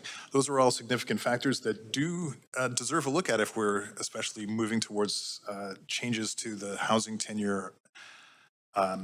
But I recognize that it may be a lot of work, so rather than asking staff to do that, asking them to report back with considerations for resourcing that. So if indeed it is a lot of work and will cost a lot of money, council can make that decision at the time. But I think it's important that we at least acknowledge that there are significant changes. I did a little bit of side advocacy work for an old friend of mine who's been living in the Ivanhoe for the last 20 odd years. They're clearing out the Ivanhoe to make way for hospital workers coming out from Alberta to do construction work. The Cobalt's for sale, and they're clearing out the Cobalt. So, this hospital in particular, and all the other indicators, these are big impacts on a very fragile population, and I think it would be prudent to have some eyes on it. So I've put this forward for staff to report back with a consideration of resourcing new social impact assessment. Right. Thank you, Councillor. Councillor Bly. Do we have a seconder for this amendment? Councillor Carr, second. Thanks very much. Councillor Bly. Thanks very much. I have a point of information through you to Deputy City Manager Sandra Singh. And my question is recognizing that St. Paul's has been in the plan, and of course construction is well underway. What work is staff currently doing to sort of manage impact and needs assessment in that particular area related to housing, as well as this is looking for a social impact assessment, but some of those sort of broader contexts around the overdose crisis, the pandemic, St. Paul's Hospital. So basically, is there work underway in this regard? Not to the extent that's described in the motion. There are, of course, discussions related to the community benefits agreement related to the St. Paul's development, but broadly, there's not work to update. Okay, that's helpful. So a follow-up question is it staff's, how would staff interpret this report back with consideration for resourcing? Would that be like a memo outlining budget and hours? Like, how would you sort of action that's this? what we would seek to do, is to outline what the process for a social impact assessment would be, likely building on the previous one, identify the budget and the staff resourcing required. So would it be staff's interpretation, sorry, another follow-up point of information, Chair, would it be staff's interpretation of this that it would and could be, as I say, some form of communication back to council that's distinct and separate from this motion, since it's just looking for a resourcing allocation? Okay. So what I'm hearing is it's not going to be work that happens in concert, nor will it risk delaying the work that's outlined in the motion. We would initiate the work in the motion, and alongside that, we would do a separate report back to council on what it would take what would be required to implement an updated social impact assessment. In staff's capacity to provide the work just in this particular amendment, where does that land right now in the current context? So in terms of the amount of effort to implement this and bring something back to council for consideration, we would look to the previous process and how we did it before and try to update the numbers and give you a sense of order of magnitude and what that process would look like. Okay, so not a tremendous amount of work because we've done it before. Okay. In that sense, I do appreciate, I appreciate Councillor Fry's has been very vocal actually on this issue since we had the rezoning for the St. Paul's Hospital before us. I don't even know how many years ago that was, but I do remember that conversation. So I think that it's fair enough to consider what's inside this amendment, recognizing that it's not actually directing staff to do the work. It's asking for a report back in consideration for resourcing. I think that's helpful for us to know. I wouldn't be supportive if it was sort of automatically being folded in and would delay the outcomes that are already outlined in the motion. I wouldn't be supportive of that. But I think this is, as Councillor Fry said, it's looking for some clarity around resourcing, and then we can make a future decision around that. So I will be moderately supportive.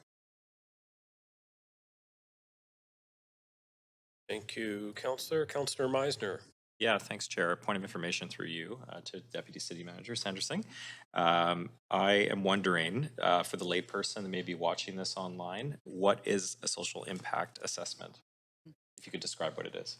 So it's a report that takes a look at the range of social impacts of any particular development or program that is implemented, and that could be related to health, related to inclusion, any of the dimensions of social sustainability.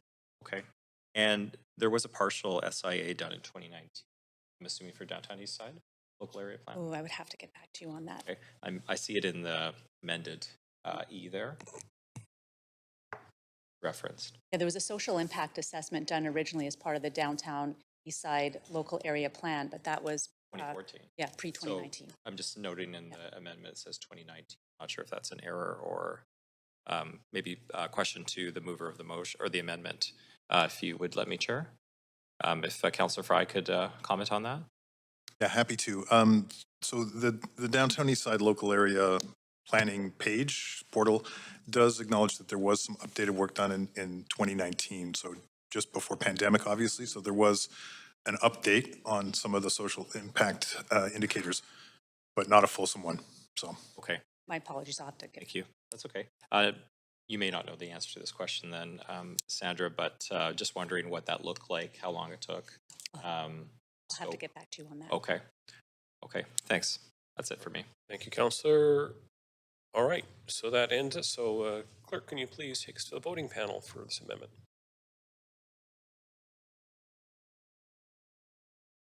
Somebody there.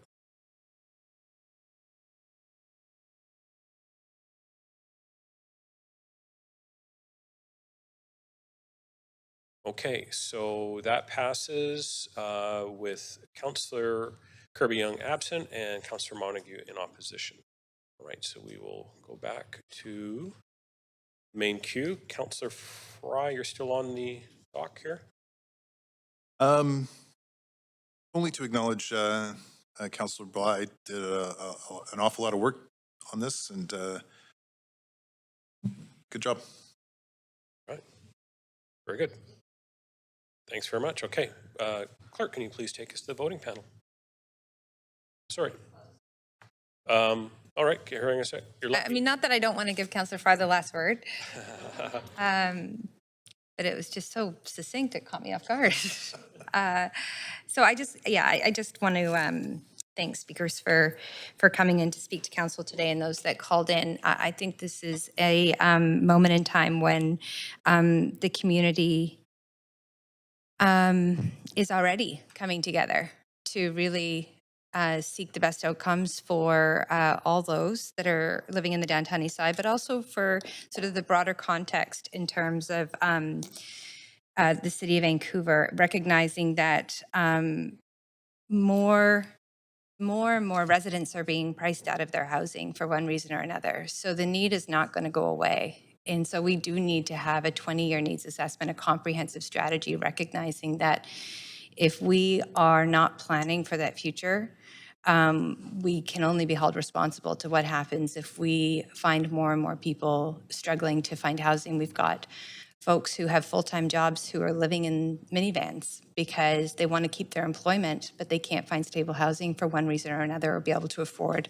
our existing housing. So I think that there is, it's a very important moment in time, and it was, people have acknowledged, and like, I just want to say that there are so many community groups, there are so many organizations, there are BIAs, there are many, many, many folks that are impacted by a motion like this. And so for me, should this motion pass today, that's when the work really begins. And I'm planning to stay engaged and involved in this journey, in this process. And we have excellent staff at the City of Vancouver that work every single day on this file. So it's in partnership with our city staff as well as the community groups. We're not always going to agree on the best way to get there, but if we can align on what that bigger outcome, what that bigger goal is, I think that we can have some very powerful discussions and come to consensus. And so really what we're talking about here is building consensus in the community and hearing all of the voices at the table with varying priorities, with disagreeing viewpoints one to another, and listening for where the commonalities are and focus there as a starting point. So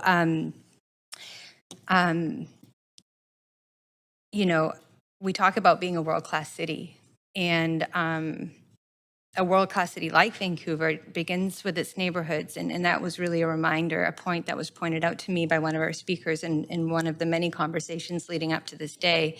It begins with its neighborhoods. So each neighborhood must be designed with that intention, and they must be inclusive, diverse places where all people, as have been pointed out, can live, shop, socialize, work. All of the core benefits that I believe everyone around this council chamber gets to experience every single day, and perhaps even not realize how fortunate we are to have that balance in our lives.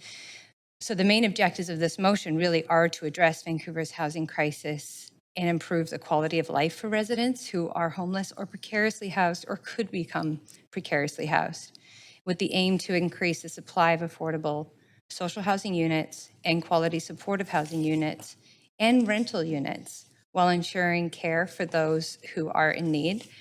There's a lot I can say on this, but at the end of the day, it was mentioned that there have been difficult moments, particularly for the downtown east side when it comes to trusting government and process. And so it has been reflected in much of the work we've been doing in reconciliation is that things need to move at the speed of trust. And we're in a crisis. And so trust goes both ways. And so I'm hoping that we can have these real dialogues and real conversations of what hasn't worked in the past in an effort to heal and recover from that and move forward. Because if we don't move forward, the people who are not in this chambers, who did not call in to speak, who are not elected here to make this decision, or in the community groups, those are the folks that will be looking to us saying, why couldn't you have done more?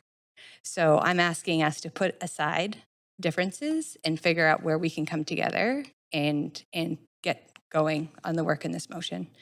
So with that, thanks very much for all of the dialogue today, and to the community who have contributed and those who have yet to contribute. But I know we will hear from them very soon. So that's it. Thanks. Thank you very much, Councillor. All right, Clerk, may we go to the voting panel?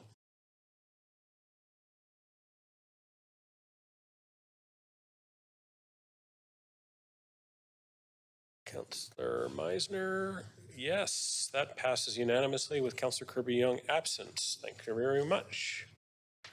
Okay. All right. We have another item. Do we want to take just a 2-minute break, or do you want to carry on through? Keep going. I'm seeing keep on going, so we'll keep going. All right. We're moving on to item A5. The next item is Motion 5, Transparency and Accountability in Conducting Council Business. and it is to be moved and introduced by Councillor Fry. I'd like to remind Council that in accordance with the updates to the procedure bylaw that were enacted in May 10, 2023, Council members may not ask questions of the mover. Councillor Fry, you have 2 minutes to introduce the motion. So this is largely about transparency and accountability and modifying some of our procedure bylaws. It's two main components. The first is allowing council to ask questions of public speakers.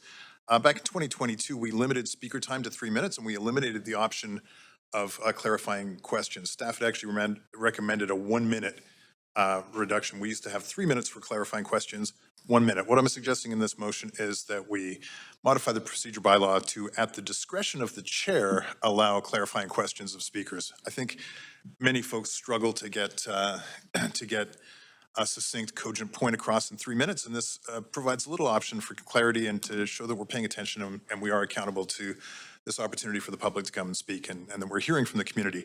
The second is a little bit more complex, and this is around the in-camera motions. What we discovered over the course of some rather awkward interactions over disclosures around in-camera votes versus how we felt about issues is that when in-camera information is released, it's considered no longer sensitive by the City of Vancouver, but we have nothing in our procedure bylaw to specifically address the protocols around that.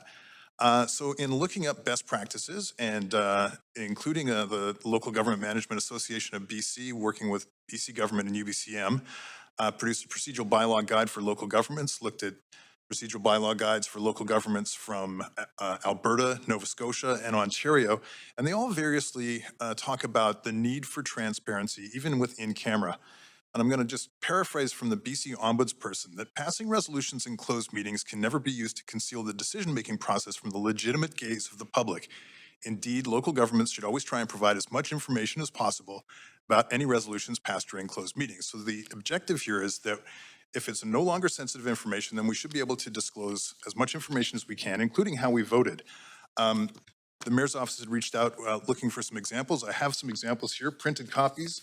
Toronto, also more locally, White Rock and North Van City. I got extra copies if anybody wants them. These are examples of how they actually produce in-camera reports. So they give a digest of all the closed meetings, and then they reveal if it's appropriate for release, the content of that, including the discussion to some extent and the decisions and who voted for. Here you go. Okay. And with that, I think I probably ate up my time. All right. Okay, can I have a seconder for this motion? Councillor Boyle saw her hand first, so Councillor Boyle second. All right, so we have 3 registered speakers for this report. So I'm going to refer now to the speakers list. Nathan Davidovich is in person. Nathan, can you come to the podium, please? Thank you, Chair and Mayor and members of Council. Oh boy. A little high. A little bit high for Okay. Yeah, my name is Nathan Davidovich, and I basically support Councillor Fry motion, and you should have included a 38-page guide, as part of your motion, because that's the important information from the UBCM and from the Ministry of Municipal Affairs. And the problem is that the provincial government should have a basic uniform procedure bylaw for all municipalities. And each municipality can make additional changes that suit their need. But the basic should be the same, not just for municipalities, but for all government agencies. Do you know that TransLink does not abide by your rules because they are under different, and the same thing with, there's over 200 government agencies that meet in camera and hardly anything is known to the public about their meetings. Crown corporations, BC Hydro never has any open meetings. And that's what the problem is. It should be a standardized law for all of BC. I mean, the staff at the city of Vancouver are not an expert of what's happening in all the cities across BC, but I mean, the UBCM and the Minister of Municipal Affairs, they can set up the basic standards. But again, you know, I I blame Vision, as I always do, because they are the one that created the whole problem. The city was running fine till 2008. There were no problems. It was, you know, it was done, you know, the same way as many of the other cities in BC. But Vision changed everything, changed the whole way the city operates. And that's where we have problems, because we are not operating. The city of Vancouver is the only, operates completely different than any city in BC. And so hopefully you'll get some guidance from the province. I don't know. Thank you very much. Thank you, Nathan. All right, so our next speaker is on the phone, Megan McDermott. Megan, are you there? Yeah, I am. All right, you have 3 minutes. Great. Good afternoon. My name is Megan McDermott. Today I'll be speaking to you as a representative of the BC Civil Liberties Association. We're a national nonprofit organization based right here in Vancouver, and our objective is to promote and defend human rights and civil liberties. Supporting democracy and human rights are two sides of the same coin in our view, which is why we strongly endorse this motion. Empowering individuals and groups to exercise their rights and engage in meaningful dialogue with their elected officials is a core part of our work. We believe that effective, accountable, transparent, and inclusive institutions provide the groundwork for a democratic society. And to this end, we've been gravely disappointed by this council's aversion to transparency and accountability. Not only have practices around council meetings been changed so as to inhibit public participation, but transparency around the decision-making process has been all but impossible for even lawyers at our organization to discern, let alone an average member of the public. To show you what I mean, recall that in April of this year, city staff and members of the VPD began to clear residents from Hastings Street, and this was a matter of considerable public interest.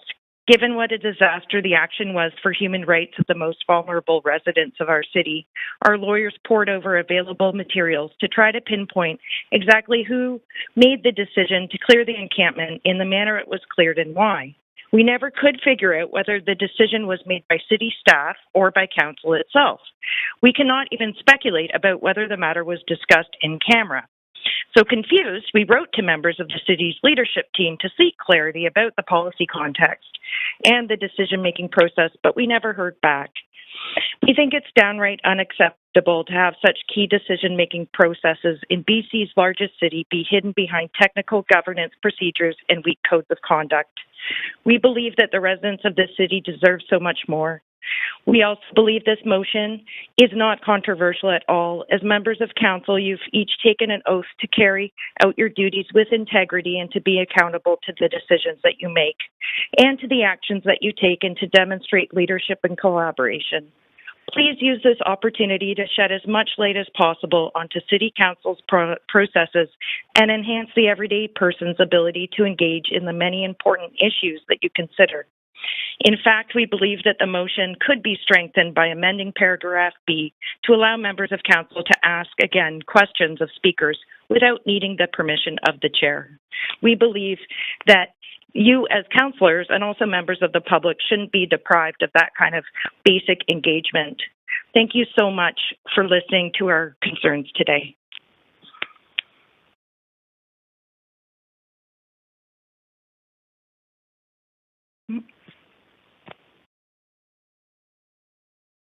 Supposed to be on the phone. Robin, are you there? Yes, can you hear me? Yeah, Robin, are you a resident of the city of Vancouver? I don't live way, no, but I mean, anyway, I'll go ahead now for 3 minutes. I'm sorry, what was your response? Yes I or don't no? believe, I don't believe you have any authority to require me to answer that question, so I just prefer to keep on trucking if that's okay with you. It is in our bylaw. It's a simple yes or no question. I think it says you ask, and then I don't believe it says you can compel an answer. Pretty sure continue that's to what it speak. said. Go ahead. Thank you. So I get 3 minutes from now. This is a good motion because the City of Vancouver is increasingly less transparent. The motion has some good ideas in it, but it does not address the greater problem of transparency. I have read that the City Hall now has metal detectors, and it is a long-standing problem that people are not admitted to the council meetings as the charter requires. The gallery, all of it, upper and lower, is supposed to be a public place for the public and citizens to observe the council meetings. Public participation, both viewing and speaking, and being asked questions by council is vital because the state and its subsidiaries, like the City of Vancouver, can be thought of as very dangerous things. Here's how the economist Murray Rothbard describes it. The state, in the words of Oppenheimer, is the organization of the political means. It is the systemization of the predatory process over a given territory. For crime, at best, is sporadic and uncertain. The parasitism is ephemeral, and the coercive parasitic lifeline may be cut off at any time by the resistance of the victims. The state provides a legal, orderly, systematic channel for the predation of private property. It renders certain, secure, and relatively peaceful the lifeline of the parasitic caste in society. Since production must always precede predation, the free market is anterior to the state. The state has never been created by a social contract, and it has always been born in conquest and exploitation. So because of the vast coercive powers that these states and subsidiaries, it seems to me, and I agree to the civil liberties people, although perhaps for a slightly different reason than they might give, that it's important to have as much public participation as possible. And this counts, I don't know if it's the staff or the council who doesn't want as much public participation, but metal detectors. I mean, and the staff, I think I read in the protocol or the policy statement, are exempt from being searched, so that's not even equal. I mean, but on the time limits and asking questions, I don't support time limits. I think that closure delegitimizes deliberative assemblies, but 1 minute by leave of the chair, on what grounds will that leave be granted or denied? So I think the motion should be amended similar to what the civil liberties people suggested, that staff should at least look into a variety of scenarios. I would say probably 3 to 5 minutes of right with extension by majority vote, for councillors is probably more in line with democratic norms. And we may as well also just briefly address the reduction in speaking time for citizens and members of the public. 3 minutes. Did citizens ever demand this? Did anyone run on a platform of reducing citizen participation? So I think there's a problem with democratic legitimacy in terms of reducing citizen participation rather than making a space that's safe for everyone, free of barriers like metal detectors. And thank you for listening to me, Council. All right, thank you very much. Good. Okay, so that concludes our speakers list. So, Council, is there any discussion? Let's see, Councillor Fry.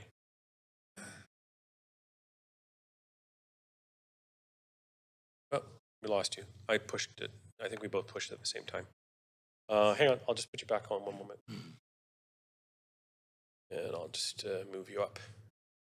Oh, I'm losing everybody. All right, so I broke it. So go ahead. Thanks, Chair.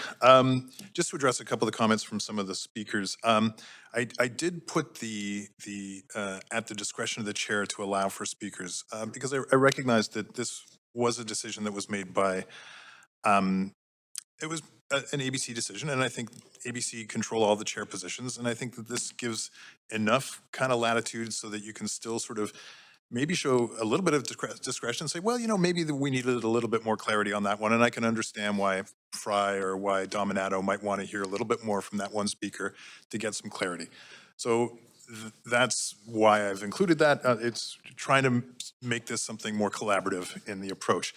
On the general subject of in-camera, you know, I think there is an important kind of distinction here about accountability for our decisions. And when information is released, and so the documents I supplied for everybody was basically, and I'll take the Toronto example because it's a portal and it has all the in-camera meetings that have been released because they're considered no longer sensitive. And then each meeting you can look at the actual voting records and see who voted for what. That is because these are considered no longer sensitive items. And I think once it's cleared that threshold, I think the public deserve to expect some accountability from the folks that they elect. And that includes decisions that they make. And in the case, and I'm going to highlight this not to embarrass Councillor Boyle, but because the living wage conversation was an important one. It was released as a public information piece, and the distinction around how we voted, I think, is relevant to our accountability as elected officials. So it's about transparency, it's about accountability. There is this idea about in-camera conversations being a safe space. And indeed, that is referenced in all the literature that I've observed on this subject matter. And the distinction about making it a safe space for discussion is that in-camera closed meetings are not minuted. So we don't take notes from the conversation. The conversation could be freewheeling and informal, but the decisions, if they are released, should be part of the public information. So not the conversation, but the actual outcome and the decisions. And that's about the accountability and transparency that I'm hoping we can come together behind today. That's it. I'll hold for later. Thank you. Councillor Meisner. Yeah, thanks, Chair. Point of information through you to the mover of the motion, if I may. Councillor Fry, I am just curious. I noticed that some of these examples are a bit dated. The North Vancouver one, for example, is from 2018. Is this a routine disclosure, or is that the latest disclosure that we have from City of North Vancouver, for example, from 5 years ago? Through you, Chair. This was, I mean, to be honest, it's off the side of my desk. The mayor's staff had asked for some local examples. I'd sort of provided the Toronto example, and they wanted something in Metro. And obviously, I'm not going to go through every local government. But is it a regular occurrence, or is it more of a one-off? Oh, no, I did send actually a link to it. I don't think it shows it on for whatever reason, it doesn't show the list. It's just a website glitch. Okay, I'll take a look. If you pursue the link that I sent, it shows all the released information from camera meetings. I'll take a look at that. I see your email. Thank you. And then another point of information to staff. I was under the understanding that we currently have the ability to have a vote at the end of an in-camera meeting as to whether or not to release the vote results. Is that correct? Through the chair, yes, that's my understanding, that council can determine the release of votes. There is certain information under the Vancouver Charter that's required to remain in camera, but votes, council could decide to release those. So at the end of the in-camera meeting, we could decide to have a vote to release to release our votes essentially about how we voted. Provided that provided the decision is appropriate to release publicly, council could release the votes as well. Okay, so we already have that capability. Yes. If it was a document where parts of it were redacted, for example, because they were sensitive, would we still be able to have a vote to release our votes on that particular item if parts of it had to be redacted, not the whole thing? I think through the chair, again, the substance of the decision has to be suitable, and council has to agree to release that publicly. Obviously, releasing a vote on a decision where the decision can't be released wouldn't work. So it wouldn't be an option that's available to council in every case. It's only where the decision is either automatically becomes public. So it's for example, a hiring decision that council approves, that becomes public as soon as the person's hired. Yeah. In other cases, council can decide to make in-camera decisions public, and in those instances, the votes could be made public as well. But there could still be portions of that document that are redacted. Potentially, I mean, again, talking about hypotheticals here, I would say it would be difficult to release a vote where the decision itself. Now, again, this isn't about releasing the in-camera materials, the reports, or that's a separate question. Yeah. This is just about a decision. Okay.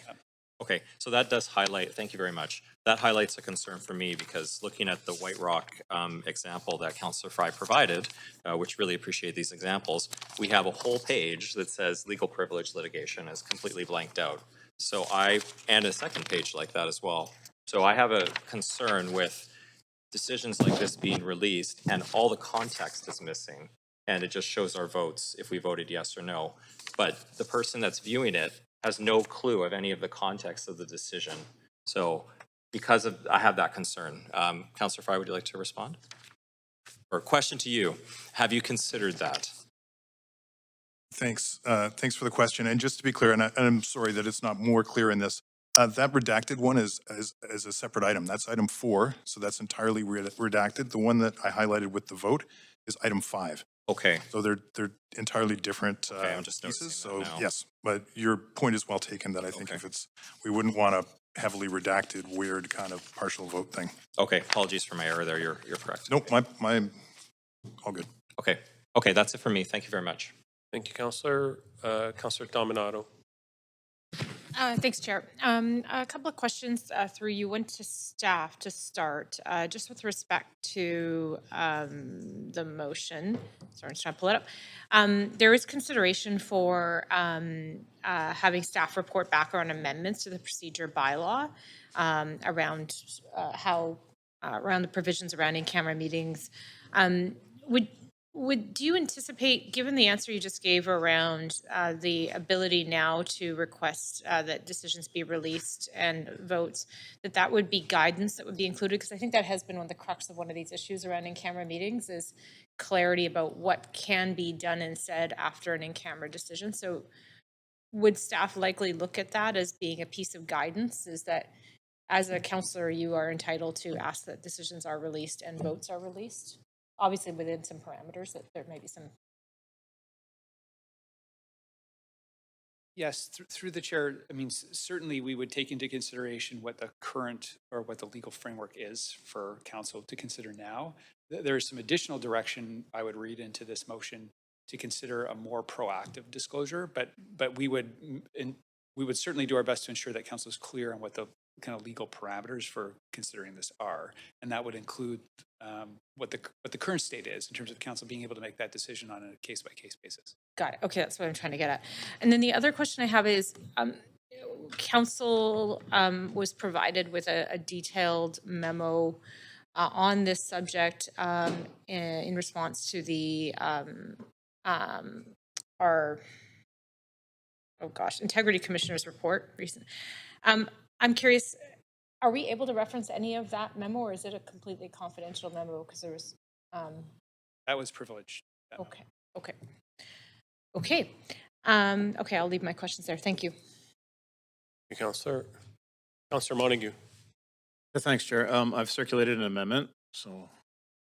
Okay, we will take this to an amendment queue, and Councillor, I'll advance you to introduce the amendment. Thanks. So, yeah, earlier this year, just a couple months ago, a decision by the Integrity Commissioner, Lisa Southern, was released, and it identified a lack of clarity around in-camera meetings. And this motion by Councillor Fry addresses some of those areas and seeks more clarity from staff around the rules of in-camera decisions. However, this amendment is intended to proceed with a process of clarification without politics, as far as I'm concerned. So first, I'm moving to strike Clause B. Council recently passed a number of changes to the procedure bylaw, including questions to speakers. I believe those changes and the change made that is referenced in the motion itself have made meetings more efficient and productive without reducing council's accountability as suggested. So that's fairly straightforward, just a simple striking of Clause B. The amendment includes a clarification to Clause C on guidance to council on in-camera procedures and reporting back with clear and transparent policy. And it strikes C3 and D for a number of reasons. And those reasons are basically that council deals with a number of important decisions that at times include legal, personal, and life safety issues. These decisions can have serious ramifications And the information we learn in camera as counselors and the process by which council makes those decisions is confidential for a reason. I don't believe we should be letting politics enter the process where the prospect of an individual's vote becoming public might influence a decision on confidential items, especially considering, as Councillor Fry stated, the discussions around those items are confidential. So there's no context. Councillor Fry motion seems to suggest that vote release for in-camera is the intended result of the report back, but the examples he sent don't appear to be standard across the region. They do look like one-offs. They appear to be specific cases, and my amendment just asks staff to consider what are best practices before changing the vote release process. Okay, thank you very much. Councillor Fry. Yeah, and I appreciate Councillor Montague's concerns, and I think dispensing with B, because I disagree. I think it is important to allow us to ask clarifying questions at the discretion of the chair, and I won't get into why, but I think it's pretty clear. I think we have been given a lot of guidance. So there's certainly a lot of good information out there from local government associations across the country about the need to balance in-camera work with accountability for our decisions. And, you know, this, as it was originally proposed, I think this amendment takes it in a completely different direction. And I think, you know, key to it is what's being struck in C3, that, and in D for that matter, that we're eliminating the option to have that discussion as an in-camera and say, we should withhold this for XYZ reasons, understanding that there may be highly sensitive pieces, and indeed, many of the highly sensitive stuff will never be released. And we have a process in place where material is considered no longer sensitive, and it's released to the city website, which is linked in the whereas of the motion, or sorry, the be it resolved. Sorry, can I just get you to pause 1 second? I'll pause your clock. Can I just get a seconder for this amendment? Thank you very much. All right, continue, please. Sure. And I think that, you know, I've really been working to try and strike a balance that does protect our ability to have the conversation. But at the end of the day, we need to be accountable for the decisions we make, especially when they're released to the public. Because in the absence of that, we're just releasing decisions to the public with no context for how we voted. And I think that is important, because if it's considered no longer sensitive enough to redact and withhold that information from the public, then our decisions should not be considered thus as well. So I think this changes the fundamental intent of the transparency and accountability that I'm seeking in this motion. All right, thanks very much. Councillor Boyle. Thanks. I will echo that. I appreciate the huge amount of thought and work and research that Councillor Fry put into this motion, and I'm supportive of the motion in its original form, but opposed to this amendment, and want to focus my comments on the proposed amendments to C and D around transparency and accountability of in-camera decisions. I have been wrestling with this all year. As everyone knows, I asked many times, many places for clarity on the rules here. I think it's important that we create some clarity, given the Integrity Commissioner said there was a gap. But I also think that clarity needs to be moving us in the direction of more transparency, more accountability in these decisions. It's an important piece of building trust in government, both that, as Councillor Fry outlines, we make as many of our decisions as possible in open meetings, and also that we be held accountable and expected to be clear in justifying when decisions are being made in closed meetings, and in situations like the living wage, where the outcome of a vote is being made public, that we be able to justify why votes need to be withheld even after that outcome is made public, as Councillor Fry had articulated in C subsection 3. when the outcome is public, why would the public not have the transparency of knowing who voted how in it? Maybe there are very specific circumstances where there's a good reason to withhold those voting results, but for the most part, I think the outcome should come with that transparency of the vote. That's how all of our other decisions are made in public. I think it's a reasonable expectation of our democracy. And I don't think it's about putting politics into it. I think it is about us being accountable for the decisions that we make, as we're expected to be in public and as we should be expected to be when these closed decisions get made public. So I am very disappointed to see that struck out and won't be supporting this amendment. You, Councillor Carr. Thank you. I also won't be supporting the amendment, and for some of the exact same reasons as just relayed by Councillor Boyle. I just really want to emphasize, though, in my mind, something that is that runs through my mind every time we take a vote in camera or have a discussion in camera, which is, why is this in camera? Why is it important for us to be having this discussion, this decision in camera? And it has to be for some very clear reasons, and those reasons are specified in our laws.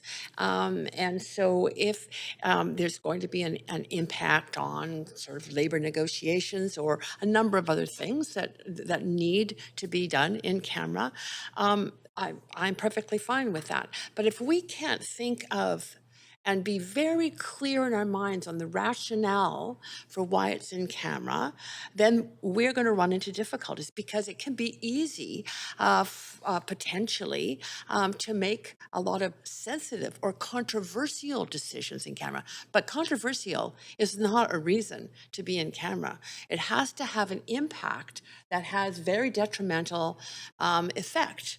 And so I can understand why in this amendment, Councillor Montague took out D, which talks about being clear about the rationale for withholding votes.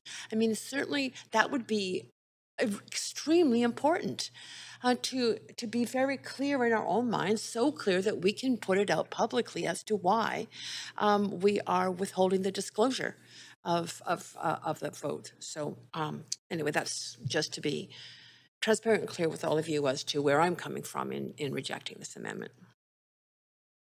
Thank you, Councillor Mayor Sim. Great, thank you. I'm just going to be as clear as possible here. I 100% support Councillor Montague's amendments. You know, we hold a lot of conversations and deliberations in this chamber because we can. There are certain situations where we cannot, because it's not in the best interests of the city in general, in totality, to have those conversations out there. And so once, it's my opinion, once one of those items makes it into the in-camera session, we have to create an incredibly safe place where we can actually have conversations and vote in what we believe is the best interests of the city. And I think we can all agree upon that. The challenge with tinkering with this is, look, let's just be real. This stuff can get gamified, and it could play out where,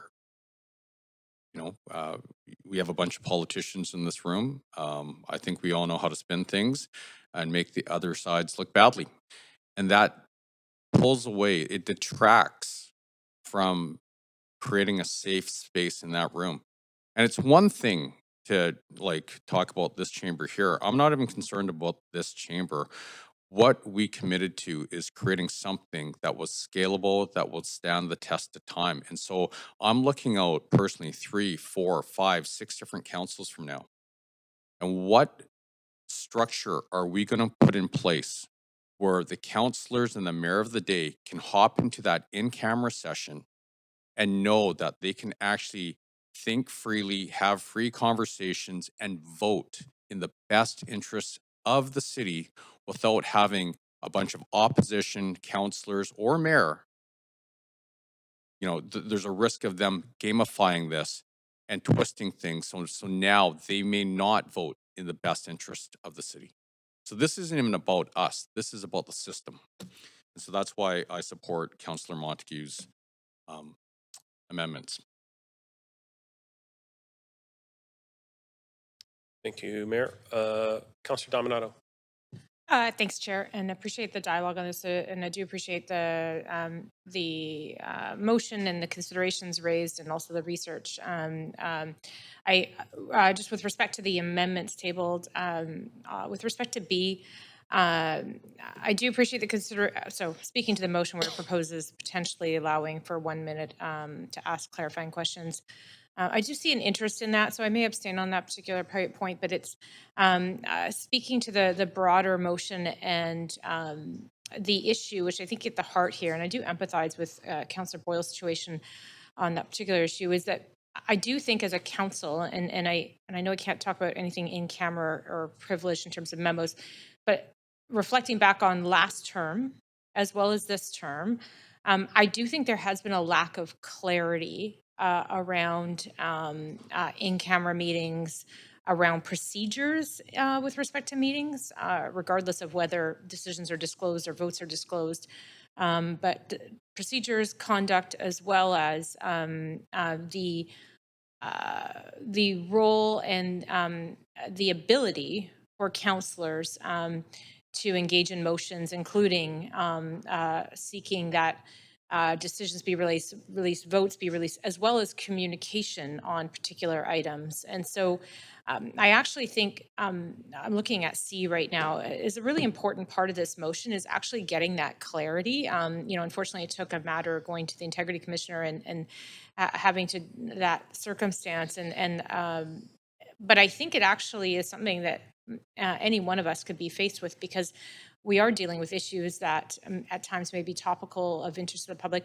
However, I will also say there is also good reason for certain matters to be dealt with in closed. And again, I agree it should be done judiciously. And I think that the charter, as well as the broader Local Government Act and Community Charter, address that in terms of the 3 L's, in terms of legal, labor, land issues. And so that's very clear that those are matters that are to be dealt with in camera.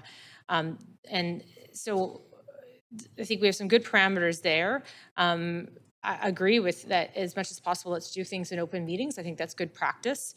We obviously seek guidance on that. And I'm trying to just actually trying carefully not to tread into things that might have been in camera. So, on merit, I think there's an important dialogue taking place here. I do think we should get the report back from staff prior to anything further. So I support the other amendments that Councillor Montague has brought forward and around how we can provide more clarity and guidance to councillors, because I think that is important in carrying out our roles. So I'll leave my comments there. Thanks. Thank you, Councillor Zhou. Yeah, thanks, Chair. So I just had a point of information through you, Chair, to the city manager regarding the recommendation B. So I think we have a policy saying that if the previous decision has made, the similar decision cannot come back to council within 1 year. Do we have that policy? Through the chair, so the procedure bylaw does set out requirements where council has made a decision and declined or rejected a particular motion or resolution. There is a limitation on how and when that resolution or substantially similar resolution can be brought back for a decision again. So there's conditions around the timeline and also who can bring it forward. Okay, what is the timeline for that? So and I'll defer to the clerk here. I want to make sure I don't misstate the procedure bylaw. So.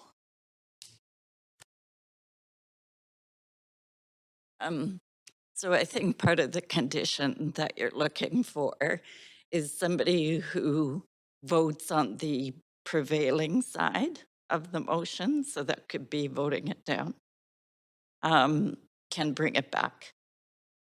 So there is the 365 days, but there is that condition of how it can come back.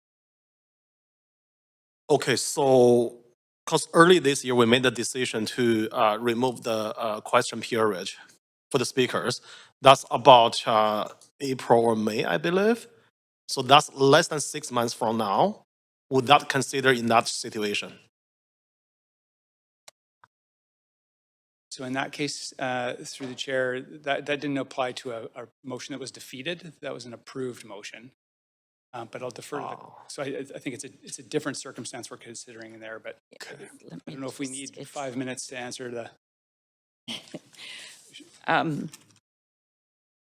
So it is section 814 of the procedure bylaw, and it does refer to reconsideration. Just let me make sure. Yeah, I think that's very important information for council member to be aware If of. we could have 5 minutes, that'd be great. Okay, Yeah, thank you. We'll just take a quick break. Thanks.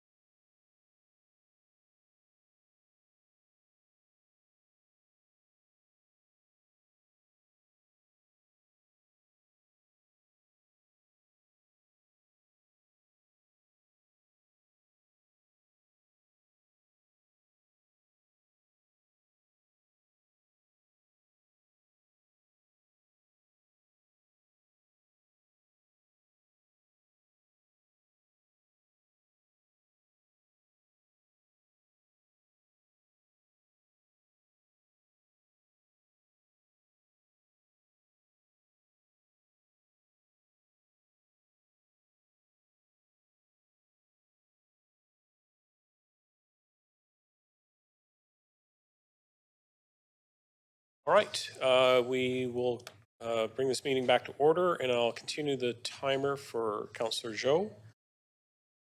Here you go. Thank you, Chair. So we understand the question as pertains to Section B of the original motion, which calls for an amendment to the procedure bylaw. That is not in fact calling for a reconsideration. So that was council previously amended the bylaw. They can amend it again. Council could theoretically amend the bylaw every single meeting if you wanted to. So from our perspective, there's no procedural issue with B.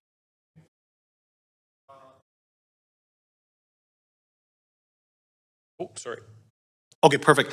Okay, thanks, City Manager, and thanks, City Clerk, for the answer. So with that, I'm gonna support this amendment because really, for example, the living wage thing, we all know, there are some unintended consequences. After that incident happened, I received some racism comments against me personally. So I just want people aware of our decision here has some serious consequence on everyone in this chamber. So it is not fair for me to receive these racism comments just because of one councillor released that information. So, and also, our objective is to create a very safe environment. So for us, we can make decision, unjudgmental decision here in this chamber. So for the best benefit for the residents of the city of Vancouver. So if we break that principle and we're gonna, I think the city of Vancouver, the residents will be the ones suffering at the end. So from that perspective, this is the most important, deep in my heart, regarding creating that safety environment, so we can make a judgment decision to the city. Yeah, so with that, I'm gonna support this amendment, and yeah, I'll leave it over there. Thanks. Thank you, Councillor Fry. Yeah, and first I just want to acknowledge, I'm sorry to hear Lenny or Councillor Zhou got racist comments. It's a horrible thing. I think many of us have been on the receiving end of lousy comments, and it's nothing really to do with in camera. I think it's just the nature of being a public figure and a politician and making decisions that people don't like. But nonetheless, I'm sorry to hear about that. On the issue of Article B, I just want to point out that this is substantially different in that it's no longer asking questions of a speaker by right, which is how it used to be. Again, this is framed to be at the discretion of the chair. The chairs being either Councillor Klassen, Joe, Meisner, or Bly. So they would have absolute control as to whether or not we get to ask them if we can ask a question. So I just want to frame that this is a substantially different thing. On the mayor's comments, this isn't really tinkering. This is clarity. And I'll point to the reasons for in-camera meetings are set out in section 165.2 of the Vancouver Charter. And many of them are very temporal in nature, and many of them involve real estate deals. And the reason we can release these in-camera decisions after they are deemed no longer sensitive is often because the timeliness is no longer relevant or the real estate deal has been made. So if we, as a council, in camera, are making a decision to sell off public assets, for instance, or something of that nature, yes, we don't want that information to be public before we make that deal because it would create a speculative situation for other people trying to make the same real estate deal. But after we've decided to sell off some public asset or whatever the case may be, and it's deemed no longer sensitive because it's now public knowledge, then of course we should be accountable for those decisions. The substance of the discussion is protected. It's not a minute meeting. That is clear in all of the material I've provided here. So we're protected to have a safe space for the discussion. But if we decide tomorrow to sell off Queen Elizabeth Park and that deal goes down and then we're releasing it to the public, well, the public has a right to know who voted for that or not. And that's a ridiculous example. Obviously, nobody's selling off Queen Elizabeth Park, but it's the first thing that jumped in my head when I said it. So I'm not, no rumors, folks. Not, we just tweeted it out. Sorry, thanks, Chair.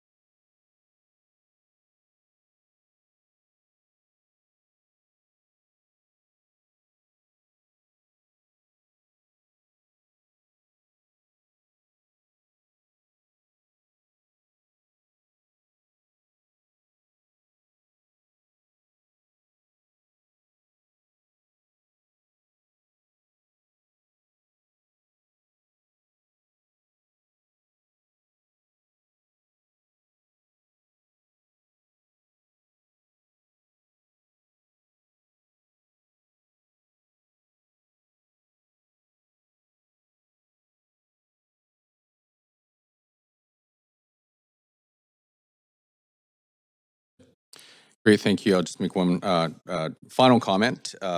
So painting an illustrative example, let's say Councillor Fry, for whatever reason, decided to sell Queen Elizabeth Park. I know he wouldn't, but this is obviously hypothetical. And the meetings, as Councillor Fry mentioned, aren't minuted. The only context we would have is the votes. And we would have absolutely no context as to the conversations that happened that may have led to, hypothetically speaking, Councillor Fry actually voting to sell Queen Elizabeth Park because maybe there was a huge, $1 trillion unfunded liability because of a big oil spill or something, or oil, whatever, making something completely ridiculous up. And if the councillors of the day had to think, well, there's going to be no context, all that's going to be shown is my vote, may think differently. And so in the example you gave me, that's another reason why these in-camera meetings should stay in camera. Thanks. Councillor Boyle. Yeah, look, I don't want to fuel these rumors. But I do think actually it's an argument for accountability and adding context if we need to. But if the concern is we don't want accountability for who voted how on these significant decisions because of a lack of context, then we should add that context rather than shadowing the decision. Ultimately, I think we should be held accountable to our decisions and to figuring out how we ensure the public understands them, rather than decreasing that understanding and transparency. I'll leave it there. Thank you, Councillor Fry. And just to add further clarity to this, when we release the information, we release the decision and a report. And so the staff bring these reports to us for in-camera consideration. That's how it works. So we have a report that may be redacted to some extent, but I can't just bring forward an in-camera conversation. What is protected, though, is our banter and our conversation. The report will be released if it's deemed no longer sensitive. And my suggestion is that we also release the votes if this is considered no longer sensitive. But to be clear, the banter is protected. Thanks very much. Okay, so that concludes the speakers on this one. So clerk, can we go to the voting panel on the amendment?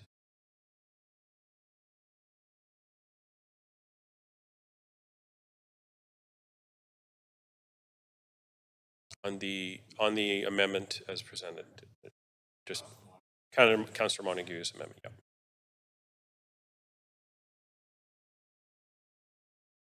Councillor Bly. Yeah.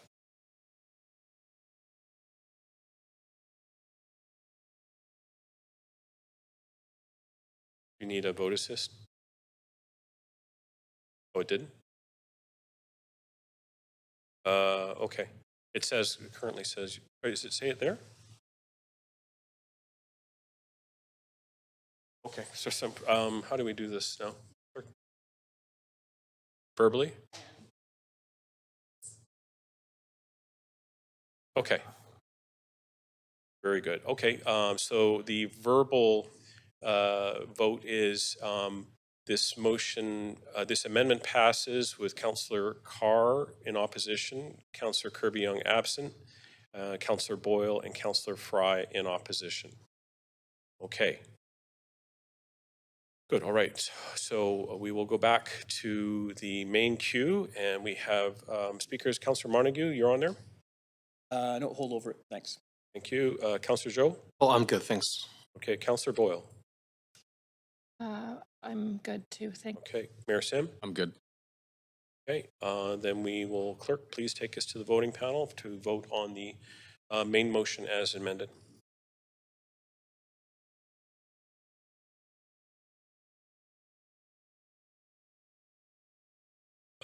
Councillor Carr, there you go, okay. Okay. All right, so that passes with Councillor Carr and Councillor Fry in opposition. Okay, here we go.